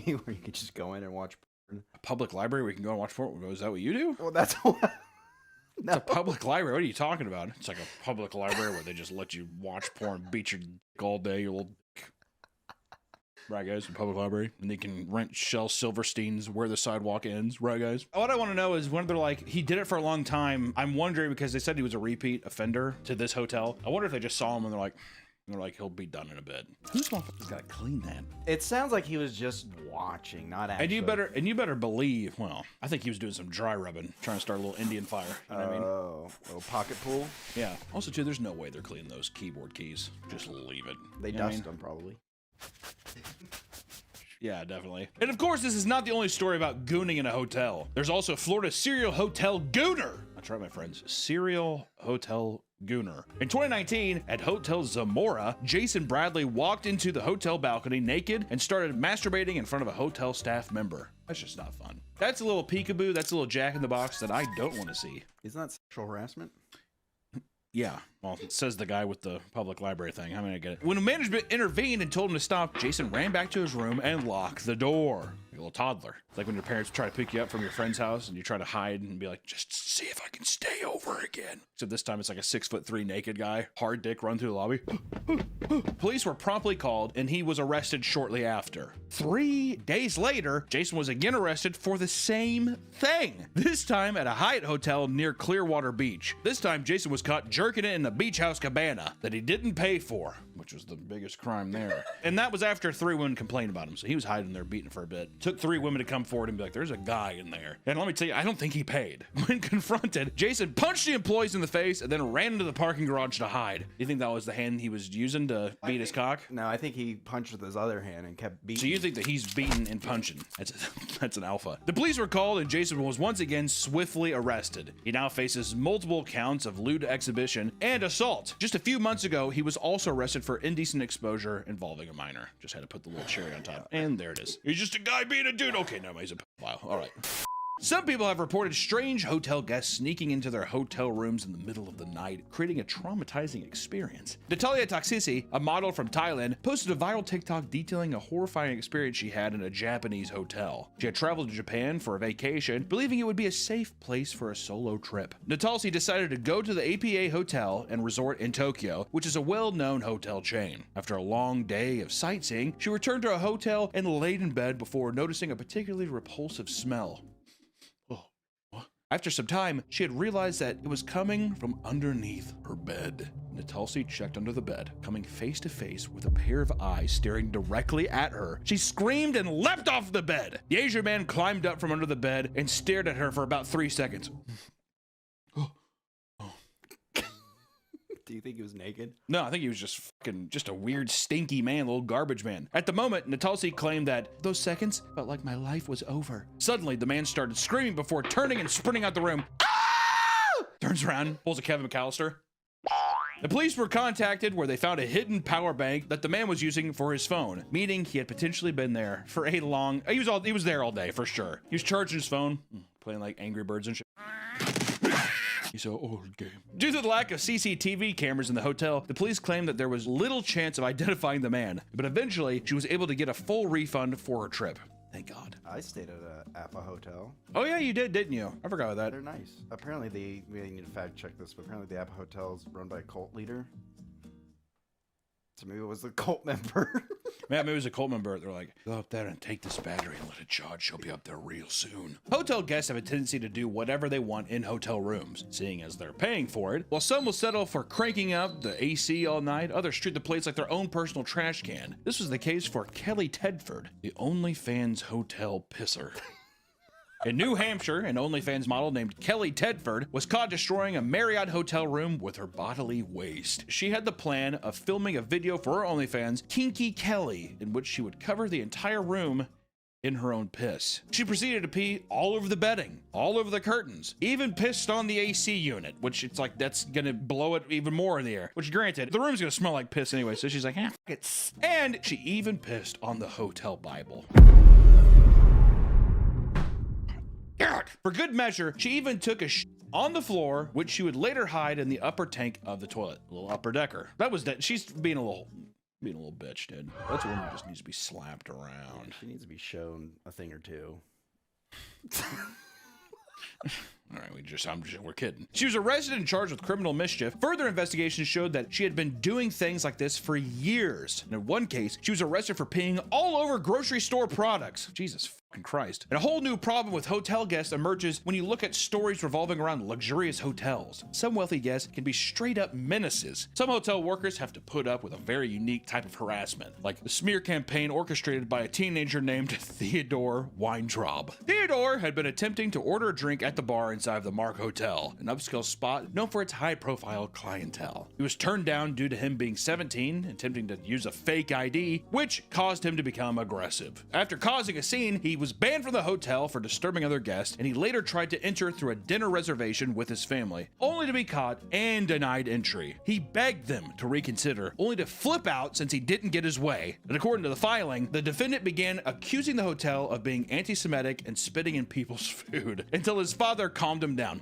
Theodore, stop. Stop it, Theodore. Calm down. We're sorry. He usually gets his alcohol and he's fine, but God damn it, Theodore, calm down. There was also reports of hotel staff passing by him on the street near the hotel. Theodore became enraged and started screaming at them. This frustrated him so much that 2 years later, he returned to the hotel only to enact his revenge. He hired multiple protesters to stand outside the hotel and smear their reputations with signs reading, "Mark supports Epstein. Mark denies the Holocaust," and "The Mark spreads disease." Check, check, and check. All the while, Theodore sat inside of his Cadillac parked out front so he could laugh at the scene unfolding. And at one point, hotel guests were physically accosted as well. Theodore made sure to do this during the busiest time when celebrity guests would be staying at the hotel, specifically Drake. At one point, they attempted to physically stop him from re-entering the hotel, causing a crowd of his fans to get into a physical altercation that ended in one protester being punched in the face. In the end, the hotel filed a restraining order against Theodore and barred him from continuing his protest within 150 feet of the property. They're like, so you can do it, but just a little farther down.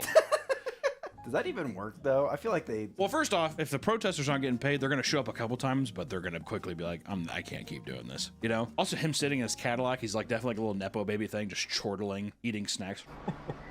It's like, can you pay us more? I can. My dad doesn't give me allowance yet. Other hotel staff members have recounted stories of guests making them incredibly uncomfortable in public forums. One worker tells a story of her creepiest night shift experience. One night shift worker explains that most of the calls they get late at night are from creeps, which just makes sense. People, little gooners going out there being like, I'm outside, I can smell your panties. Jeez.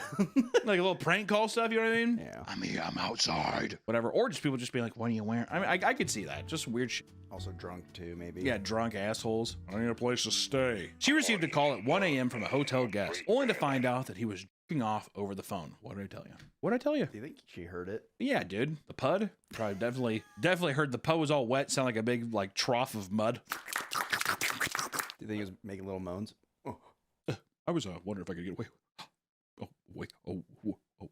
Wake up call. Another staff member recounted the time that a naked man ran into the lobby and started yelling at workers to give him directions to the bathroom. He was given directions only to go the wrong way and end up running into a wedding party. The man began to panic, crying profusely, and he turned back around, leaking all over himself and onto the floor. He had to be escorted out of the building by police, and the wedding event was comped with the hotel for their absurd interruption. How do we know that wasn't orchestrated? I was just thinking the same thing. I'm gonna do the same thing for my daughter's wedding. When my daughter gets married, I'm gonna be like, here's $200. Just shit yourself and run through. Oh, come on.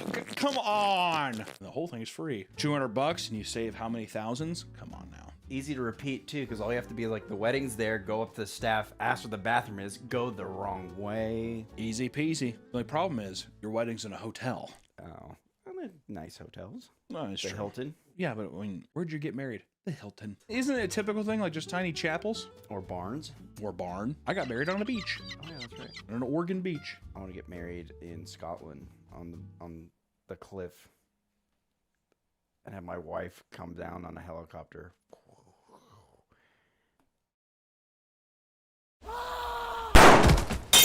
Some of the most entitled and chaotic guests at a hotel are easily from wedding parties. One front office manager of a hotel describes the most chaotic night of their entire career. 70 rooms were rented by attendees of the wedding, with the bride and bridesmaids infuriating nearby guests during the loud bachelorette party. After receiving 3 noise complaints, they decided to pay a group of kids $20 to run around the hallways in order to distract attention away from them. The next day, the bride and the bridesmaids angrily complained to the front desk worker about the staff telling them to quiet down. They believed that because their event gave them so much business, they deserved special treatment. Later, the worker had to assign guests to very specific rooms, as she was informed that several of the guests had cheated on each other and would have to be far apart.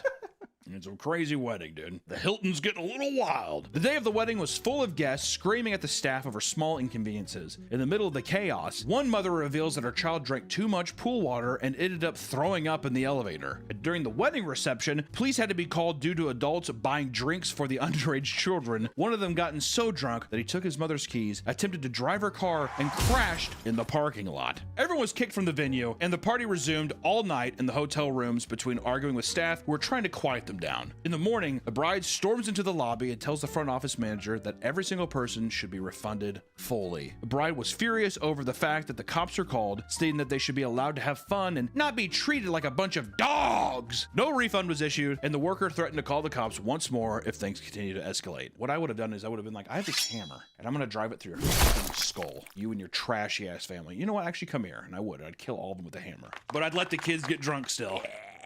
We've talked about some wild hotel guests. Don't let that fool you. Hotel staff members can just as easily be the creepiest and most insane people. Look no further than the infamous story of Poop Gelato. Did I grab your attention? Poop Gelato. Steve White and his wife Jessica had been staying in the Coogee Bay Hotel in Sydney, a popular beachfront tourist destination. While grabbing a drink at one of the pubs on location, they were frustrated to find that the music they were playing overpowered the rugby match that they were trying to enjoy. They also complained that the food, the staff, and the price of their gelato and the other customer. The hotel decided to appease the two of them by sending a large complimentary bowl of gelato to their table.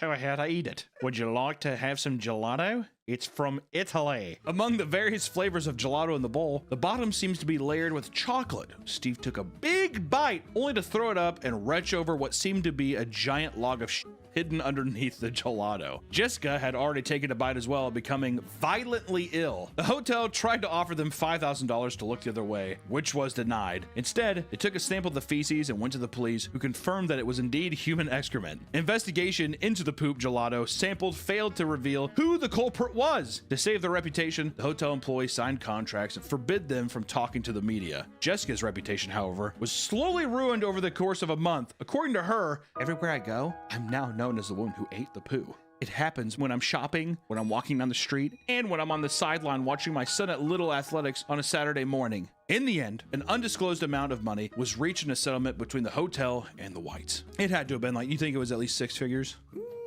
They offered her 5, she said no, and then they're like, this is hush money. I bet you anything it was like at least $100 grand. I think that she could have probably shut that place down. That's gotta be like bioterrorism, right? Some kind of crazy shit like that. And you got violently ill. I mean, like people would lose their jobs or strip. I mean, like I think that legitimately she probably could have shut that place down. I was thinking like $1 million. You think $1 million for some poo? Nah, dude. Well, the damages too. People call him Poo Lady. Yeah, reputation. I'm just saying, I think someone would buckle under 100K. You want 100,000? Okay, I'm the poo girl. I'm the poo woman. I'd be that way. In another disgusting display, we also have the Hilton Toe Sucker, which is my favorite story of this entire video. In Nashville, such a beautiful city for music, right? Once again, at a Hilton downtown hotel, a man named Peter Brennan was asleep before the day of a big work conference. He awoke to a man sucking his toes in the dead of night. Peter immediately leaped into the air and started screaming as the man sprinted out the room. This man was David Neal, the manager of the Hilton Hotel, who was working a night shift. David made copies of the guest key in order to break into the room and perform strange acts as a part of this weird, sick fetish. Definitely sexual. It's definitely hard doing it the entire time. Must have been a good-looking guy, huh? Had sandals on. Well, that's what I was gonna say. He definitely saw. You're in room 428. Have a good night. A warrant was put out for his arrest, and he was eventually taken into custody for aggravated burglary. This wasn't his first run-in with the law, as he had previously served prison time due to a slew of crimes. Brennan told reporters that he started going to therapy after the whole ordeal and still does not feel safe in his own home. If there was something like that, that would f me up too. People can probably attest this. There's got to be viewers that we have that has had someone break into their home or anything while they were there or sleeping. That invasion of privacy and security, dude. But does it make sense if it's in a hotel? Because that makes sense if someone broke into my house and sucked my toes. Yeah, but hotels, I mean, that's the same thing. Any place where you are sleeping and you lock the door, I think that follows you. Because then when you go home, you like hear some shit. It's just like the psychological damage to it. I think it fucks you up anywhere. Even if it wasn't your home or your own hotel room, like let's say you were staying at a buddy's house, it would fuck you up forever. That's what I've been hearing, like rats in my ceiling. You said that too with why your voice was like broken. That's why. rats. I don't think it's rats, but maybe squirrels. I think that's you having like sleep paralysis and you're just envisioning things. You also get like 1 hour of sleep a night. I'm starting to hear weird things. Little gnomes running around my attic. Some of the scariest things to come out of the hotel experience is not the creepy people or staff members. It's the things people find in their rooms. It's common for people to find human excrement in their rooms. There's poo. Get over it. One hotel Marriott guest came out of the shower and pulled a towel from the rack, only to find that there was a baseball with smearing of poo on it. Others have allegedly found hidden cameras placed inside the hotel room, sometimes pointed directly at their toilet. That's the biggest thing. The amount of like hidden cameras I see in like smoke alarms, people put it in like AC vents, all that kind of shit. Also power outlets, like the screw for your power outlet, that can be a camera. There's apparently a wand you can do to like go around a room. Yeah. There's something people do with tape. I don't know if it's a troll, but they like put tape on windows and they put like a marker through it to see if it's like a see-through mirror too. Oh yeah. Well, I thought I've heard that too with like hotel paintings and because they're like, I've heard that that can be like a two-way mirror too. With a painting? Yeah, or like a glass frame painting, and it's like, oh, this is just a picture. I've seen some crazy shit, man. Which makes you think when I see the girl who's like, let me lock the door, and she puts like 70 things up to, I'm like, I don't fucking blame you. Also too, you know, you think I want my tiny dick and like my fat shit splayed out in the dark web for it to be sold? Not really. You know what I mean? If I'm sitting there beating my little monkey cock and then that's put online, that'd fuck me up. That's true. I guess, you know, some of it's rational. I think it's all rational. If I walked by and I saw somebody doing that, who am I to be like, paranoid much? And then of course that's when the next day I look at my phone and just sees me like beat my little dick. I'm like online. I'm like, how did they get that? One hotel worker had even stumbled across a live baby that had been abandoned in the parents' room. I hear that happens all the time. Well, that's the whole thing with dumpster babies too. Toss them out. Well, I was gonna say, was this a staff member? Did they just leave the baby in? I'm thinking that it was a guest. The thing too is I think people are f***ed up and they'll rationalize it. Well, like, I mean, he was in a comfortable, warm place. Also, yeah, they leave it in a hotel room to be like, well, the staff will find it. Well, they'll find it. Yeah. As if that like makes it okay. Well, someone's gonna stumble on it eventually. We left a bunch of crackers and Pringles on the, I mean, it should be fine. Have you seen the baby boxes? Cities have a thing where it's like a big, like metal fucking box with a little window. You can put a baby in it, and when you close it, you pull like a string, and it calls the fire department. What year are you talking about? This is 2025. No. Yeah. No. There is no way there is a metal delivery box for a child to first off bake in, and then also that you pull a string that calls the fire department. That seems like something in a Buster Keaton film. It's got AC and a little tablet that the baby, it's like you put a little screen. That's probably true. And as you would expect, multiple people have had the experience of stumbling across a dead body. In college, I saw a dead body. It's f***ed up. I thought it was a guy sleeping. It's a homeless guy. Yeah, I told me about that. It's fucking horrible. Are you scarred? Was it kind of like Stand By Me? No, it wasn't as cool as Stand By Me. It was like really sad. Actually, I guess it's Stand By Me. It was pretty sad in that too. I don't know. You sit there and you're like, oh shit. Well, because you think at first it's just like a homeless guy sleeping in this park. And you're like, oh damn. And then you like look at it and he was just dead. So we called the cops. That's my fear. I'm gonna be walking and there's a dead body. That's my fear. Not snakes. I'm not claustrophobic, but if I see a dead body, that's my biggest fear. That's why I've never been able to go to a funeral. Some people have found bizarre items like kangaroo tail covered in maggots inside of the oven. Another person found tons of raw steaks in their room. And apparently he was being kicked out of the hotel and he started throwing the raw steaks directly at housekeeping staff. But he caught him. Put him in a cooler. But nothing is as strange as what one hotel remodeler found during a job. He looked underneath a piece of furniture to find what looked like a dark human-like figure with large breasts. Just show the photos of that. I don't know what I would do. At first, I think it's a real body. I'd be like, oh my God. The man noted that there was old blood left behind on it, and people were convinced that it was some kind of weird makeshift sex doll. When asked how the material felt, he said, I will never forget the crunchy feeling. Sound like picking up like a pile of leaves.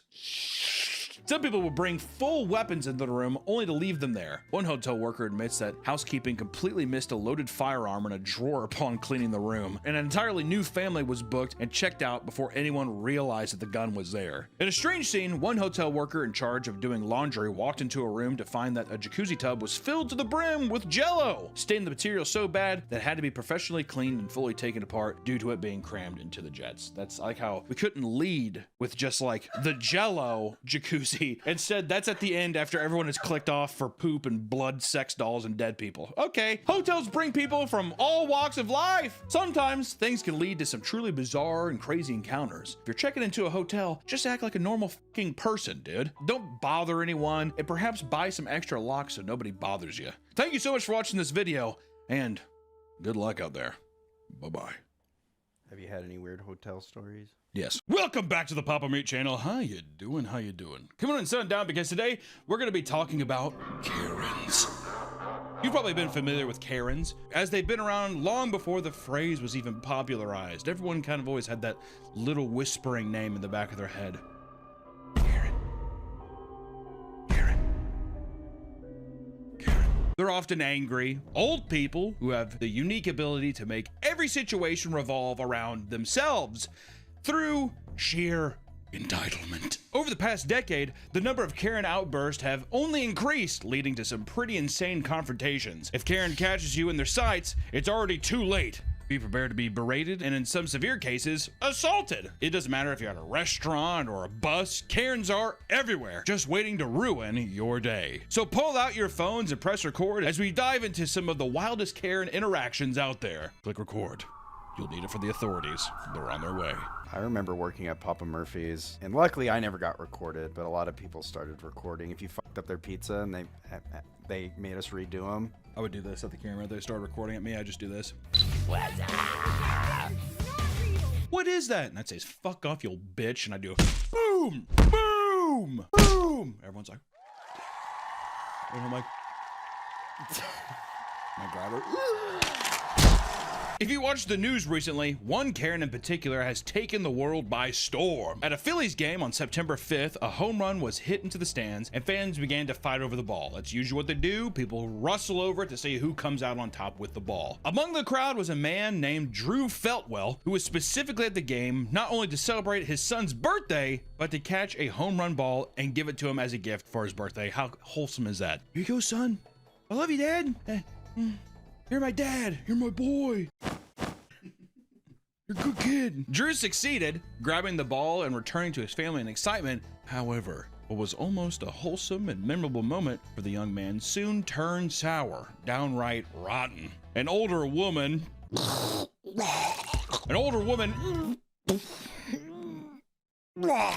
just hate saying that. Old woman. Is there anything grosser? Really? Any woman after the age of 25. Yikes. Yikes. Yikes. Yikes, yikes, yikes, yikes, yikes, yikes, yikes, ew. An older woman rushed towards the father and started berating him, claiming that he had ripped the ball directly out of her hands. Show the clip of it.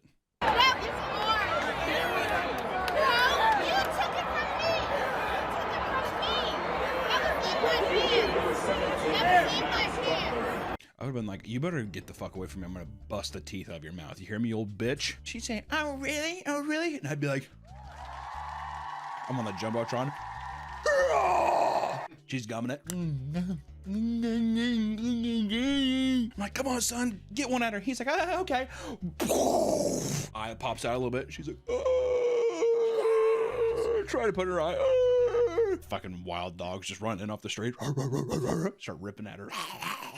Not willing to fight it out with a ravenous Philly fan, he ultimately gave up the ball so the Vans family could be left in peace. This was met with aggressive disapproval from everyone surrounding them as the section began to erupt with boos! And people started yelling at her to give the ball back to the child. Yeah, right, the Phillies Karen was not gonna back down and started flipping off the entire audience in her section. She even went so far as to chase down people criticizing her to scream at them about how she was in the right. You look so tired. That's a real way to fuck up a Karen's day. God, you look so tired. Why don't you go take a nap? The whole thing was broadcast live, and on top of being projected to the entire stadium on a Jumbotron, it wasn't long before her face spread throughout the internet like a wildfire, with people scrambling to discover her identity so they could ruin her life. That's maybe a bit too far, but you know, it is what it is. Meanwhile, the Sun was showered with positive energy from sports fans. Not only did other fans approach him to give him their balls, but the Miami Marlins gifted him a goodie bag, and Philly center fielder Harrison Bader, who fucking cares, as a Phillies player, met with him to give him a signed bat. I mean, that's kind of sick. You know how that evil hag ruined your day? Yeah? Not anymore, buddy. This one's for you. This one's for you, big man. He's like, we brought her. She's tied down on a chair out back. You know what a pinata is? Am I gonna get candy? Mm-hmm. Put it in your mouth. Just rolls her mouth. I'm hoping she's like strung up on hooks too. I just think give the kid the ball. She had to have been drunk, right? No, I think she's high off the excitement. She saw a weak target, pushed him down. Well, she didn't even grab it from him. She like went up and she's like, "You stole it from my hands," or whatever. So it's like, well, I got it before you. I don't know what I'm supposed to say. No, it's supposed to be mine. Feels like very drunk energy to me. You're doing that. I'm supposed to get it. The family ended up on local TV stations for an interview where the father claimed that not only was the ball never in her hands, but he truly didn't even notice the woman at all until she suddenly started verbally attacking him. At the end of the day, he claims that he wishes no ill will on her. Well, yeah, dude, he clean shop. Hey, hope nothing bad happens to her. Psych. Yeah, exactly. You know what's crazy is that I think this happened a week after some like Swedish billionaire stole a ball from a kid too. Some player was like throwing up a hat. That's what it was. He was putting a hat up to this kid. This kid was about to grab it, and the billionaire just like swiped it. And then he turned away, and the kid was like trying to grab his attention and completely ignored him. But the same thing, like people rushed to the internet, found out he's a billionaire. And then the funny thing is he first said like, he wasn't sorry, but then the next day he immediately like, okay, fine, I'm sorry. Yeah, I didn't even notice the kid. What a fucking dickhead, dude. While the concept of a Karen is not novel in any way, people are convinced that the COVID-19 quarantine from a few years back resulted in Karens multiplying. That was the real pandemic, not the fake disease that the news wanted you to worry about. There was a divide. Cells dividing, manipulated. And Karens kept forming with that fucking stupid swoosh haircut. Little like lab fetuses sprawling out of. What if that was the real thing that China was doing? Oh, and they're gonna like airdrop them Exactly. in America? And they just like parachute drop them. Drop them like the baby Grinch in the movie, whatever, in those little things.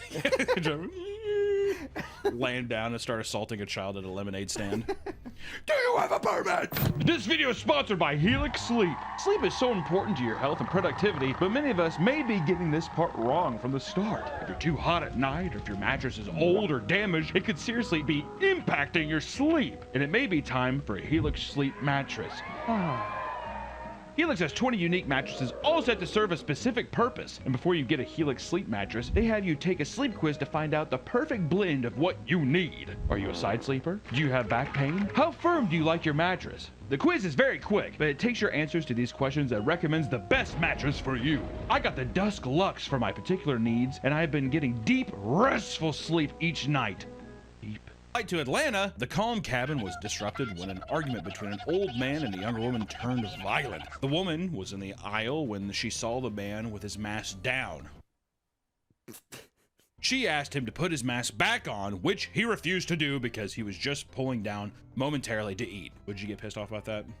No. I lived in Portland, Oregon at the time. Let me tell you, it was like a battlefield. I didn't like the old people excuse of like, I can't breathe with it. I'm like, come on. No, I wouldn't get mad. If you're eating, you're fine. I'll just walk away. I don't know. Well, she's in it. She can't. She's in a plane. Even back then, I'm like, even if you have this mask on, dude, you're getting like, and if you're getting sick if you're on an airplane. There's just no way. Especially whenever you see the people that. One thing that pissed me off is like, you're gonna get mad at this guy for eating a granola bar, but you're not gonna say anything to the guy who has it like down under his nose. Yeah. Whatever, like sneezing all over the place. But you know, that being down, he's eating his granola bar, and this sent her into a fucking frenzy. She demanded he put it on repeatedly before a stewardess had to come in and break up the fight. Before she could, the woman punched the man in the face. It's kind of awesome. You would fuck you! From there, all hell broke loose as she began to spit on people and fight the flight attendants. The whole time, the man was telling her she was gonna go to jail for assault as soon as she landed. Which also, he's kind of a bit of a male Karen too. Sir, can you put it down? It's kind of the battle of the Karens right there. I think that there could be a Karen too when someone's just like, hey, pandemic, can we like just cover her face up? I don't think I will. Hey, let me tell you, I'm hungry. To me, I'm like, that's some male Karen energy too. Or even you get socked in the face, you're like, you're going to jail! I'll call the cops as soon as I land! Which I would do. Eventually, a passenger stood up and dragged her away from the situation. What's ironic about all of this is that while she was berating the man for not wearing a mask, she too wasn't wearing a mask herself. Which I know I want to say sounds like a snarky little Redditor comment. But it is just kind of funny, isn't it? She was all upset about it, but you know what's even weirder? She didn't even have a mask on herself when she was assaulting 4 people. And even if she didn't hit them, that's basically assault already as it is. Why is no one saying anything? Where's my up dudes? Can I get some karma? I saw so many fights break out over mask stuff. Well, I had to go to like the grocery store to get food. A lot of times, I really liked all the posts. I think we've said this, I've complained about this multiple times on this channel, but when people were like, we need to thank the DoorDash drivers for keeping this country well fed. It's true. I would have starved. I became pretty good buddies. I still hang out with the guy. Your DoorDash guy? Yeah. I used to get like Chipotle every day because I had like a studio outside of my house or whatever. I saw him so much, I'm like, if I got it, you got it, bro. Like, it's one of those things. Came up one time, he hung out in my studio, we just like watched Kenny versus Spinny for a while. It was fucked up. I was like, you gotta go anywhere? Yeah, I could take a bit off. I'm like, come on up. Just ate Chipotle. It was awesome. I'm a social guy too. I gotta have somebody to talk to. You know what I mean? And you see him every day too. Every day. To the point where we were like sitting outside, we were talking, you know, we're doing the social distancing thing. And after a while, I was just like, you just want to come on up, man. Yeah. It almost seemed like gay sex, is what it seemed. After a while, I was just like, I mean, are we doing this, or? Did he deliver you a pizza? Is that what led into the gay sex? It was always Chipotle, which oddly felt more sexual than a pizza. How am I going to pay for it? I mean, the transaction's totally done. I got a tip inside. You got a tip inside you. And put your tip inside me. You want to go upstairs and play tummy sticks? That's romantic. Yeah, there's nothing more romantic than two gay guys saying, you want to play tummy sticks? Karens. We're talking about Karens. In 2021, 61-year-old Timothy Armstrong was drunk on a flight from LA. I like how this Karens thing is just going to be drunk people. That's just going to be every story. In 2021, 61-year-old Timothy Armstrong was drunk on a flight from LA to Salt Lake City. I would too.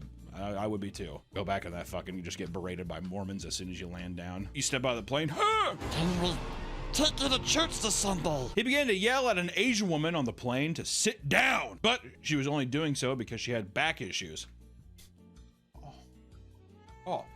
Goddamn! Sit your ass down! Stretch out her back. Oh, for fuck's sakes! He began to yell racist remarks, telling her and the flight attendants she didn't belong here. So funny plane. You get her off this plane! Who even are you? Have you seen Rush Hour? Shit! I need help! The woman refused, and as the flight attendants told him to calm down, he began to growl and chew on his mask.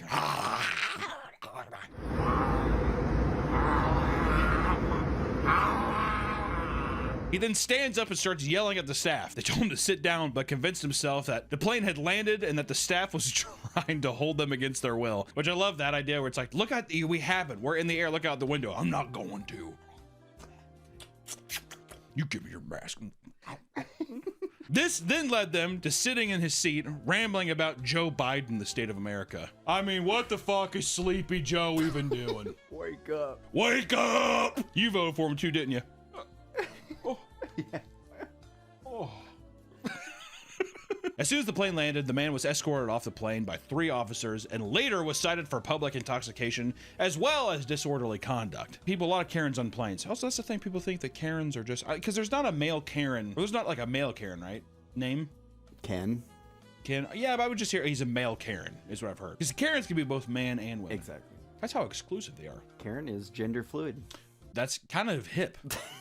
Me and Nick were on this flight, and this guy was just pissed because this woman was like, which to be fair, no one wants to be on a fucking plane where the flight attendants are funny. This woman was like, thank you for flying Southwest. You could have flew American. You could have flew Delta, but you chose us. Thank you for flying Southwest. She has this whole, like 3.5 minutes. I mean, it was a full number. And then she's done, she's like, so thank you again. There's a couple people that, you know, like, whatever. And this guy was like, oh God, this stinks. Like yelled it right at her face. He said, don't quit your day job. Yeah, he's like sitting there and she was like, okay, oh, this stinks. And everyone's like, oh my God. He's like, yeah, don't quit your day job. It's kind of fucked up. There's some other guys who did. That was a bit. I was like, well, yeah, that's excessive. You already got her once with it stinks. And he's like, yeah, don't quit your day job. That hurt her feelings. Yeah, hurt her feelings. I'll tell you what, yeah, she was definitely like, because you know, whenever you leave a plane, they're always just like, thank you. Thanks again. She was like, At the Short Hills Mall in New Jersey, a woman lunged at another customer in a Victoria's Secret because she was told to honor social distancing rules. Are all of these COVID? This is the COVID section. Oh, this is just the COVID section. Okay. And then my girl, Ijoma Okinta, was shopping for a pair of underwear. A little pair of panties at Victoria's Secret. What is Victoria's Secret? I know people say that a lot, but I want to know. Was a secret that it's just like, hey, the secret is that if you want to look sexy and get your guy all riled up, or get your woman all wet and shit, wear a pair of strawberry panties. I think it's the secret is the lingerie. It's what's underneath. Have you ever been in one of them?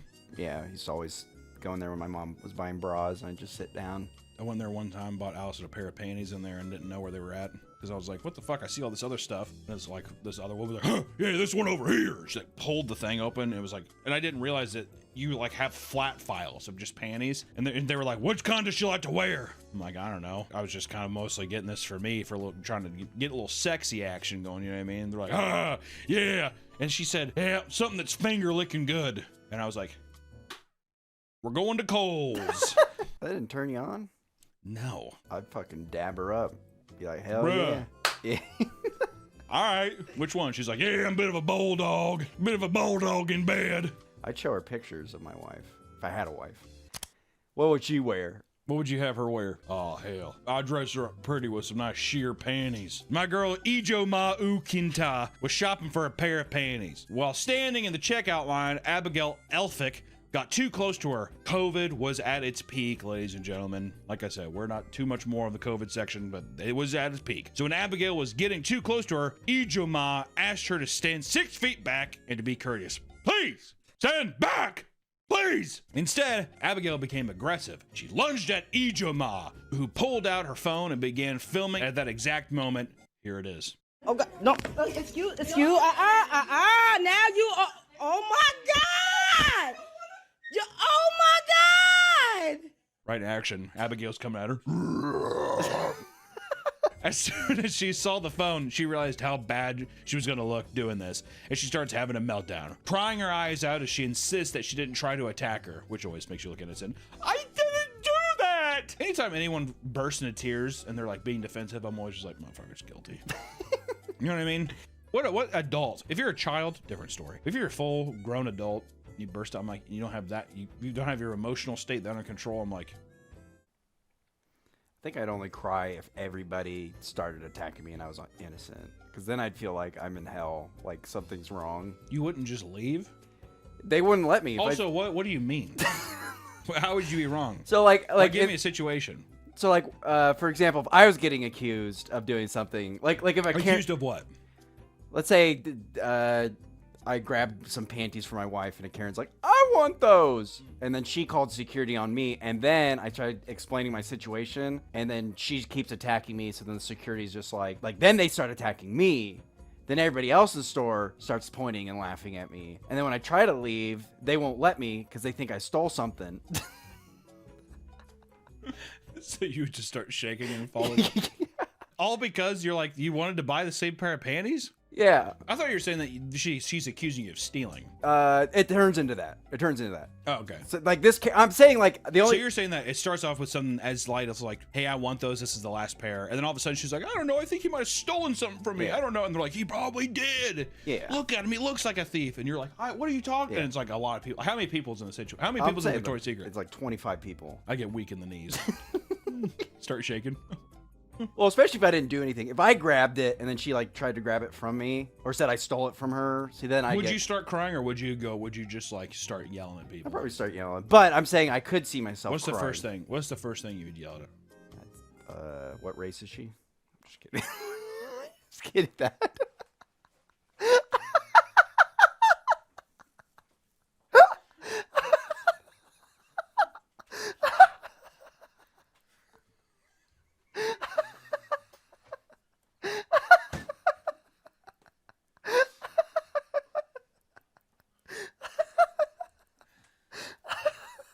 Oh boy. Good luck, editor. At one point, Abigail even collapses to the ground and pretends to faint. After a while, this turns into another outburst where she starts to shake uncontrollably while on the floor, screaming for someone to stop her from recording her. She's recording me! Someone stop! It's unbelievable. Abigail starts chasing her around the store, screaming as Ijoma laughs over the absurdity of the situation. The cops were called and they were escorted Abigail from the mall. And when the victim was called in for questioning, they didn't believe her story. Shortly after the incident occurred, both women sued each other, with Abigail claiming that the recording was motivated attack that caused her to have a mental breakdown. Who do you think won that lawsuit? The fucking goddamn old big old roly-poly on the ground, or the person who was just like, what a fucking idiot. I don't have to back up. She's behind the counter. I'm right here. You just back up. You back up for me. First of all, you're a male. You shouldn't be approaching me. I'm a female. Some Karens will become very desperate to make the other person look like they're in the wrong. This can result in one of the most advanced moves in the Karen's playbook, faking an injury. Love it. Do you ever seen that video of this girl being like, this girl being, you can't walk your dog here? He's like, oh, I'm just walking my dog. It's like a little dog. And she's like, it bit me. Yeah. And he's like, what? He's like recording. He's like, what? And she's like, ow, ow. And she like falls down. What are you doing? I would then be like, well, you didn't realize this? I have a German Shepherd. And I'd be like, you know, say some German Shepherd, Zeig! Whatever, and he like runs over and starts actually attacking her. Oh, yeah. You're gonna put down one of my pups, you're gonna put down this killing machine. You're gonna leave a mark for it. I've seen Karens do that with cars. They'll like stand in front of the car, Ow! and then they'll like, ow, my hip! That's something my mom would do. Thanks, Mom. You're welcome. Bye-bye. Okay, what a gross bitch. Despite Karens typically being filmed during the most obnoxious freakouts, they have no qualms with performing soccer player-esque theatrics to look like they're the ultimate victim in any situation. And people know what they're talking about. A guy barely taps his foot, he rolls around. In Aurora, Van T's Wine had been putting up with her bizarre landlord, Lisa Anderson, for quite some time. She signed a lease agreement with her that warned of a $110 late fees for missed rent deadlines, right? Despite this, Von Teese would often be pushed into paying rent early from Lisa. On the day of one particular payment, Vanese had forgotten to make the payment on time. The deadline was the first of the month at noon. And only minutes after that deadline, Lisa decided to bring over a handyman that started drilling into her door to change the locks. Minutes. All right, she did this without warning, skipping the late fee entirely. And when Von Teese comes over to the door, Lisa pushes past her to enter the home. They begin to yell at each other briefly, and as Von Teese turns away for a second, Lisa yells, "Oh my God, she's choking me!" Oh my God, You just barged up. Really? God, she's hurting me. Before yelping and collapsing to the floor. Really? Really? Really? Claiming that she's being attacked by the woman. I'm being attacked! What'd you know what's fucked up? There's no way to prove it. Well, see, this is a situation where I'd start crying if people started believing her. I'm innocent. The problem with you though is that your knuckles would be all bruised. You'd have blood all over your hands. What are you? I'm innocent. I didn't do anything. Ow. And what she doesn't realize is that her son was filming the entire thing. Not only did Lisa go to the police to attempt pressing charges, she was found wearing a boot and crutches later on. Von Teese and her family moved out days later and also discovered that many other tenants were having issues with her as well. And the old boot and beat up technique, huh? She wouldn't be the first Karen to feign injury in an overdramatic fashion, because over in Texas, Chris Hampshire was driving home from Cedar Breaks Park in Georgetown when he accidentally drove down the wrong exit. The female gate attendant quickly approaches the car in hysterics before he could back out and leave properly. It was pretty much that, probably. In the video, the woman is seen calling the police while standing in front of the car, and her hand is on the hood and she refuses to let him leave, which I never understand that. It'd be different if someone's like, I'm not going. That's different, but someone being like, no! A human error? No! While frantically insisting that the police come down to help her, the man tells her that what she's doing is against the law. In response, she yells into the phone, "Man, he's running over me!" Man, it'd be so tempting to like just let your foot press off that left brake and just kind of barely tap that accelerator. Yeah, just give it a little. Just like let your eyes roll in the back of your head. She starts screeching for help and slamming her hands on the car until the park ranger eventually steps in. She repeatedly screams at the officer that she's being assaulted and that Chris should be arrested. I want him arrested. I want him arrested. Chris notes that about a mile down the road, about 15 officers with sirens blaring sped past him, actually believing that a vicious assault was taking place. He was pulled over, but was let go as soon as he showed them the video. The park gate attendant was later fired. What do you mean? This is what I was paid to do, right? Right? They have like the most mundane job, but they take it super seriously. It's just a power trip. Somebody, I always say, I think it's always boiled in insecurity. Feeling like you wish you were doing more or something, or someone just like, you know, making you feel small, like making you feel not valuable in the situation. When it comes to Karen hotspots, there are none better than fast food restaurants. I don't know why, but those little crazy bitches love some fast eats. Any place where people are expected to be even a little bit patient are guaranteed to be hassled by an old grumpy customer. It's truly understated just how difficult it is for the average Karen to be just a little patient. It's common to see them pacing around the front counter, huffing and puffing as they demand the entire restaurant to stop to help them first. Me! Look at me! It's pissing me off!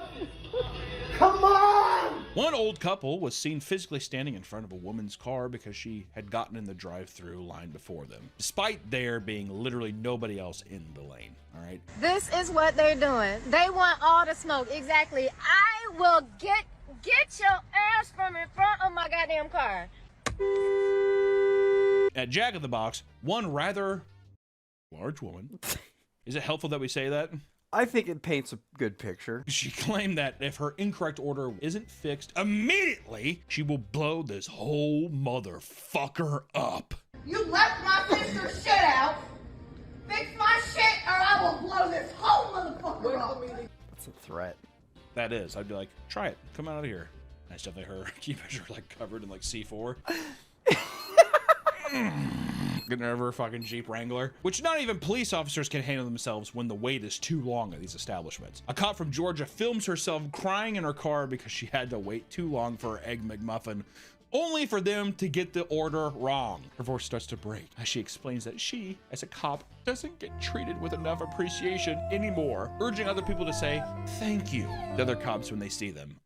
That would make me be like, every cop I see, I'm gonna be like, go fuck yourself. My McMuffin was wrong. It's supposed to have cheese, and it doesn't. It doesn't have cheese. I'd be pissed if my McMuffin didn't have cheese. I would survive. I would live. I'd be like, well, thank God the rest of it's deep fried and everything else. It's still good, and I have my giant sugary coffee as well. But I don't have cheese. Just a fuck up in the drive-thru. She went through the drive-thru. I had to wait too long. Like, I didn't know you were in a cop car, dude. Like, I just like how it's like, it's because I'm a cop. Because I'm 5'0". All right. They hate me. You realize that I save your life every day, right? If you thought simply leaving a restaurant would keep you safe from angry, entitled people, you'd be dead wrong. Karens can be found anywhere, and today they haunt streets of every single city in the United States. While walking home from a school, a young boy was stopped by a grown woman in her car. She claimed that the boy was cursing around the kindergartner, saying words like hell and fuck, and that he was in big trouble, which I just want to say, that's so fucked up. For an adult to walk up, to go up to a child they don't know and be like, you're in big trouble. You don't fucking like, that's horrifying for a child. The kid pulled out his phone, awesome, to record and replied that he didn't know what she was talking about.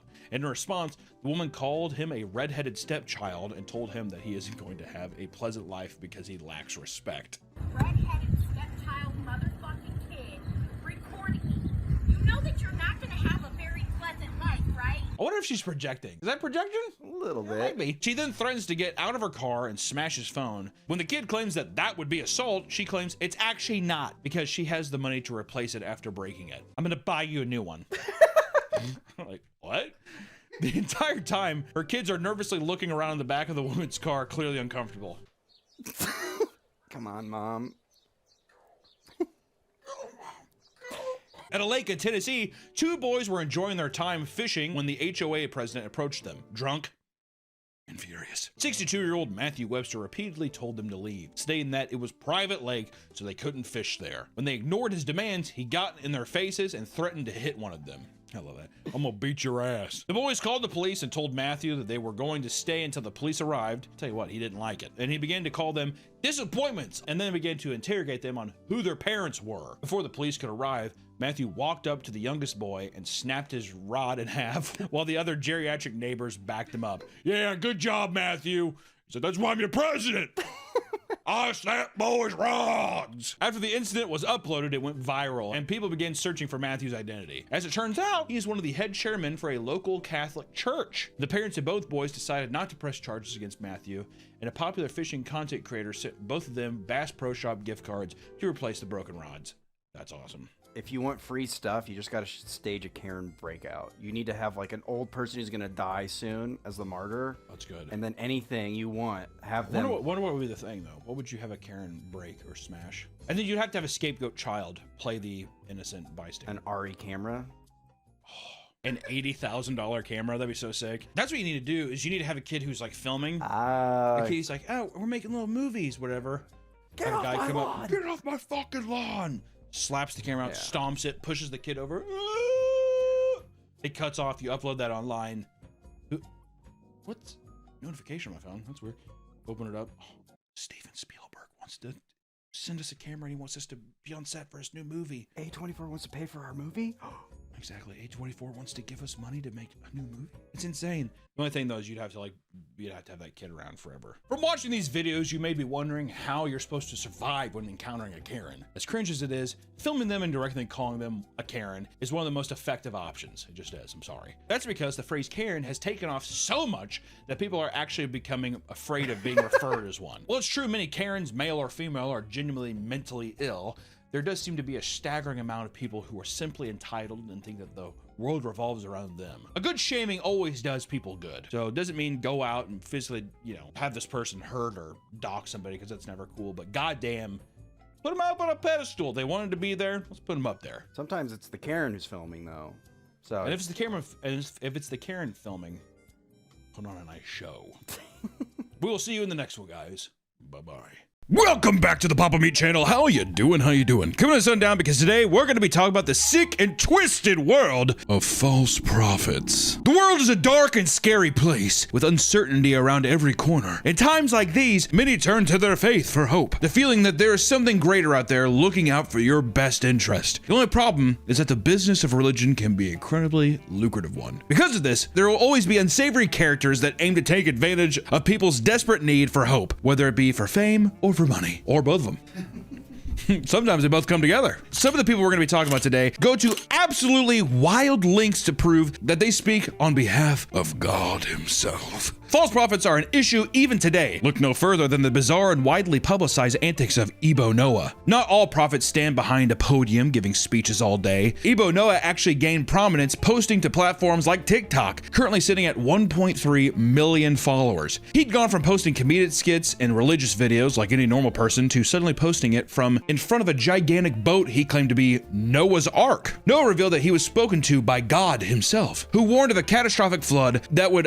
commence on December 25th, 2025, on Christmas Day. We're still here, so you know how that went. This was supposedly due to several years of non-stop pouring rain. He was then instructed by God to build several wooden arks that would bring humans as well as animals aboard. His building progress videos would start to rake in views, with some people starting to get genuinely worried about their safety in the case that he was telling the truth. And out of nowhere, Noah decided to update his fashion from casual clothes to tattered up sackcloth outfits. And you gotta sell the part, you know what I mean? I've discarded my earthly possessions and now I'm in a potato sack. And I built a boat. According to Noah, just one of the arks would be able to somehow hold 600 million people. It's a big boat. The story began to go viral, with more and more people believing that they would have to actually travel to the ark sites for salvation, which is exactly what thousands of them did. He'd film a random crowd of people and claim that they were coming specifically to join his vessel. As silly as this seems, it is believed that some people actually did take his claim serious enough to travel to Ghana, and one man in particular actually flew from Liberia to Ghana, only to realize he completely wasted his time and money getting there. Many even quit their jobs, prompting Noah to rush to his phone to claim he never once told people to do that. Don't do that! What is he telling people? If you're telling people that in the world, I mean, what is he saying? All right, keep the 9 to 5. Do you think that he was rolling back because he was like, oh shit, if people actually quitting their jobs are gonna get really pissed at me, versus people who find out that I was just kind of around? Yeah, he's like, oh shit. Yeah, he's like, this was a troll. Yeah, exactly.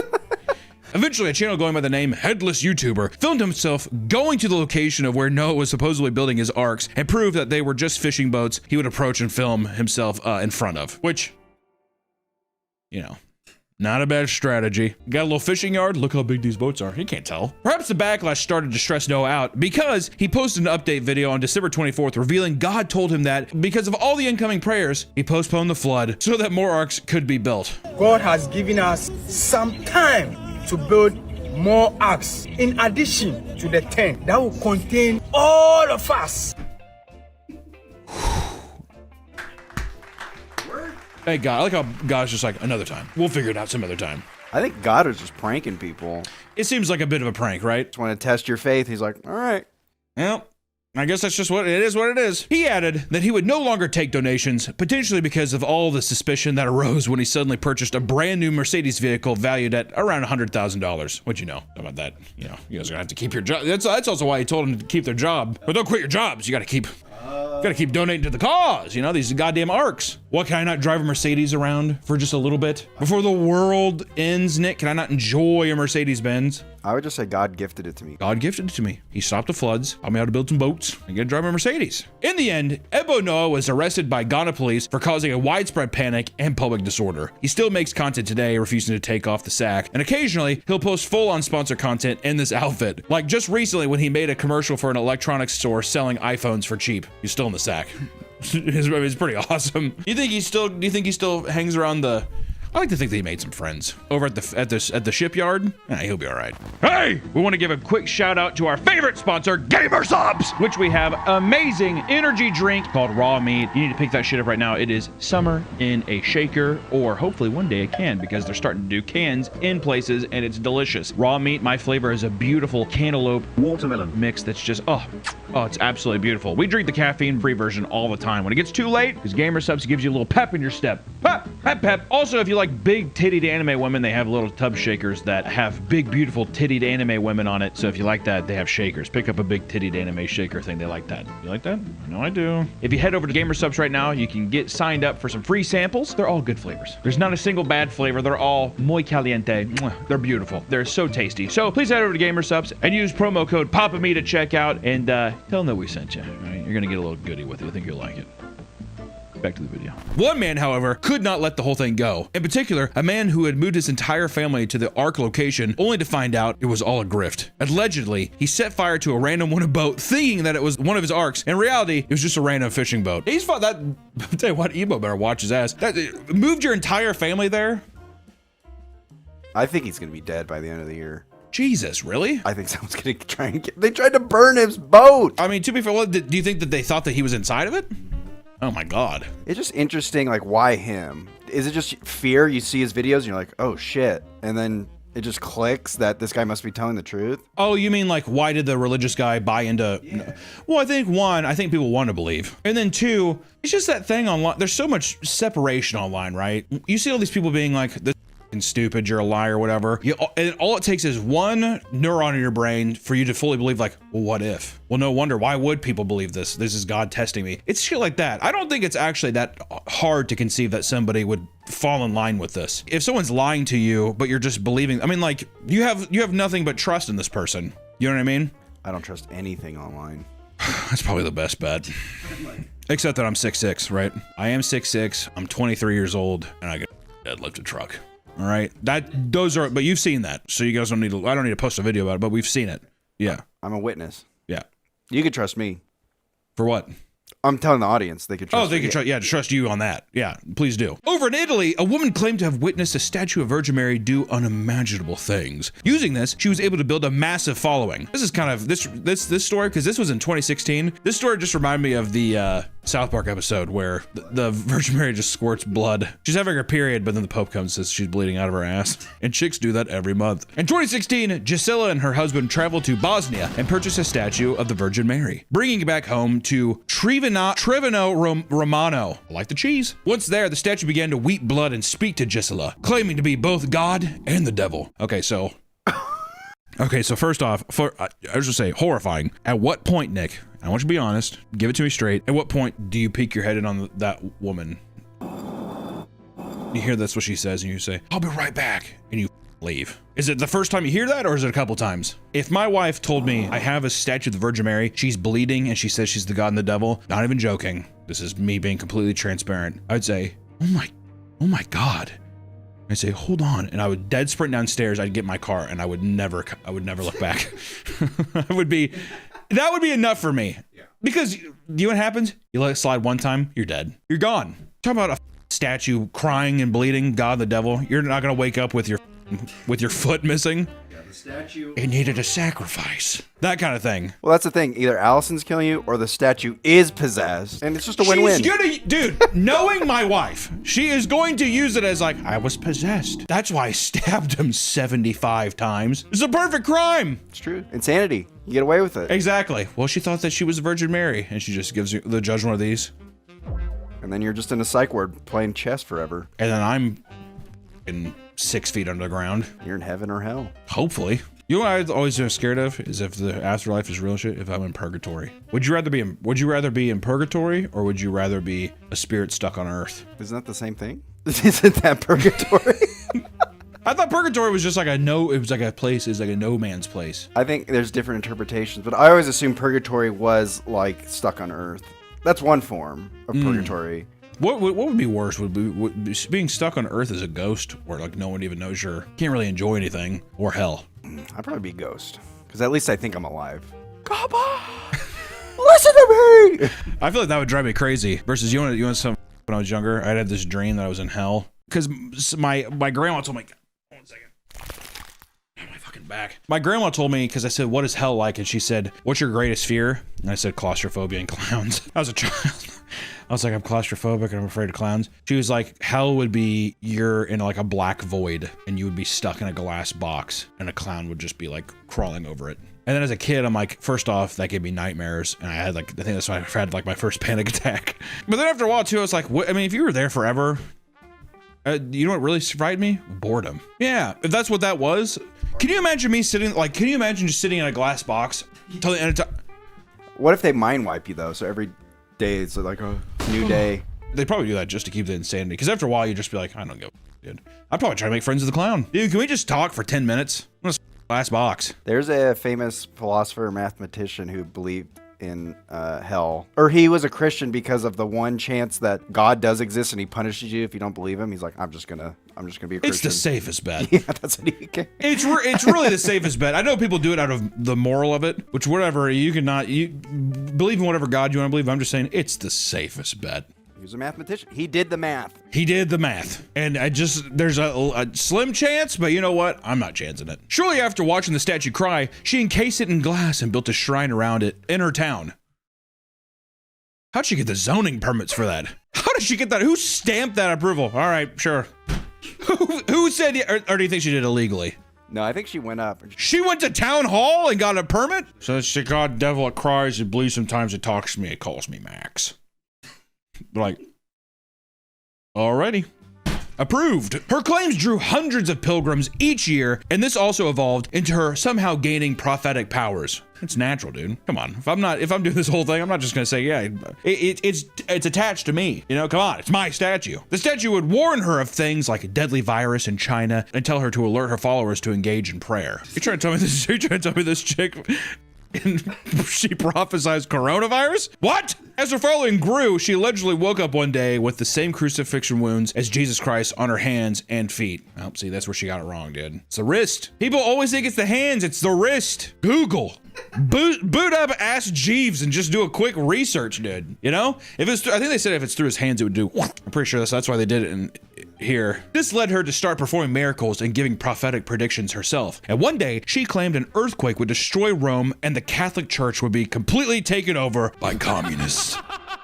It's a big lightning, thunder and lightning. Can you imagine that? Communists taking over. Whoa.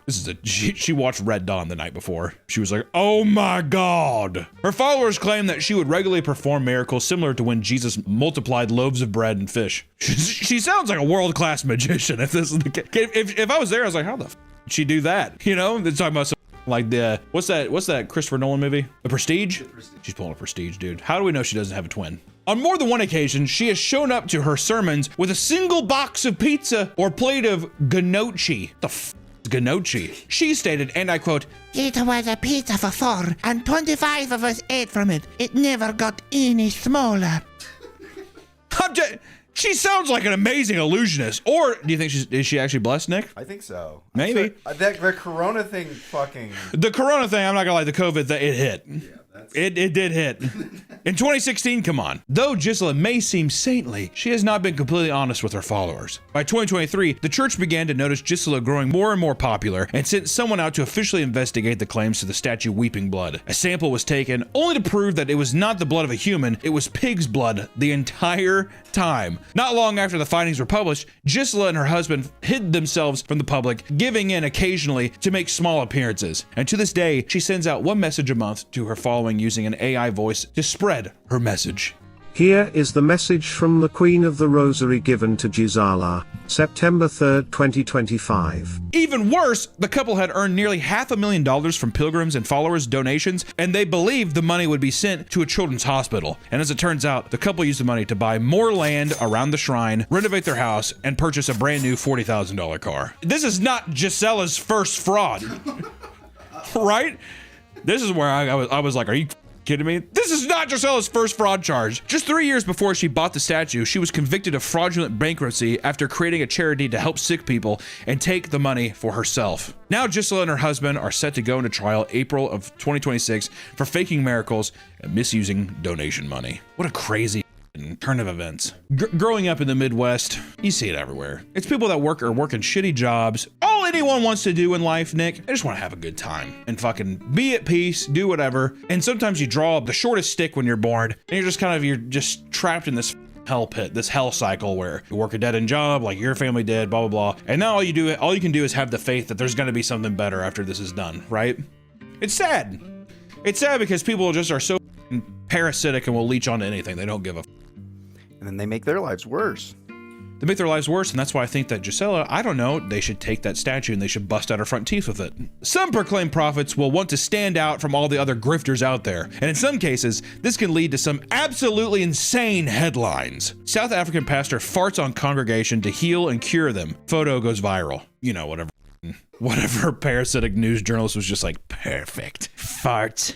God, this is gonna get all the clicks. Chris Penelope is a pastor from Penelope? Christ. Oh my, is his name Christ? Yeah, Christ Penelope. We have a Noah and we have a Christ. We have a Noah, we have a Christ? We need a Virgin Mary next.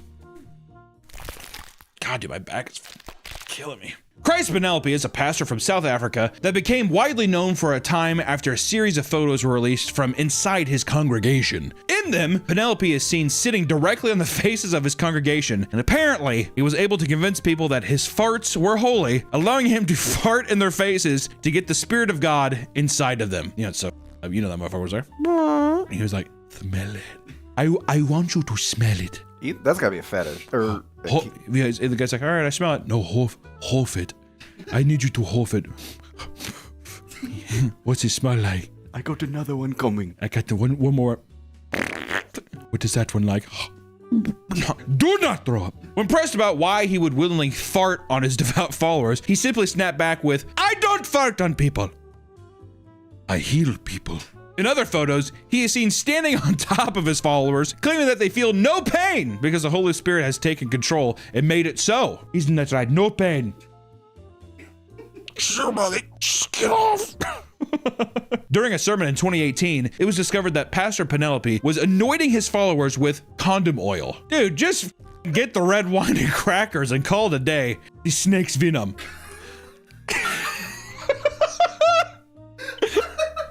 The devil, he go bite.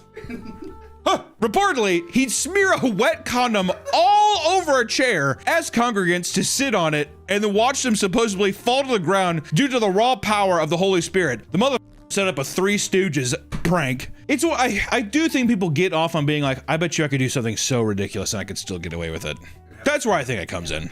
Well, that's what I mean. It's like a power trip of being like, I could say anything and I'd still have a following. You know what I mean? Perhaps he learned this behavior from his mentor, Professor Daniel of Rabboni Center Ministries. This man also, what kind of Rabboni? My boy Daniel of Rabboni. You can't have a name like Daniel. He needs to be like, what's like a magical name? Almost needs like a wizard's name. Professor Corlox of Rabboni. My name's Corlox, Professor Corlox of Rabboni Center Ministries. Yes. What you want to do is you want to take this mason jar, put it up against your hole, and you're going to blow a fart. You're going to cap it, and then when someone feels sick, you let them smell it. That was my I was gonna do sell Etsy. Stop. What? No more. I'm gonna allow myself every video. I'm gonna allow myself 2 Nick stops. Okay. So that I'm throwing. That's 1 flag thrown. That's 1 Nick stop thrown. Because all I said before that was putting a glass jar up to my asshole and then smelling it. I don't need to know where you're going with that. This man was also seen as unorthodox and controversial, as he would push his followers to do absurd things like eat bugs and drink petrol oil. Gas? This goes good in my Camry. Is this just gas? Drink it! One of the biggest religious events people look forward to is the eventual return of Jesus Christ. As it turns out, he is already here in Russia. Sergei Torpos, or Vissarion. Oh my God, what a name! That's like a unicorn, dude. Who are you? Vissarion. First of my name. That's what his followers call him. He is the founder of the Church of the Last Testament. Oh my God. If he doesn't have a sword, I'm gonna be pissed, you know what I mean? Vissarion, leader of the Church of the Last Testament. I legitimately believe this guy, even if he's not a false prophet, he could beat the devil in a fight. 1,000,000%. It all started back in the 90s when he was fired from his job as a traffic cop and began having prophetic visions that convinced him he was the reincarnation of Jesus Christ. Or might have been alcoholism, not sure. In less than a year, he founded his church and began his teachings. If you were part of his church, you were forbidden from eating meat, smoking, drinking alcohol, or using profanity. They lived in multiple towns with names like City of the Sun or Adobe of Dawn. Thousands of miles deep into Siberia, some which contain over 5,000 residents. God damn. Abode of Dawn. I'm gonna just keep it Adobe. Everyone wears white robes, and a core belief of his followers is that a great flood will wipe out the world, and those who live in the promised land will survive and rebuild it. Kind of tired of the flood meme. That's just the lore. That's Noah. That's every religion. That's a lot of different religions too, even outside of Christianity. There's a lot of flood shit. It's all about like a reset, where if people think like the world's going to shit. I'm just saying, why can't it just be a thing where it's like a giant, and I'm going to be honest, guys, this is me. I'm Vissarion. Guys, I'm going to be really straightforward with you. Or no profanity. I'm going to be really, really freaking straightforward with you. A Cyclops is coming. He's going to... What? I don't know. You big old Cyclops. And he's going to destroy all the worlds because he's going to duplicate. So we have to live up high. The Cyclopses are, and they try to get my father to it, and they say, they have one eye. Yes, but are afraid of heights. They said that. Oh. And you're like, everyone's like, why? You're out. Get out. What would the Cyclops be named? If your name is Vissarion, you gotta have a badass Cyclops name. Grelix, the World Breaker. Skrillex. I like that. Can he burst through the core of the earth? Yeah, dude. Exactly. That's his heart, by the way. So we have to love him at the same time, but we have to be afraid of him. And then we become sky people and we live in the air. Yeah. And we build a giant beanstalk. It's the reverse of Jack and the Beanstalk because he doesn't want to go up the beanstalk.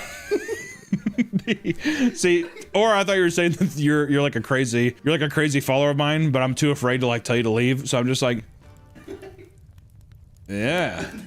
So you just kind of adopt what he's saying. Nailed it. Throughout his cities, there is a picture of his face in nearly every single room. And all of his followers, including him, wear white robes for ceremonies, very similar to scenes from the movie Midsummer, which was a pagan cult. Show a clip from it. Ooh. Vissarion rarely grants interviews and usually keeps to himself. However, in 2012, he allowed a reporter from Vice to come and explore his compound. Right away, he said the entire place gave him a sense of peace and that everyone was visibly happy. He admitted to slipping into full-on indoctrination as he was being guided around. During his interview with Vissarion, he found out that he has memories of being Jesus from 2,000 years ago. He also claimed to have no favorite food because his answer would be too difficult for a normal person to understand. What's Vissarion eating? That's what I want to know. Yeah, I bet he wanted to say. He wanted to say pussy. Oh, I was gonna say Taco Bell, but he's like, that's beneath Jesus. That's beneath Vissarion. Yeah, that motherfucker definitely wanted to say a 5-layer burrito. He's like a 5. You wouldn't understand. It's a quesarito, but they keep removing it from the menu. I'm not going to talk about it. Vissarion comes off as a peaceful and stoic leader. On his church's Instagram, he brands himself the same way, showing himself playing with children alongside shots of him smiling with followers. He also has tried to appeal to younger audiences by posting memes mourning the death of Harambe the gorilla. He also makes memes claiming he is better than Jesus by referring to himself as the Krusty Krab and comparing Jesus to the Chum Bucket. Ooh, that kind of. What do you mean? That's Viserion we're talking about. It's humor and it's good. However, this would all come to an end as his entire religion in town was court ordered to shut down and liquidated after Viserion and 2 other higher-ups were arrested. In 2020, it was discovered that Sergei and his top guys were extremely brutal towards followers, using physical violence and psychological abuse to keep them in line. The Russian FSB was sent out to his colonies, where they stormed his house and arrested him. They then flew him back to Moscow so he could go to trial. In court documents, it was revealed that 16 people were mentally harmed and 6 others suffered severe bodily harm throughout their time there. Investigators also discovered that he had been siphoning funds from his community and misusing them for personal purchases, even though his followers had all sworn off using money. Come on, Viserion. When it came time to sentencing, the court found that the 3 men had abused their authority within a religious organization to control and manipulate followers. And in the end, Viserion was sentenced to 12 years in a maximum security penal colony. The other 2 men received identical charges. Son of a bitch. He seemed perfect. Goddamn. Do you think, is there any way that you just can't run a cult? It's a cult, is what that was, right? 100% a cult. The world can sometimes be a dark and desolate place, guys, leaving many to turn to religion and try to brighten their lives, which I don't blame people. Sometimes, Nick, I like feeling that there's something out there. It's hard to make sense of this whole thing, and who knows if there isn't a divine creator out there? I don't know. No one does. God does know. He's the one who did it. It can be hard not to give in to scams like this, especially when the person selling you lies is charming and believable. At the end of the day, it's been said a million times, it sounds too good to be true, and it probably is. If there's the potential to make a buck, there'll always be a person out there doing what they can to sell you some snake oil. So be careful, y'all. But hey, happy praying, and then guess what? If the end of the world comes and takes us, just know I love all of you. We'll see you next time. Bye-bye. Snake oil or condom oil? Dude, I would take the condom oil.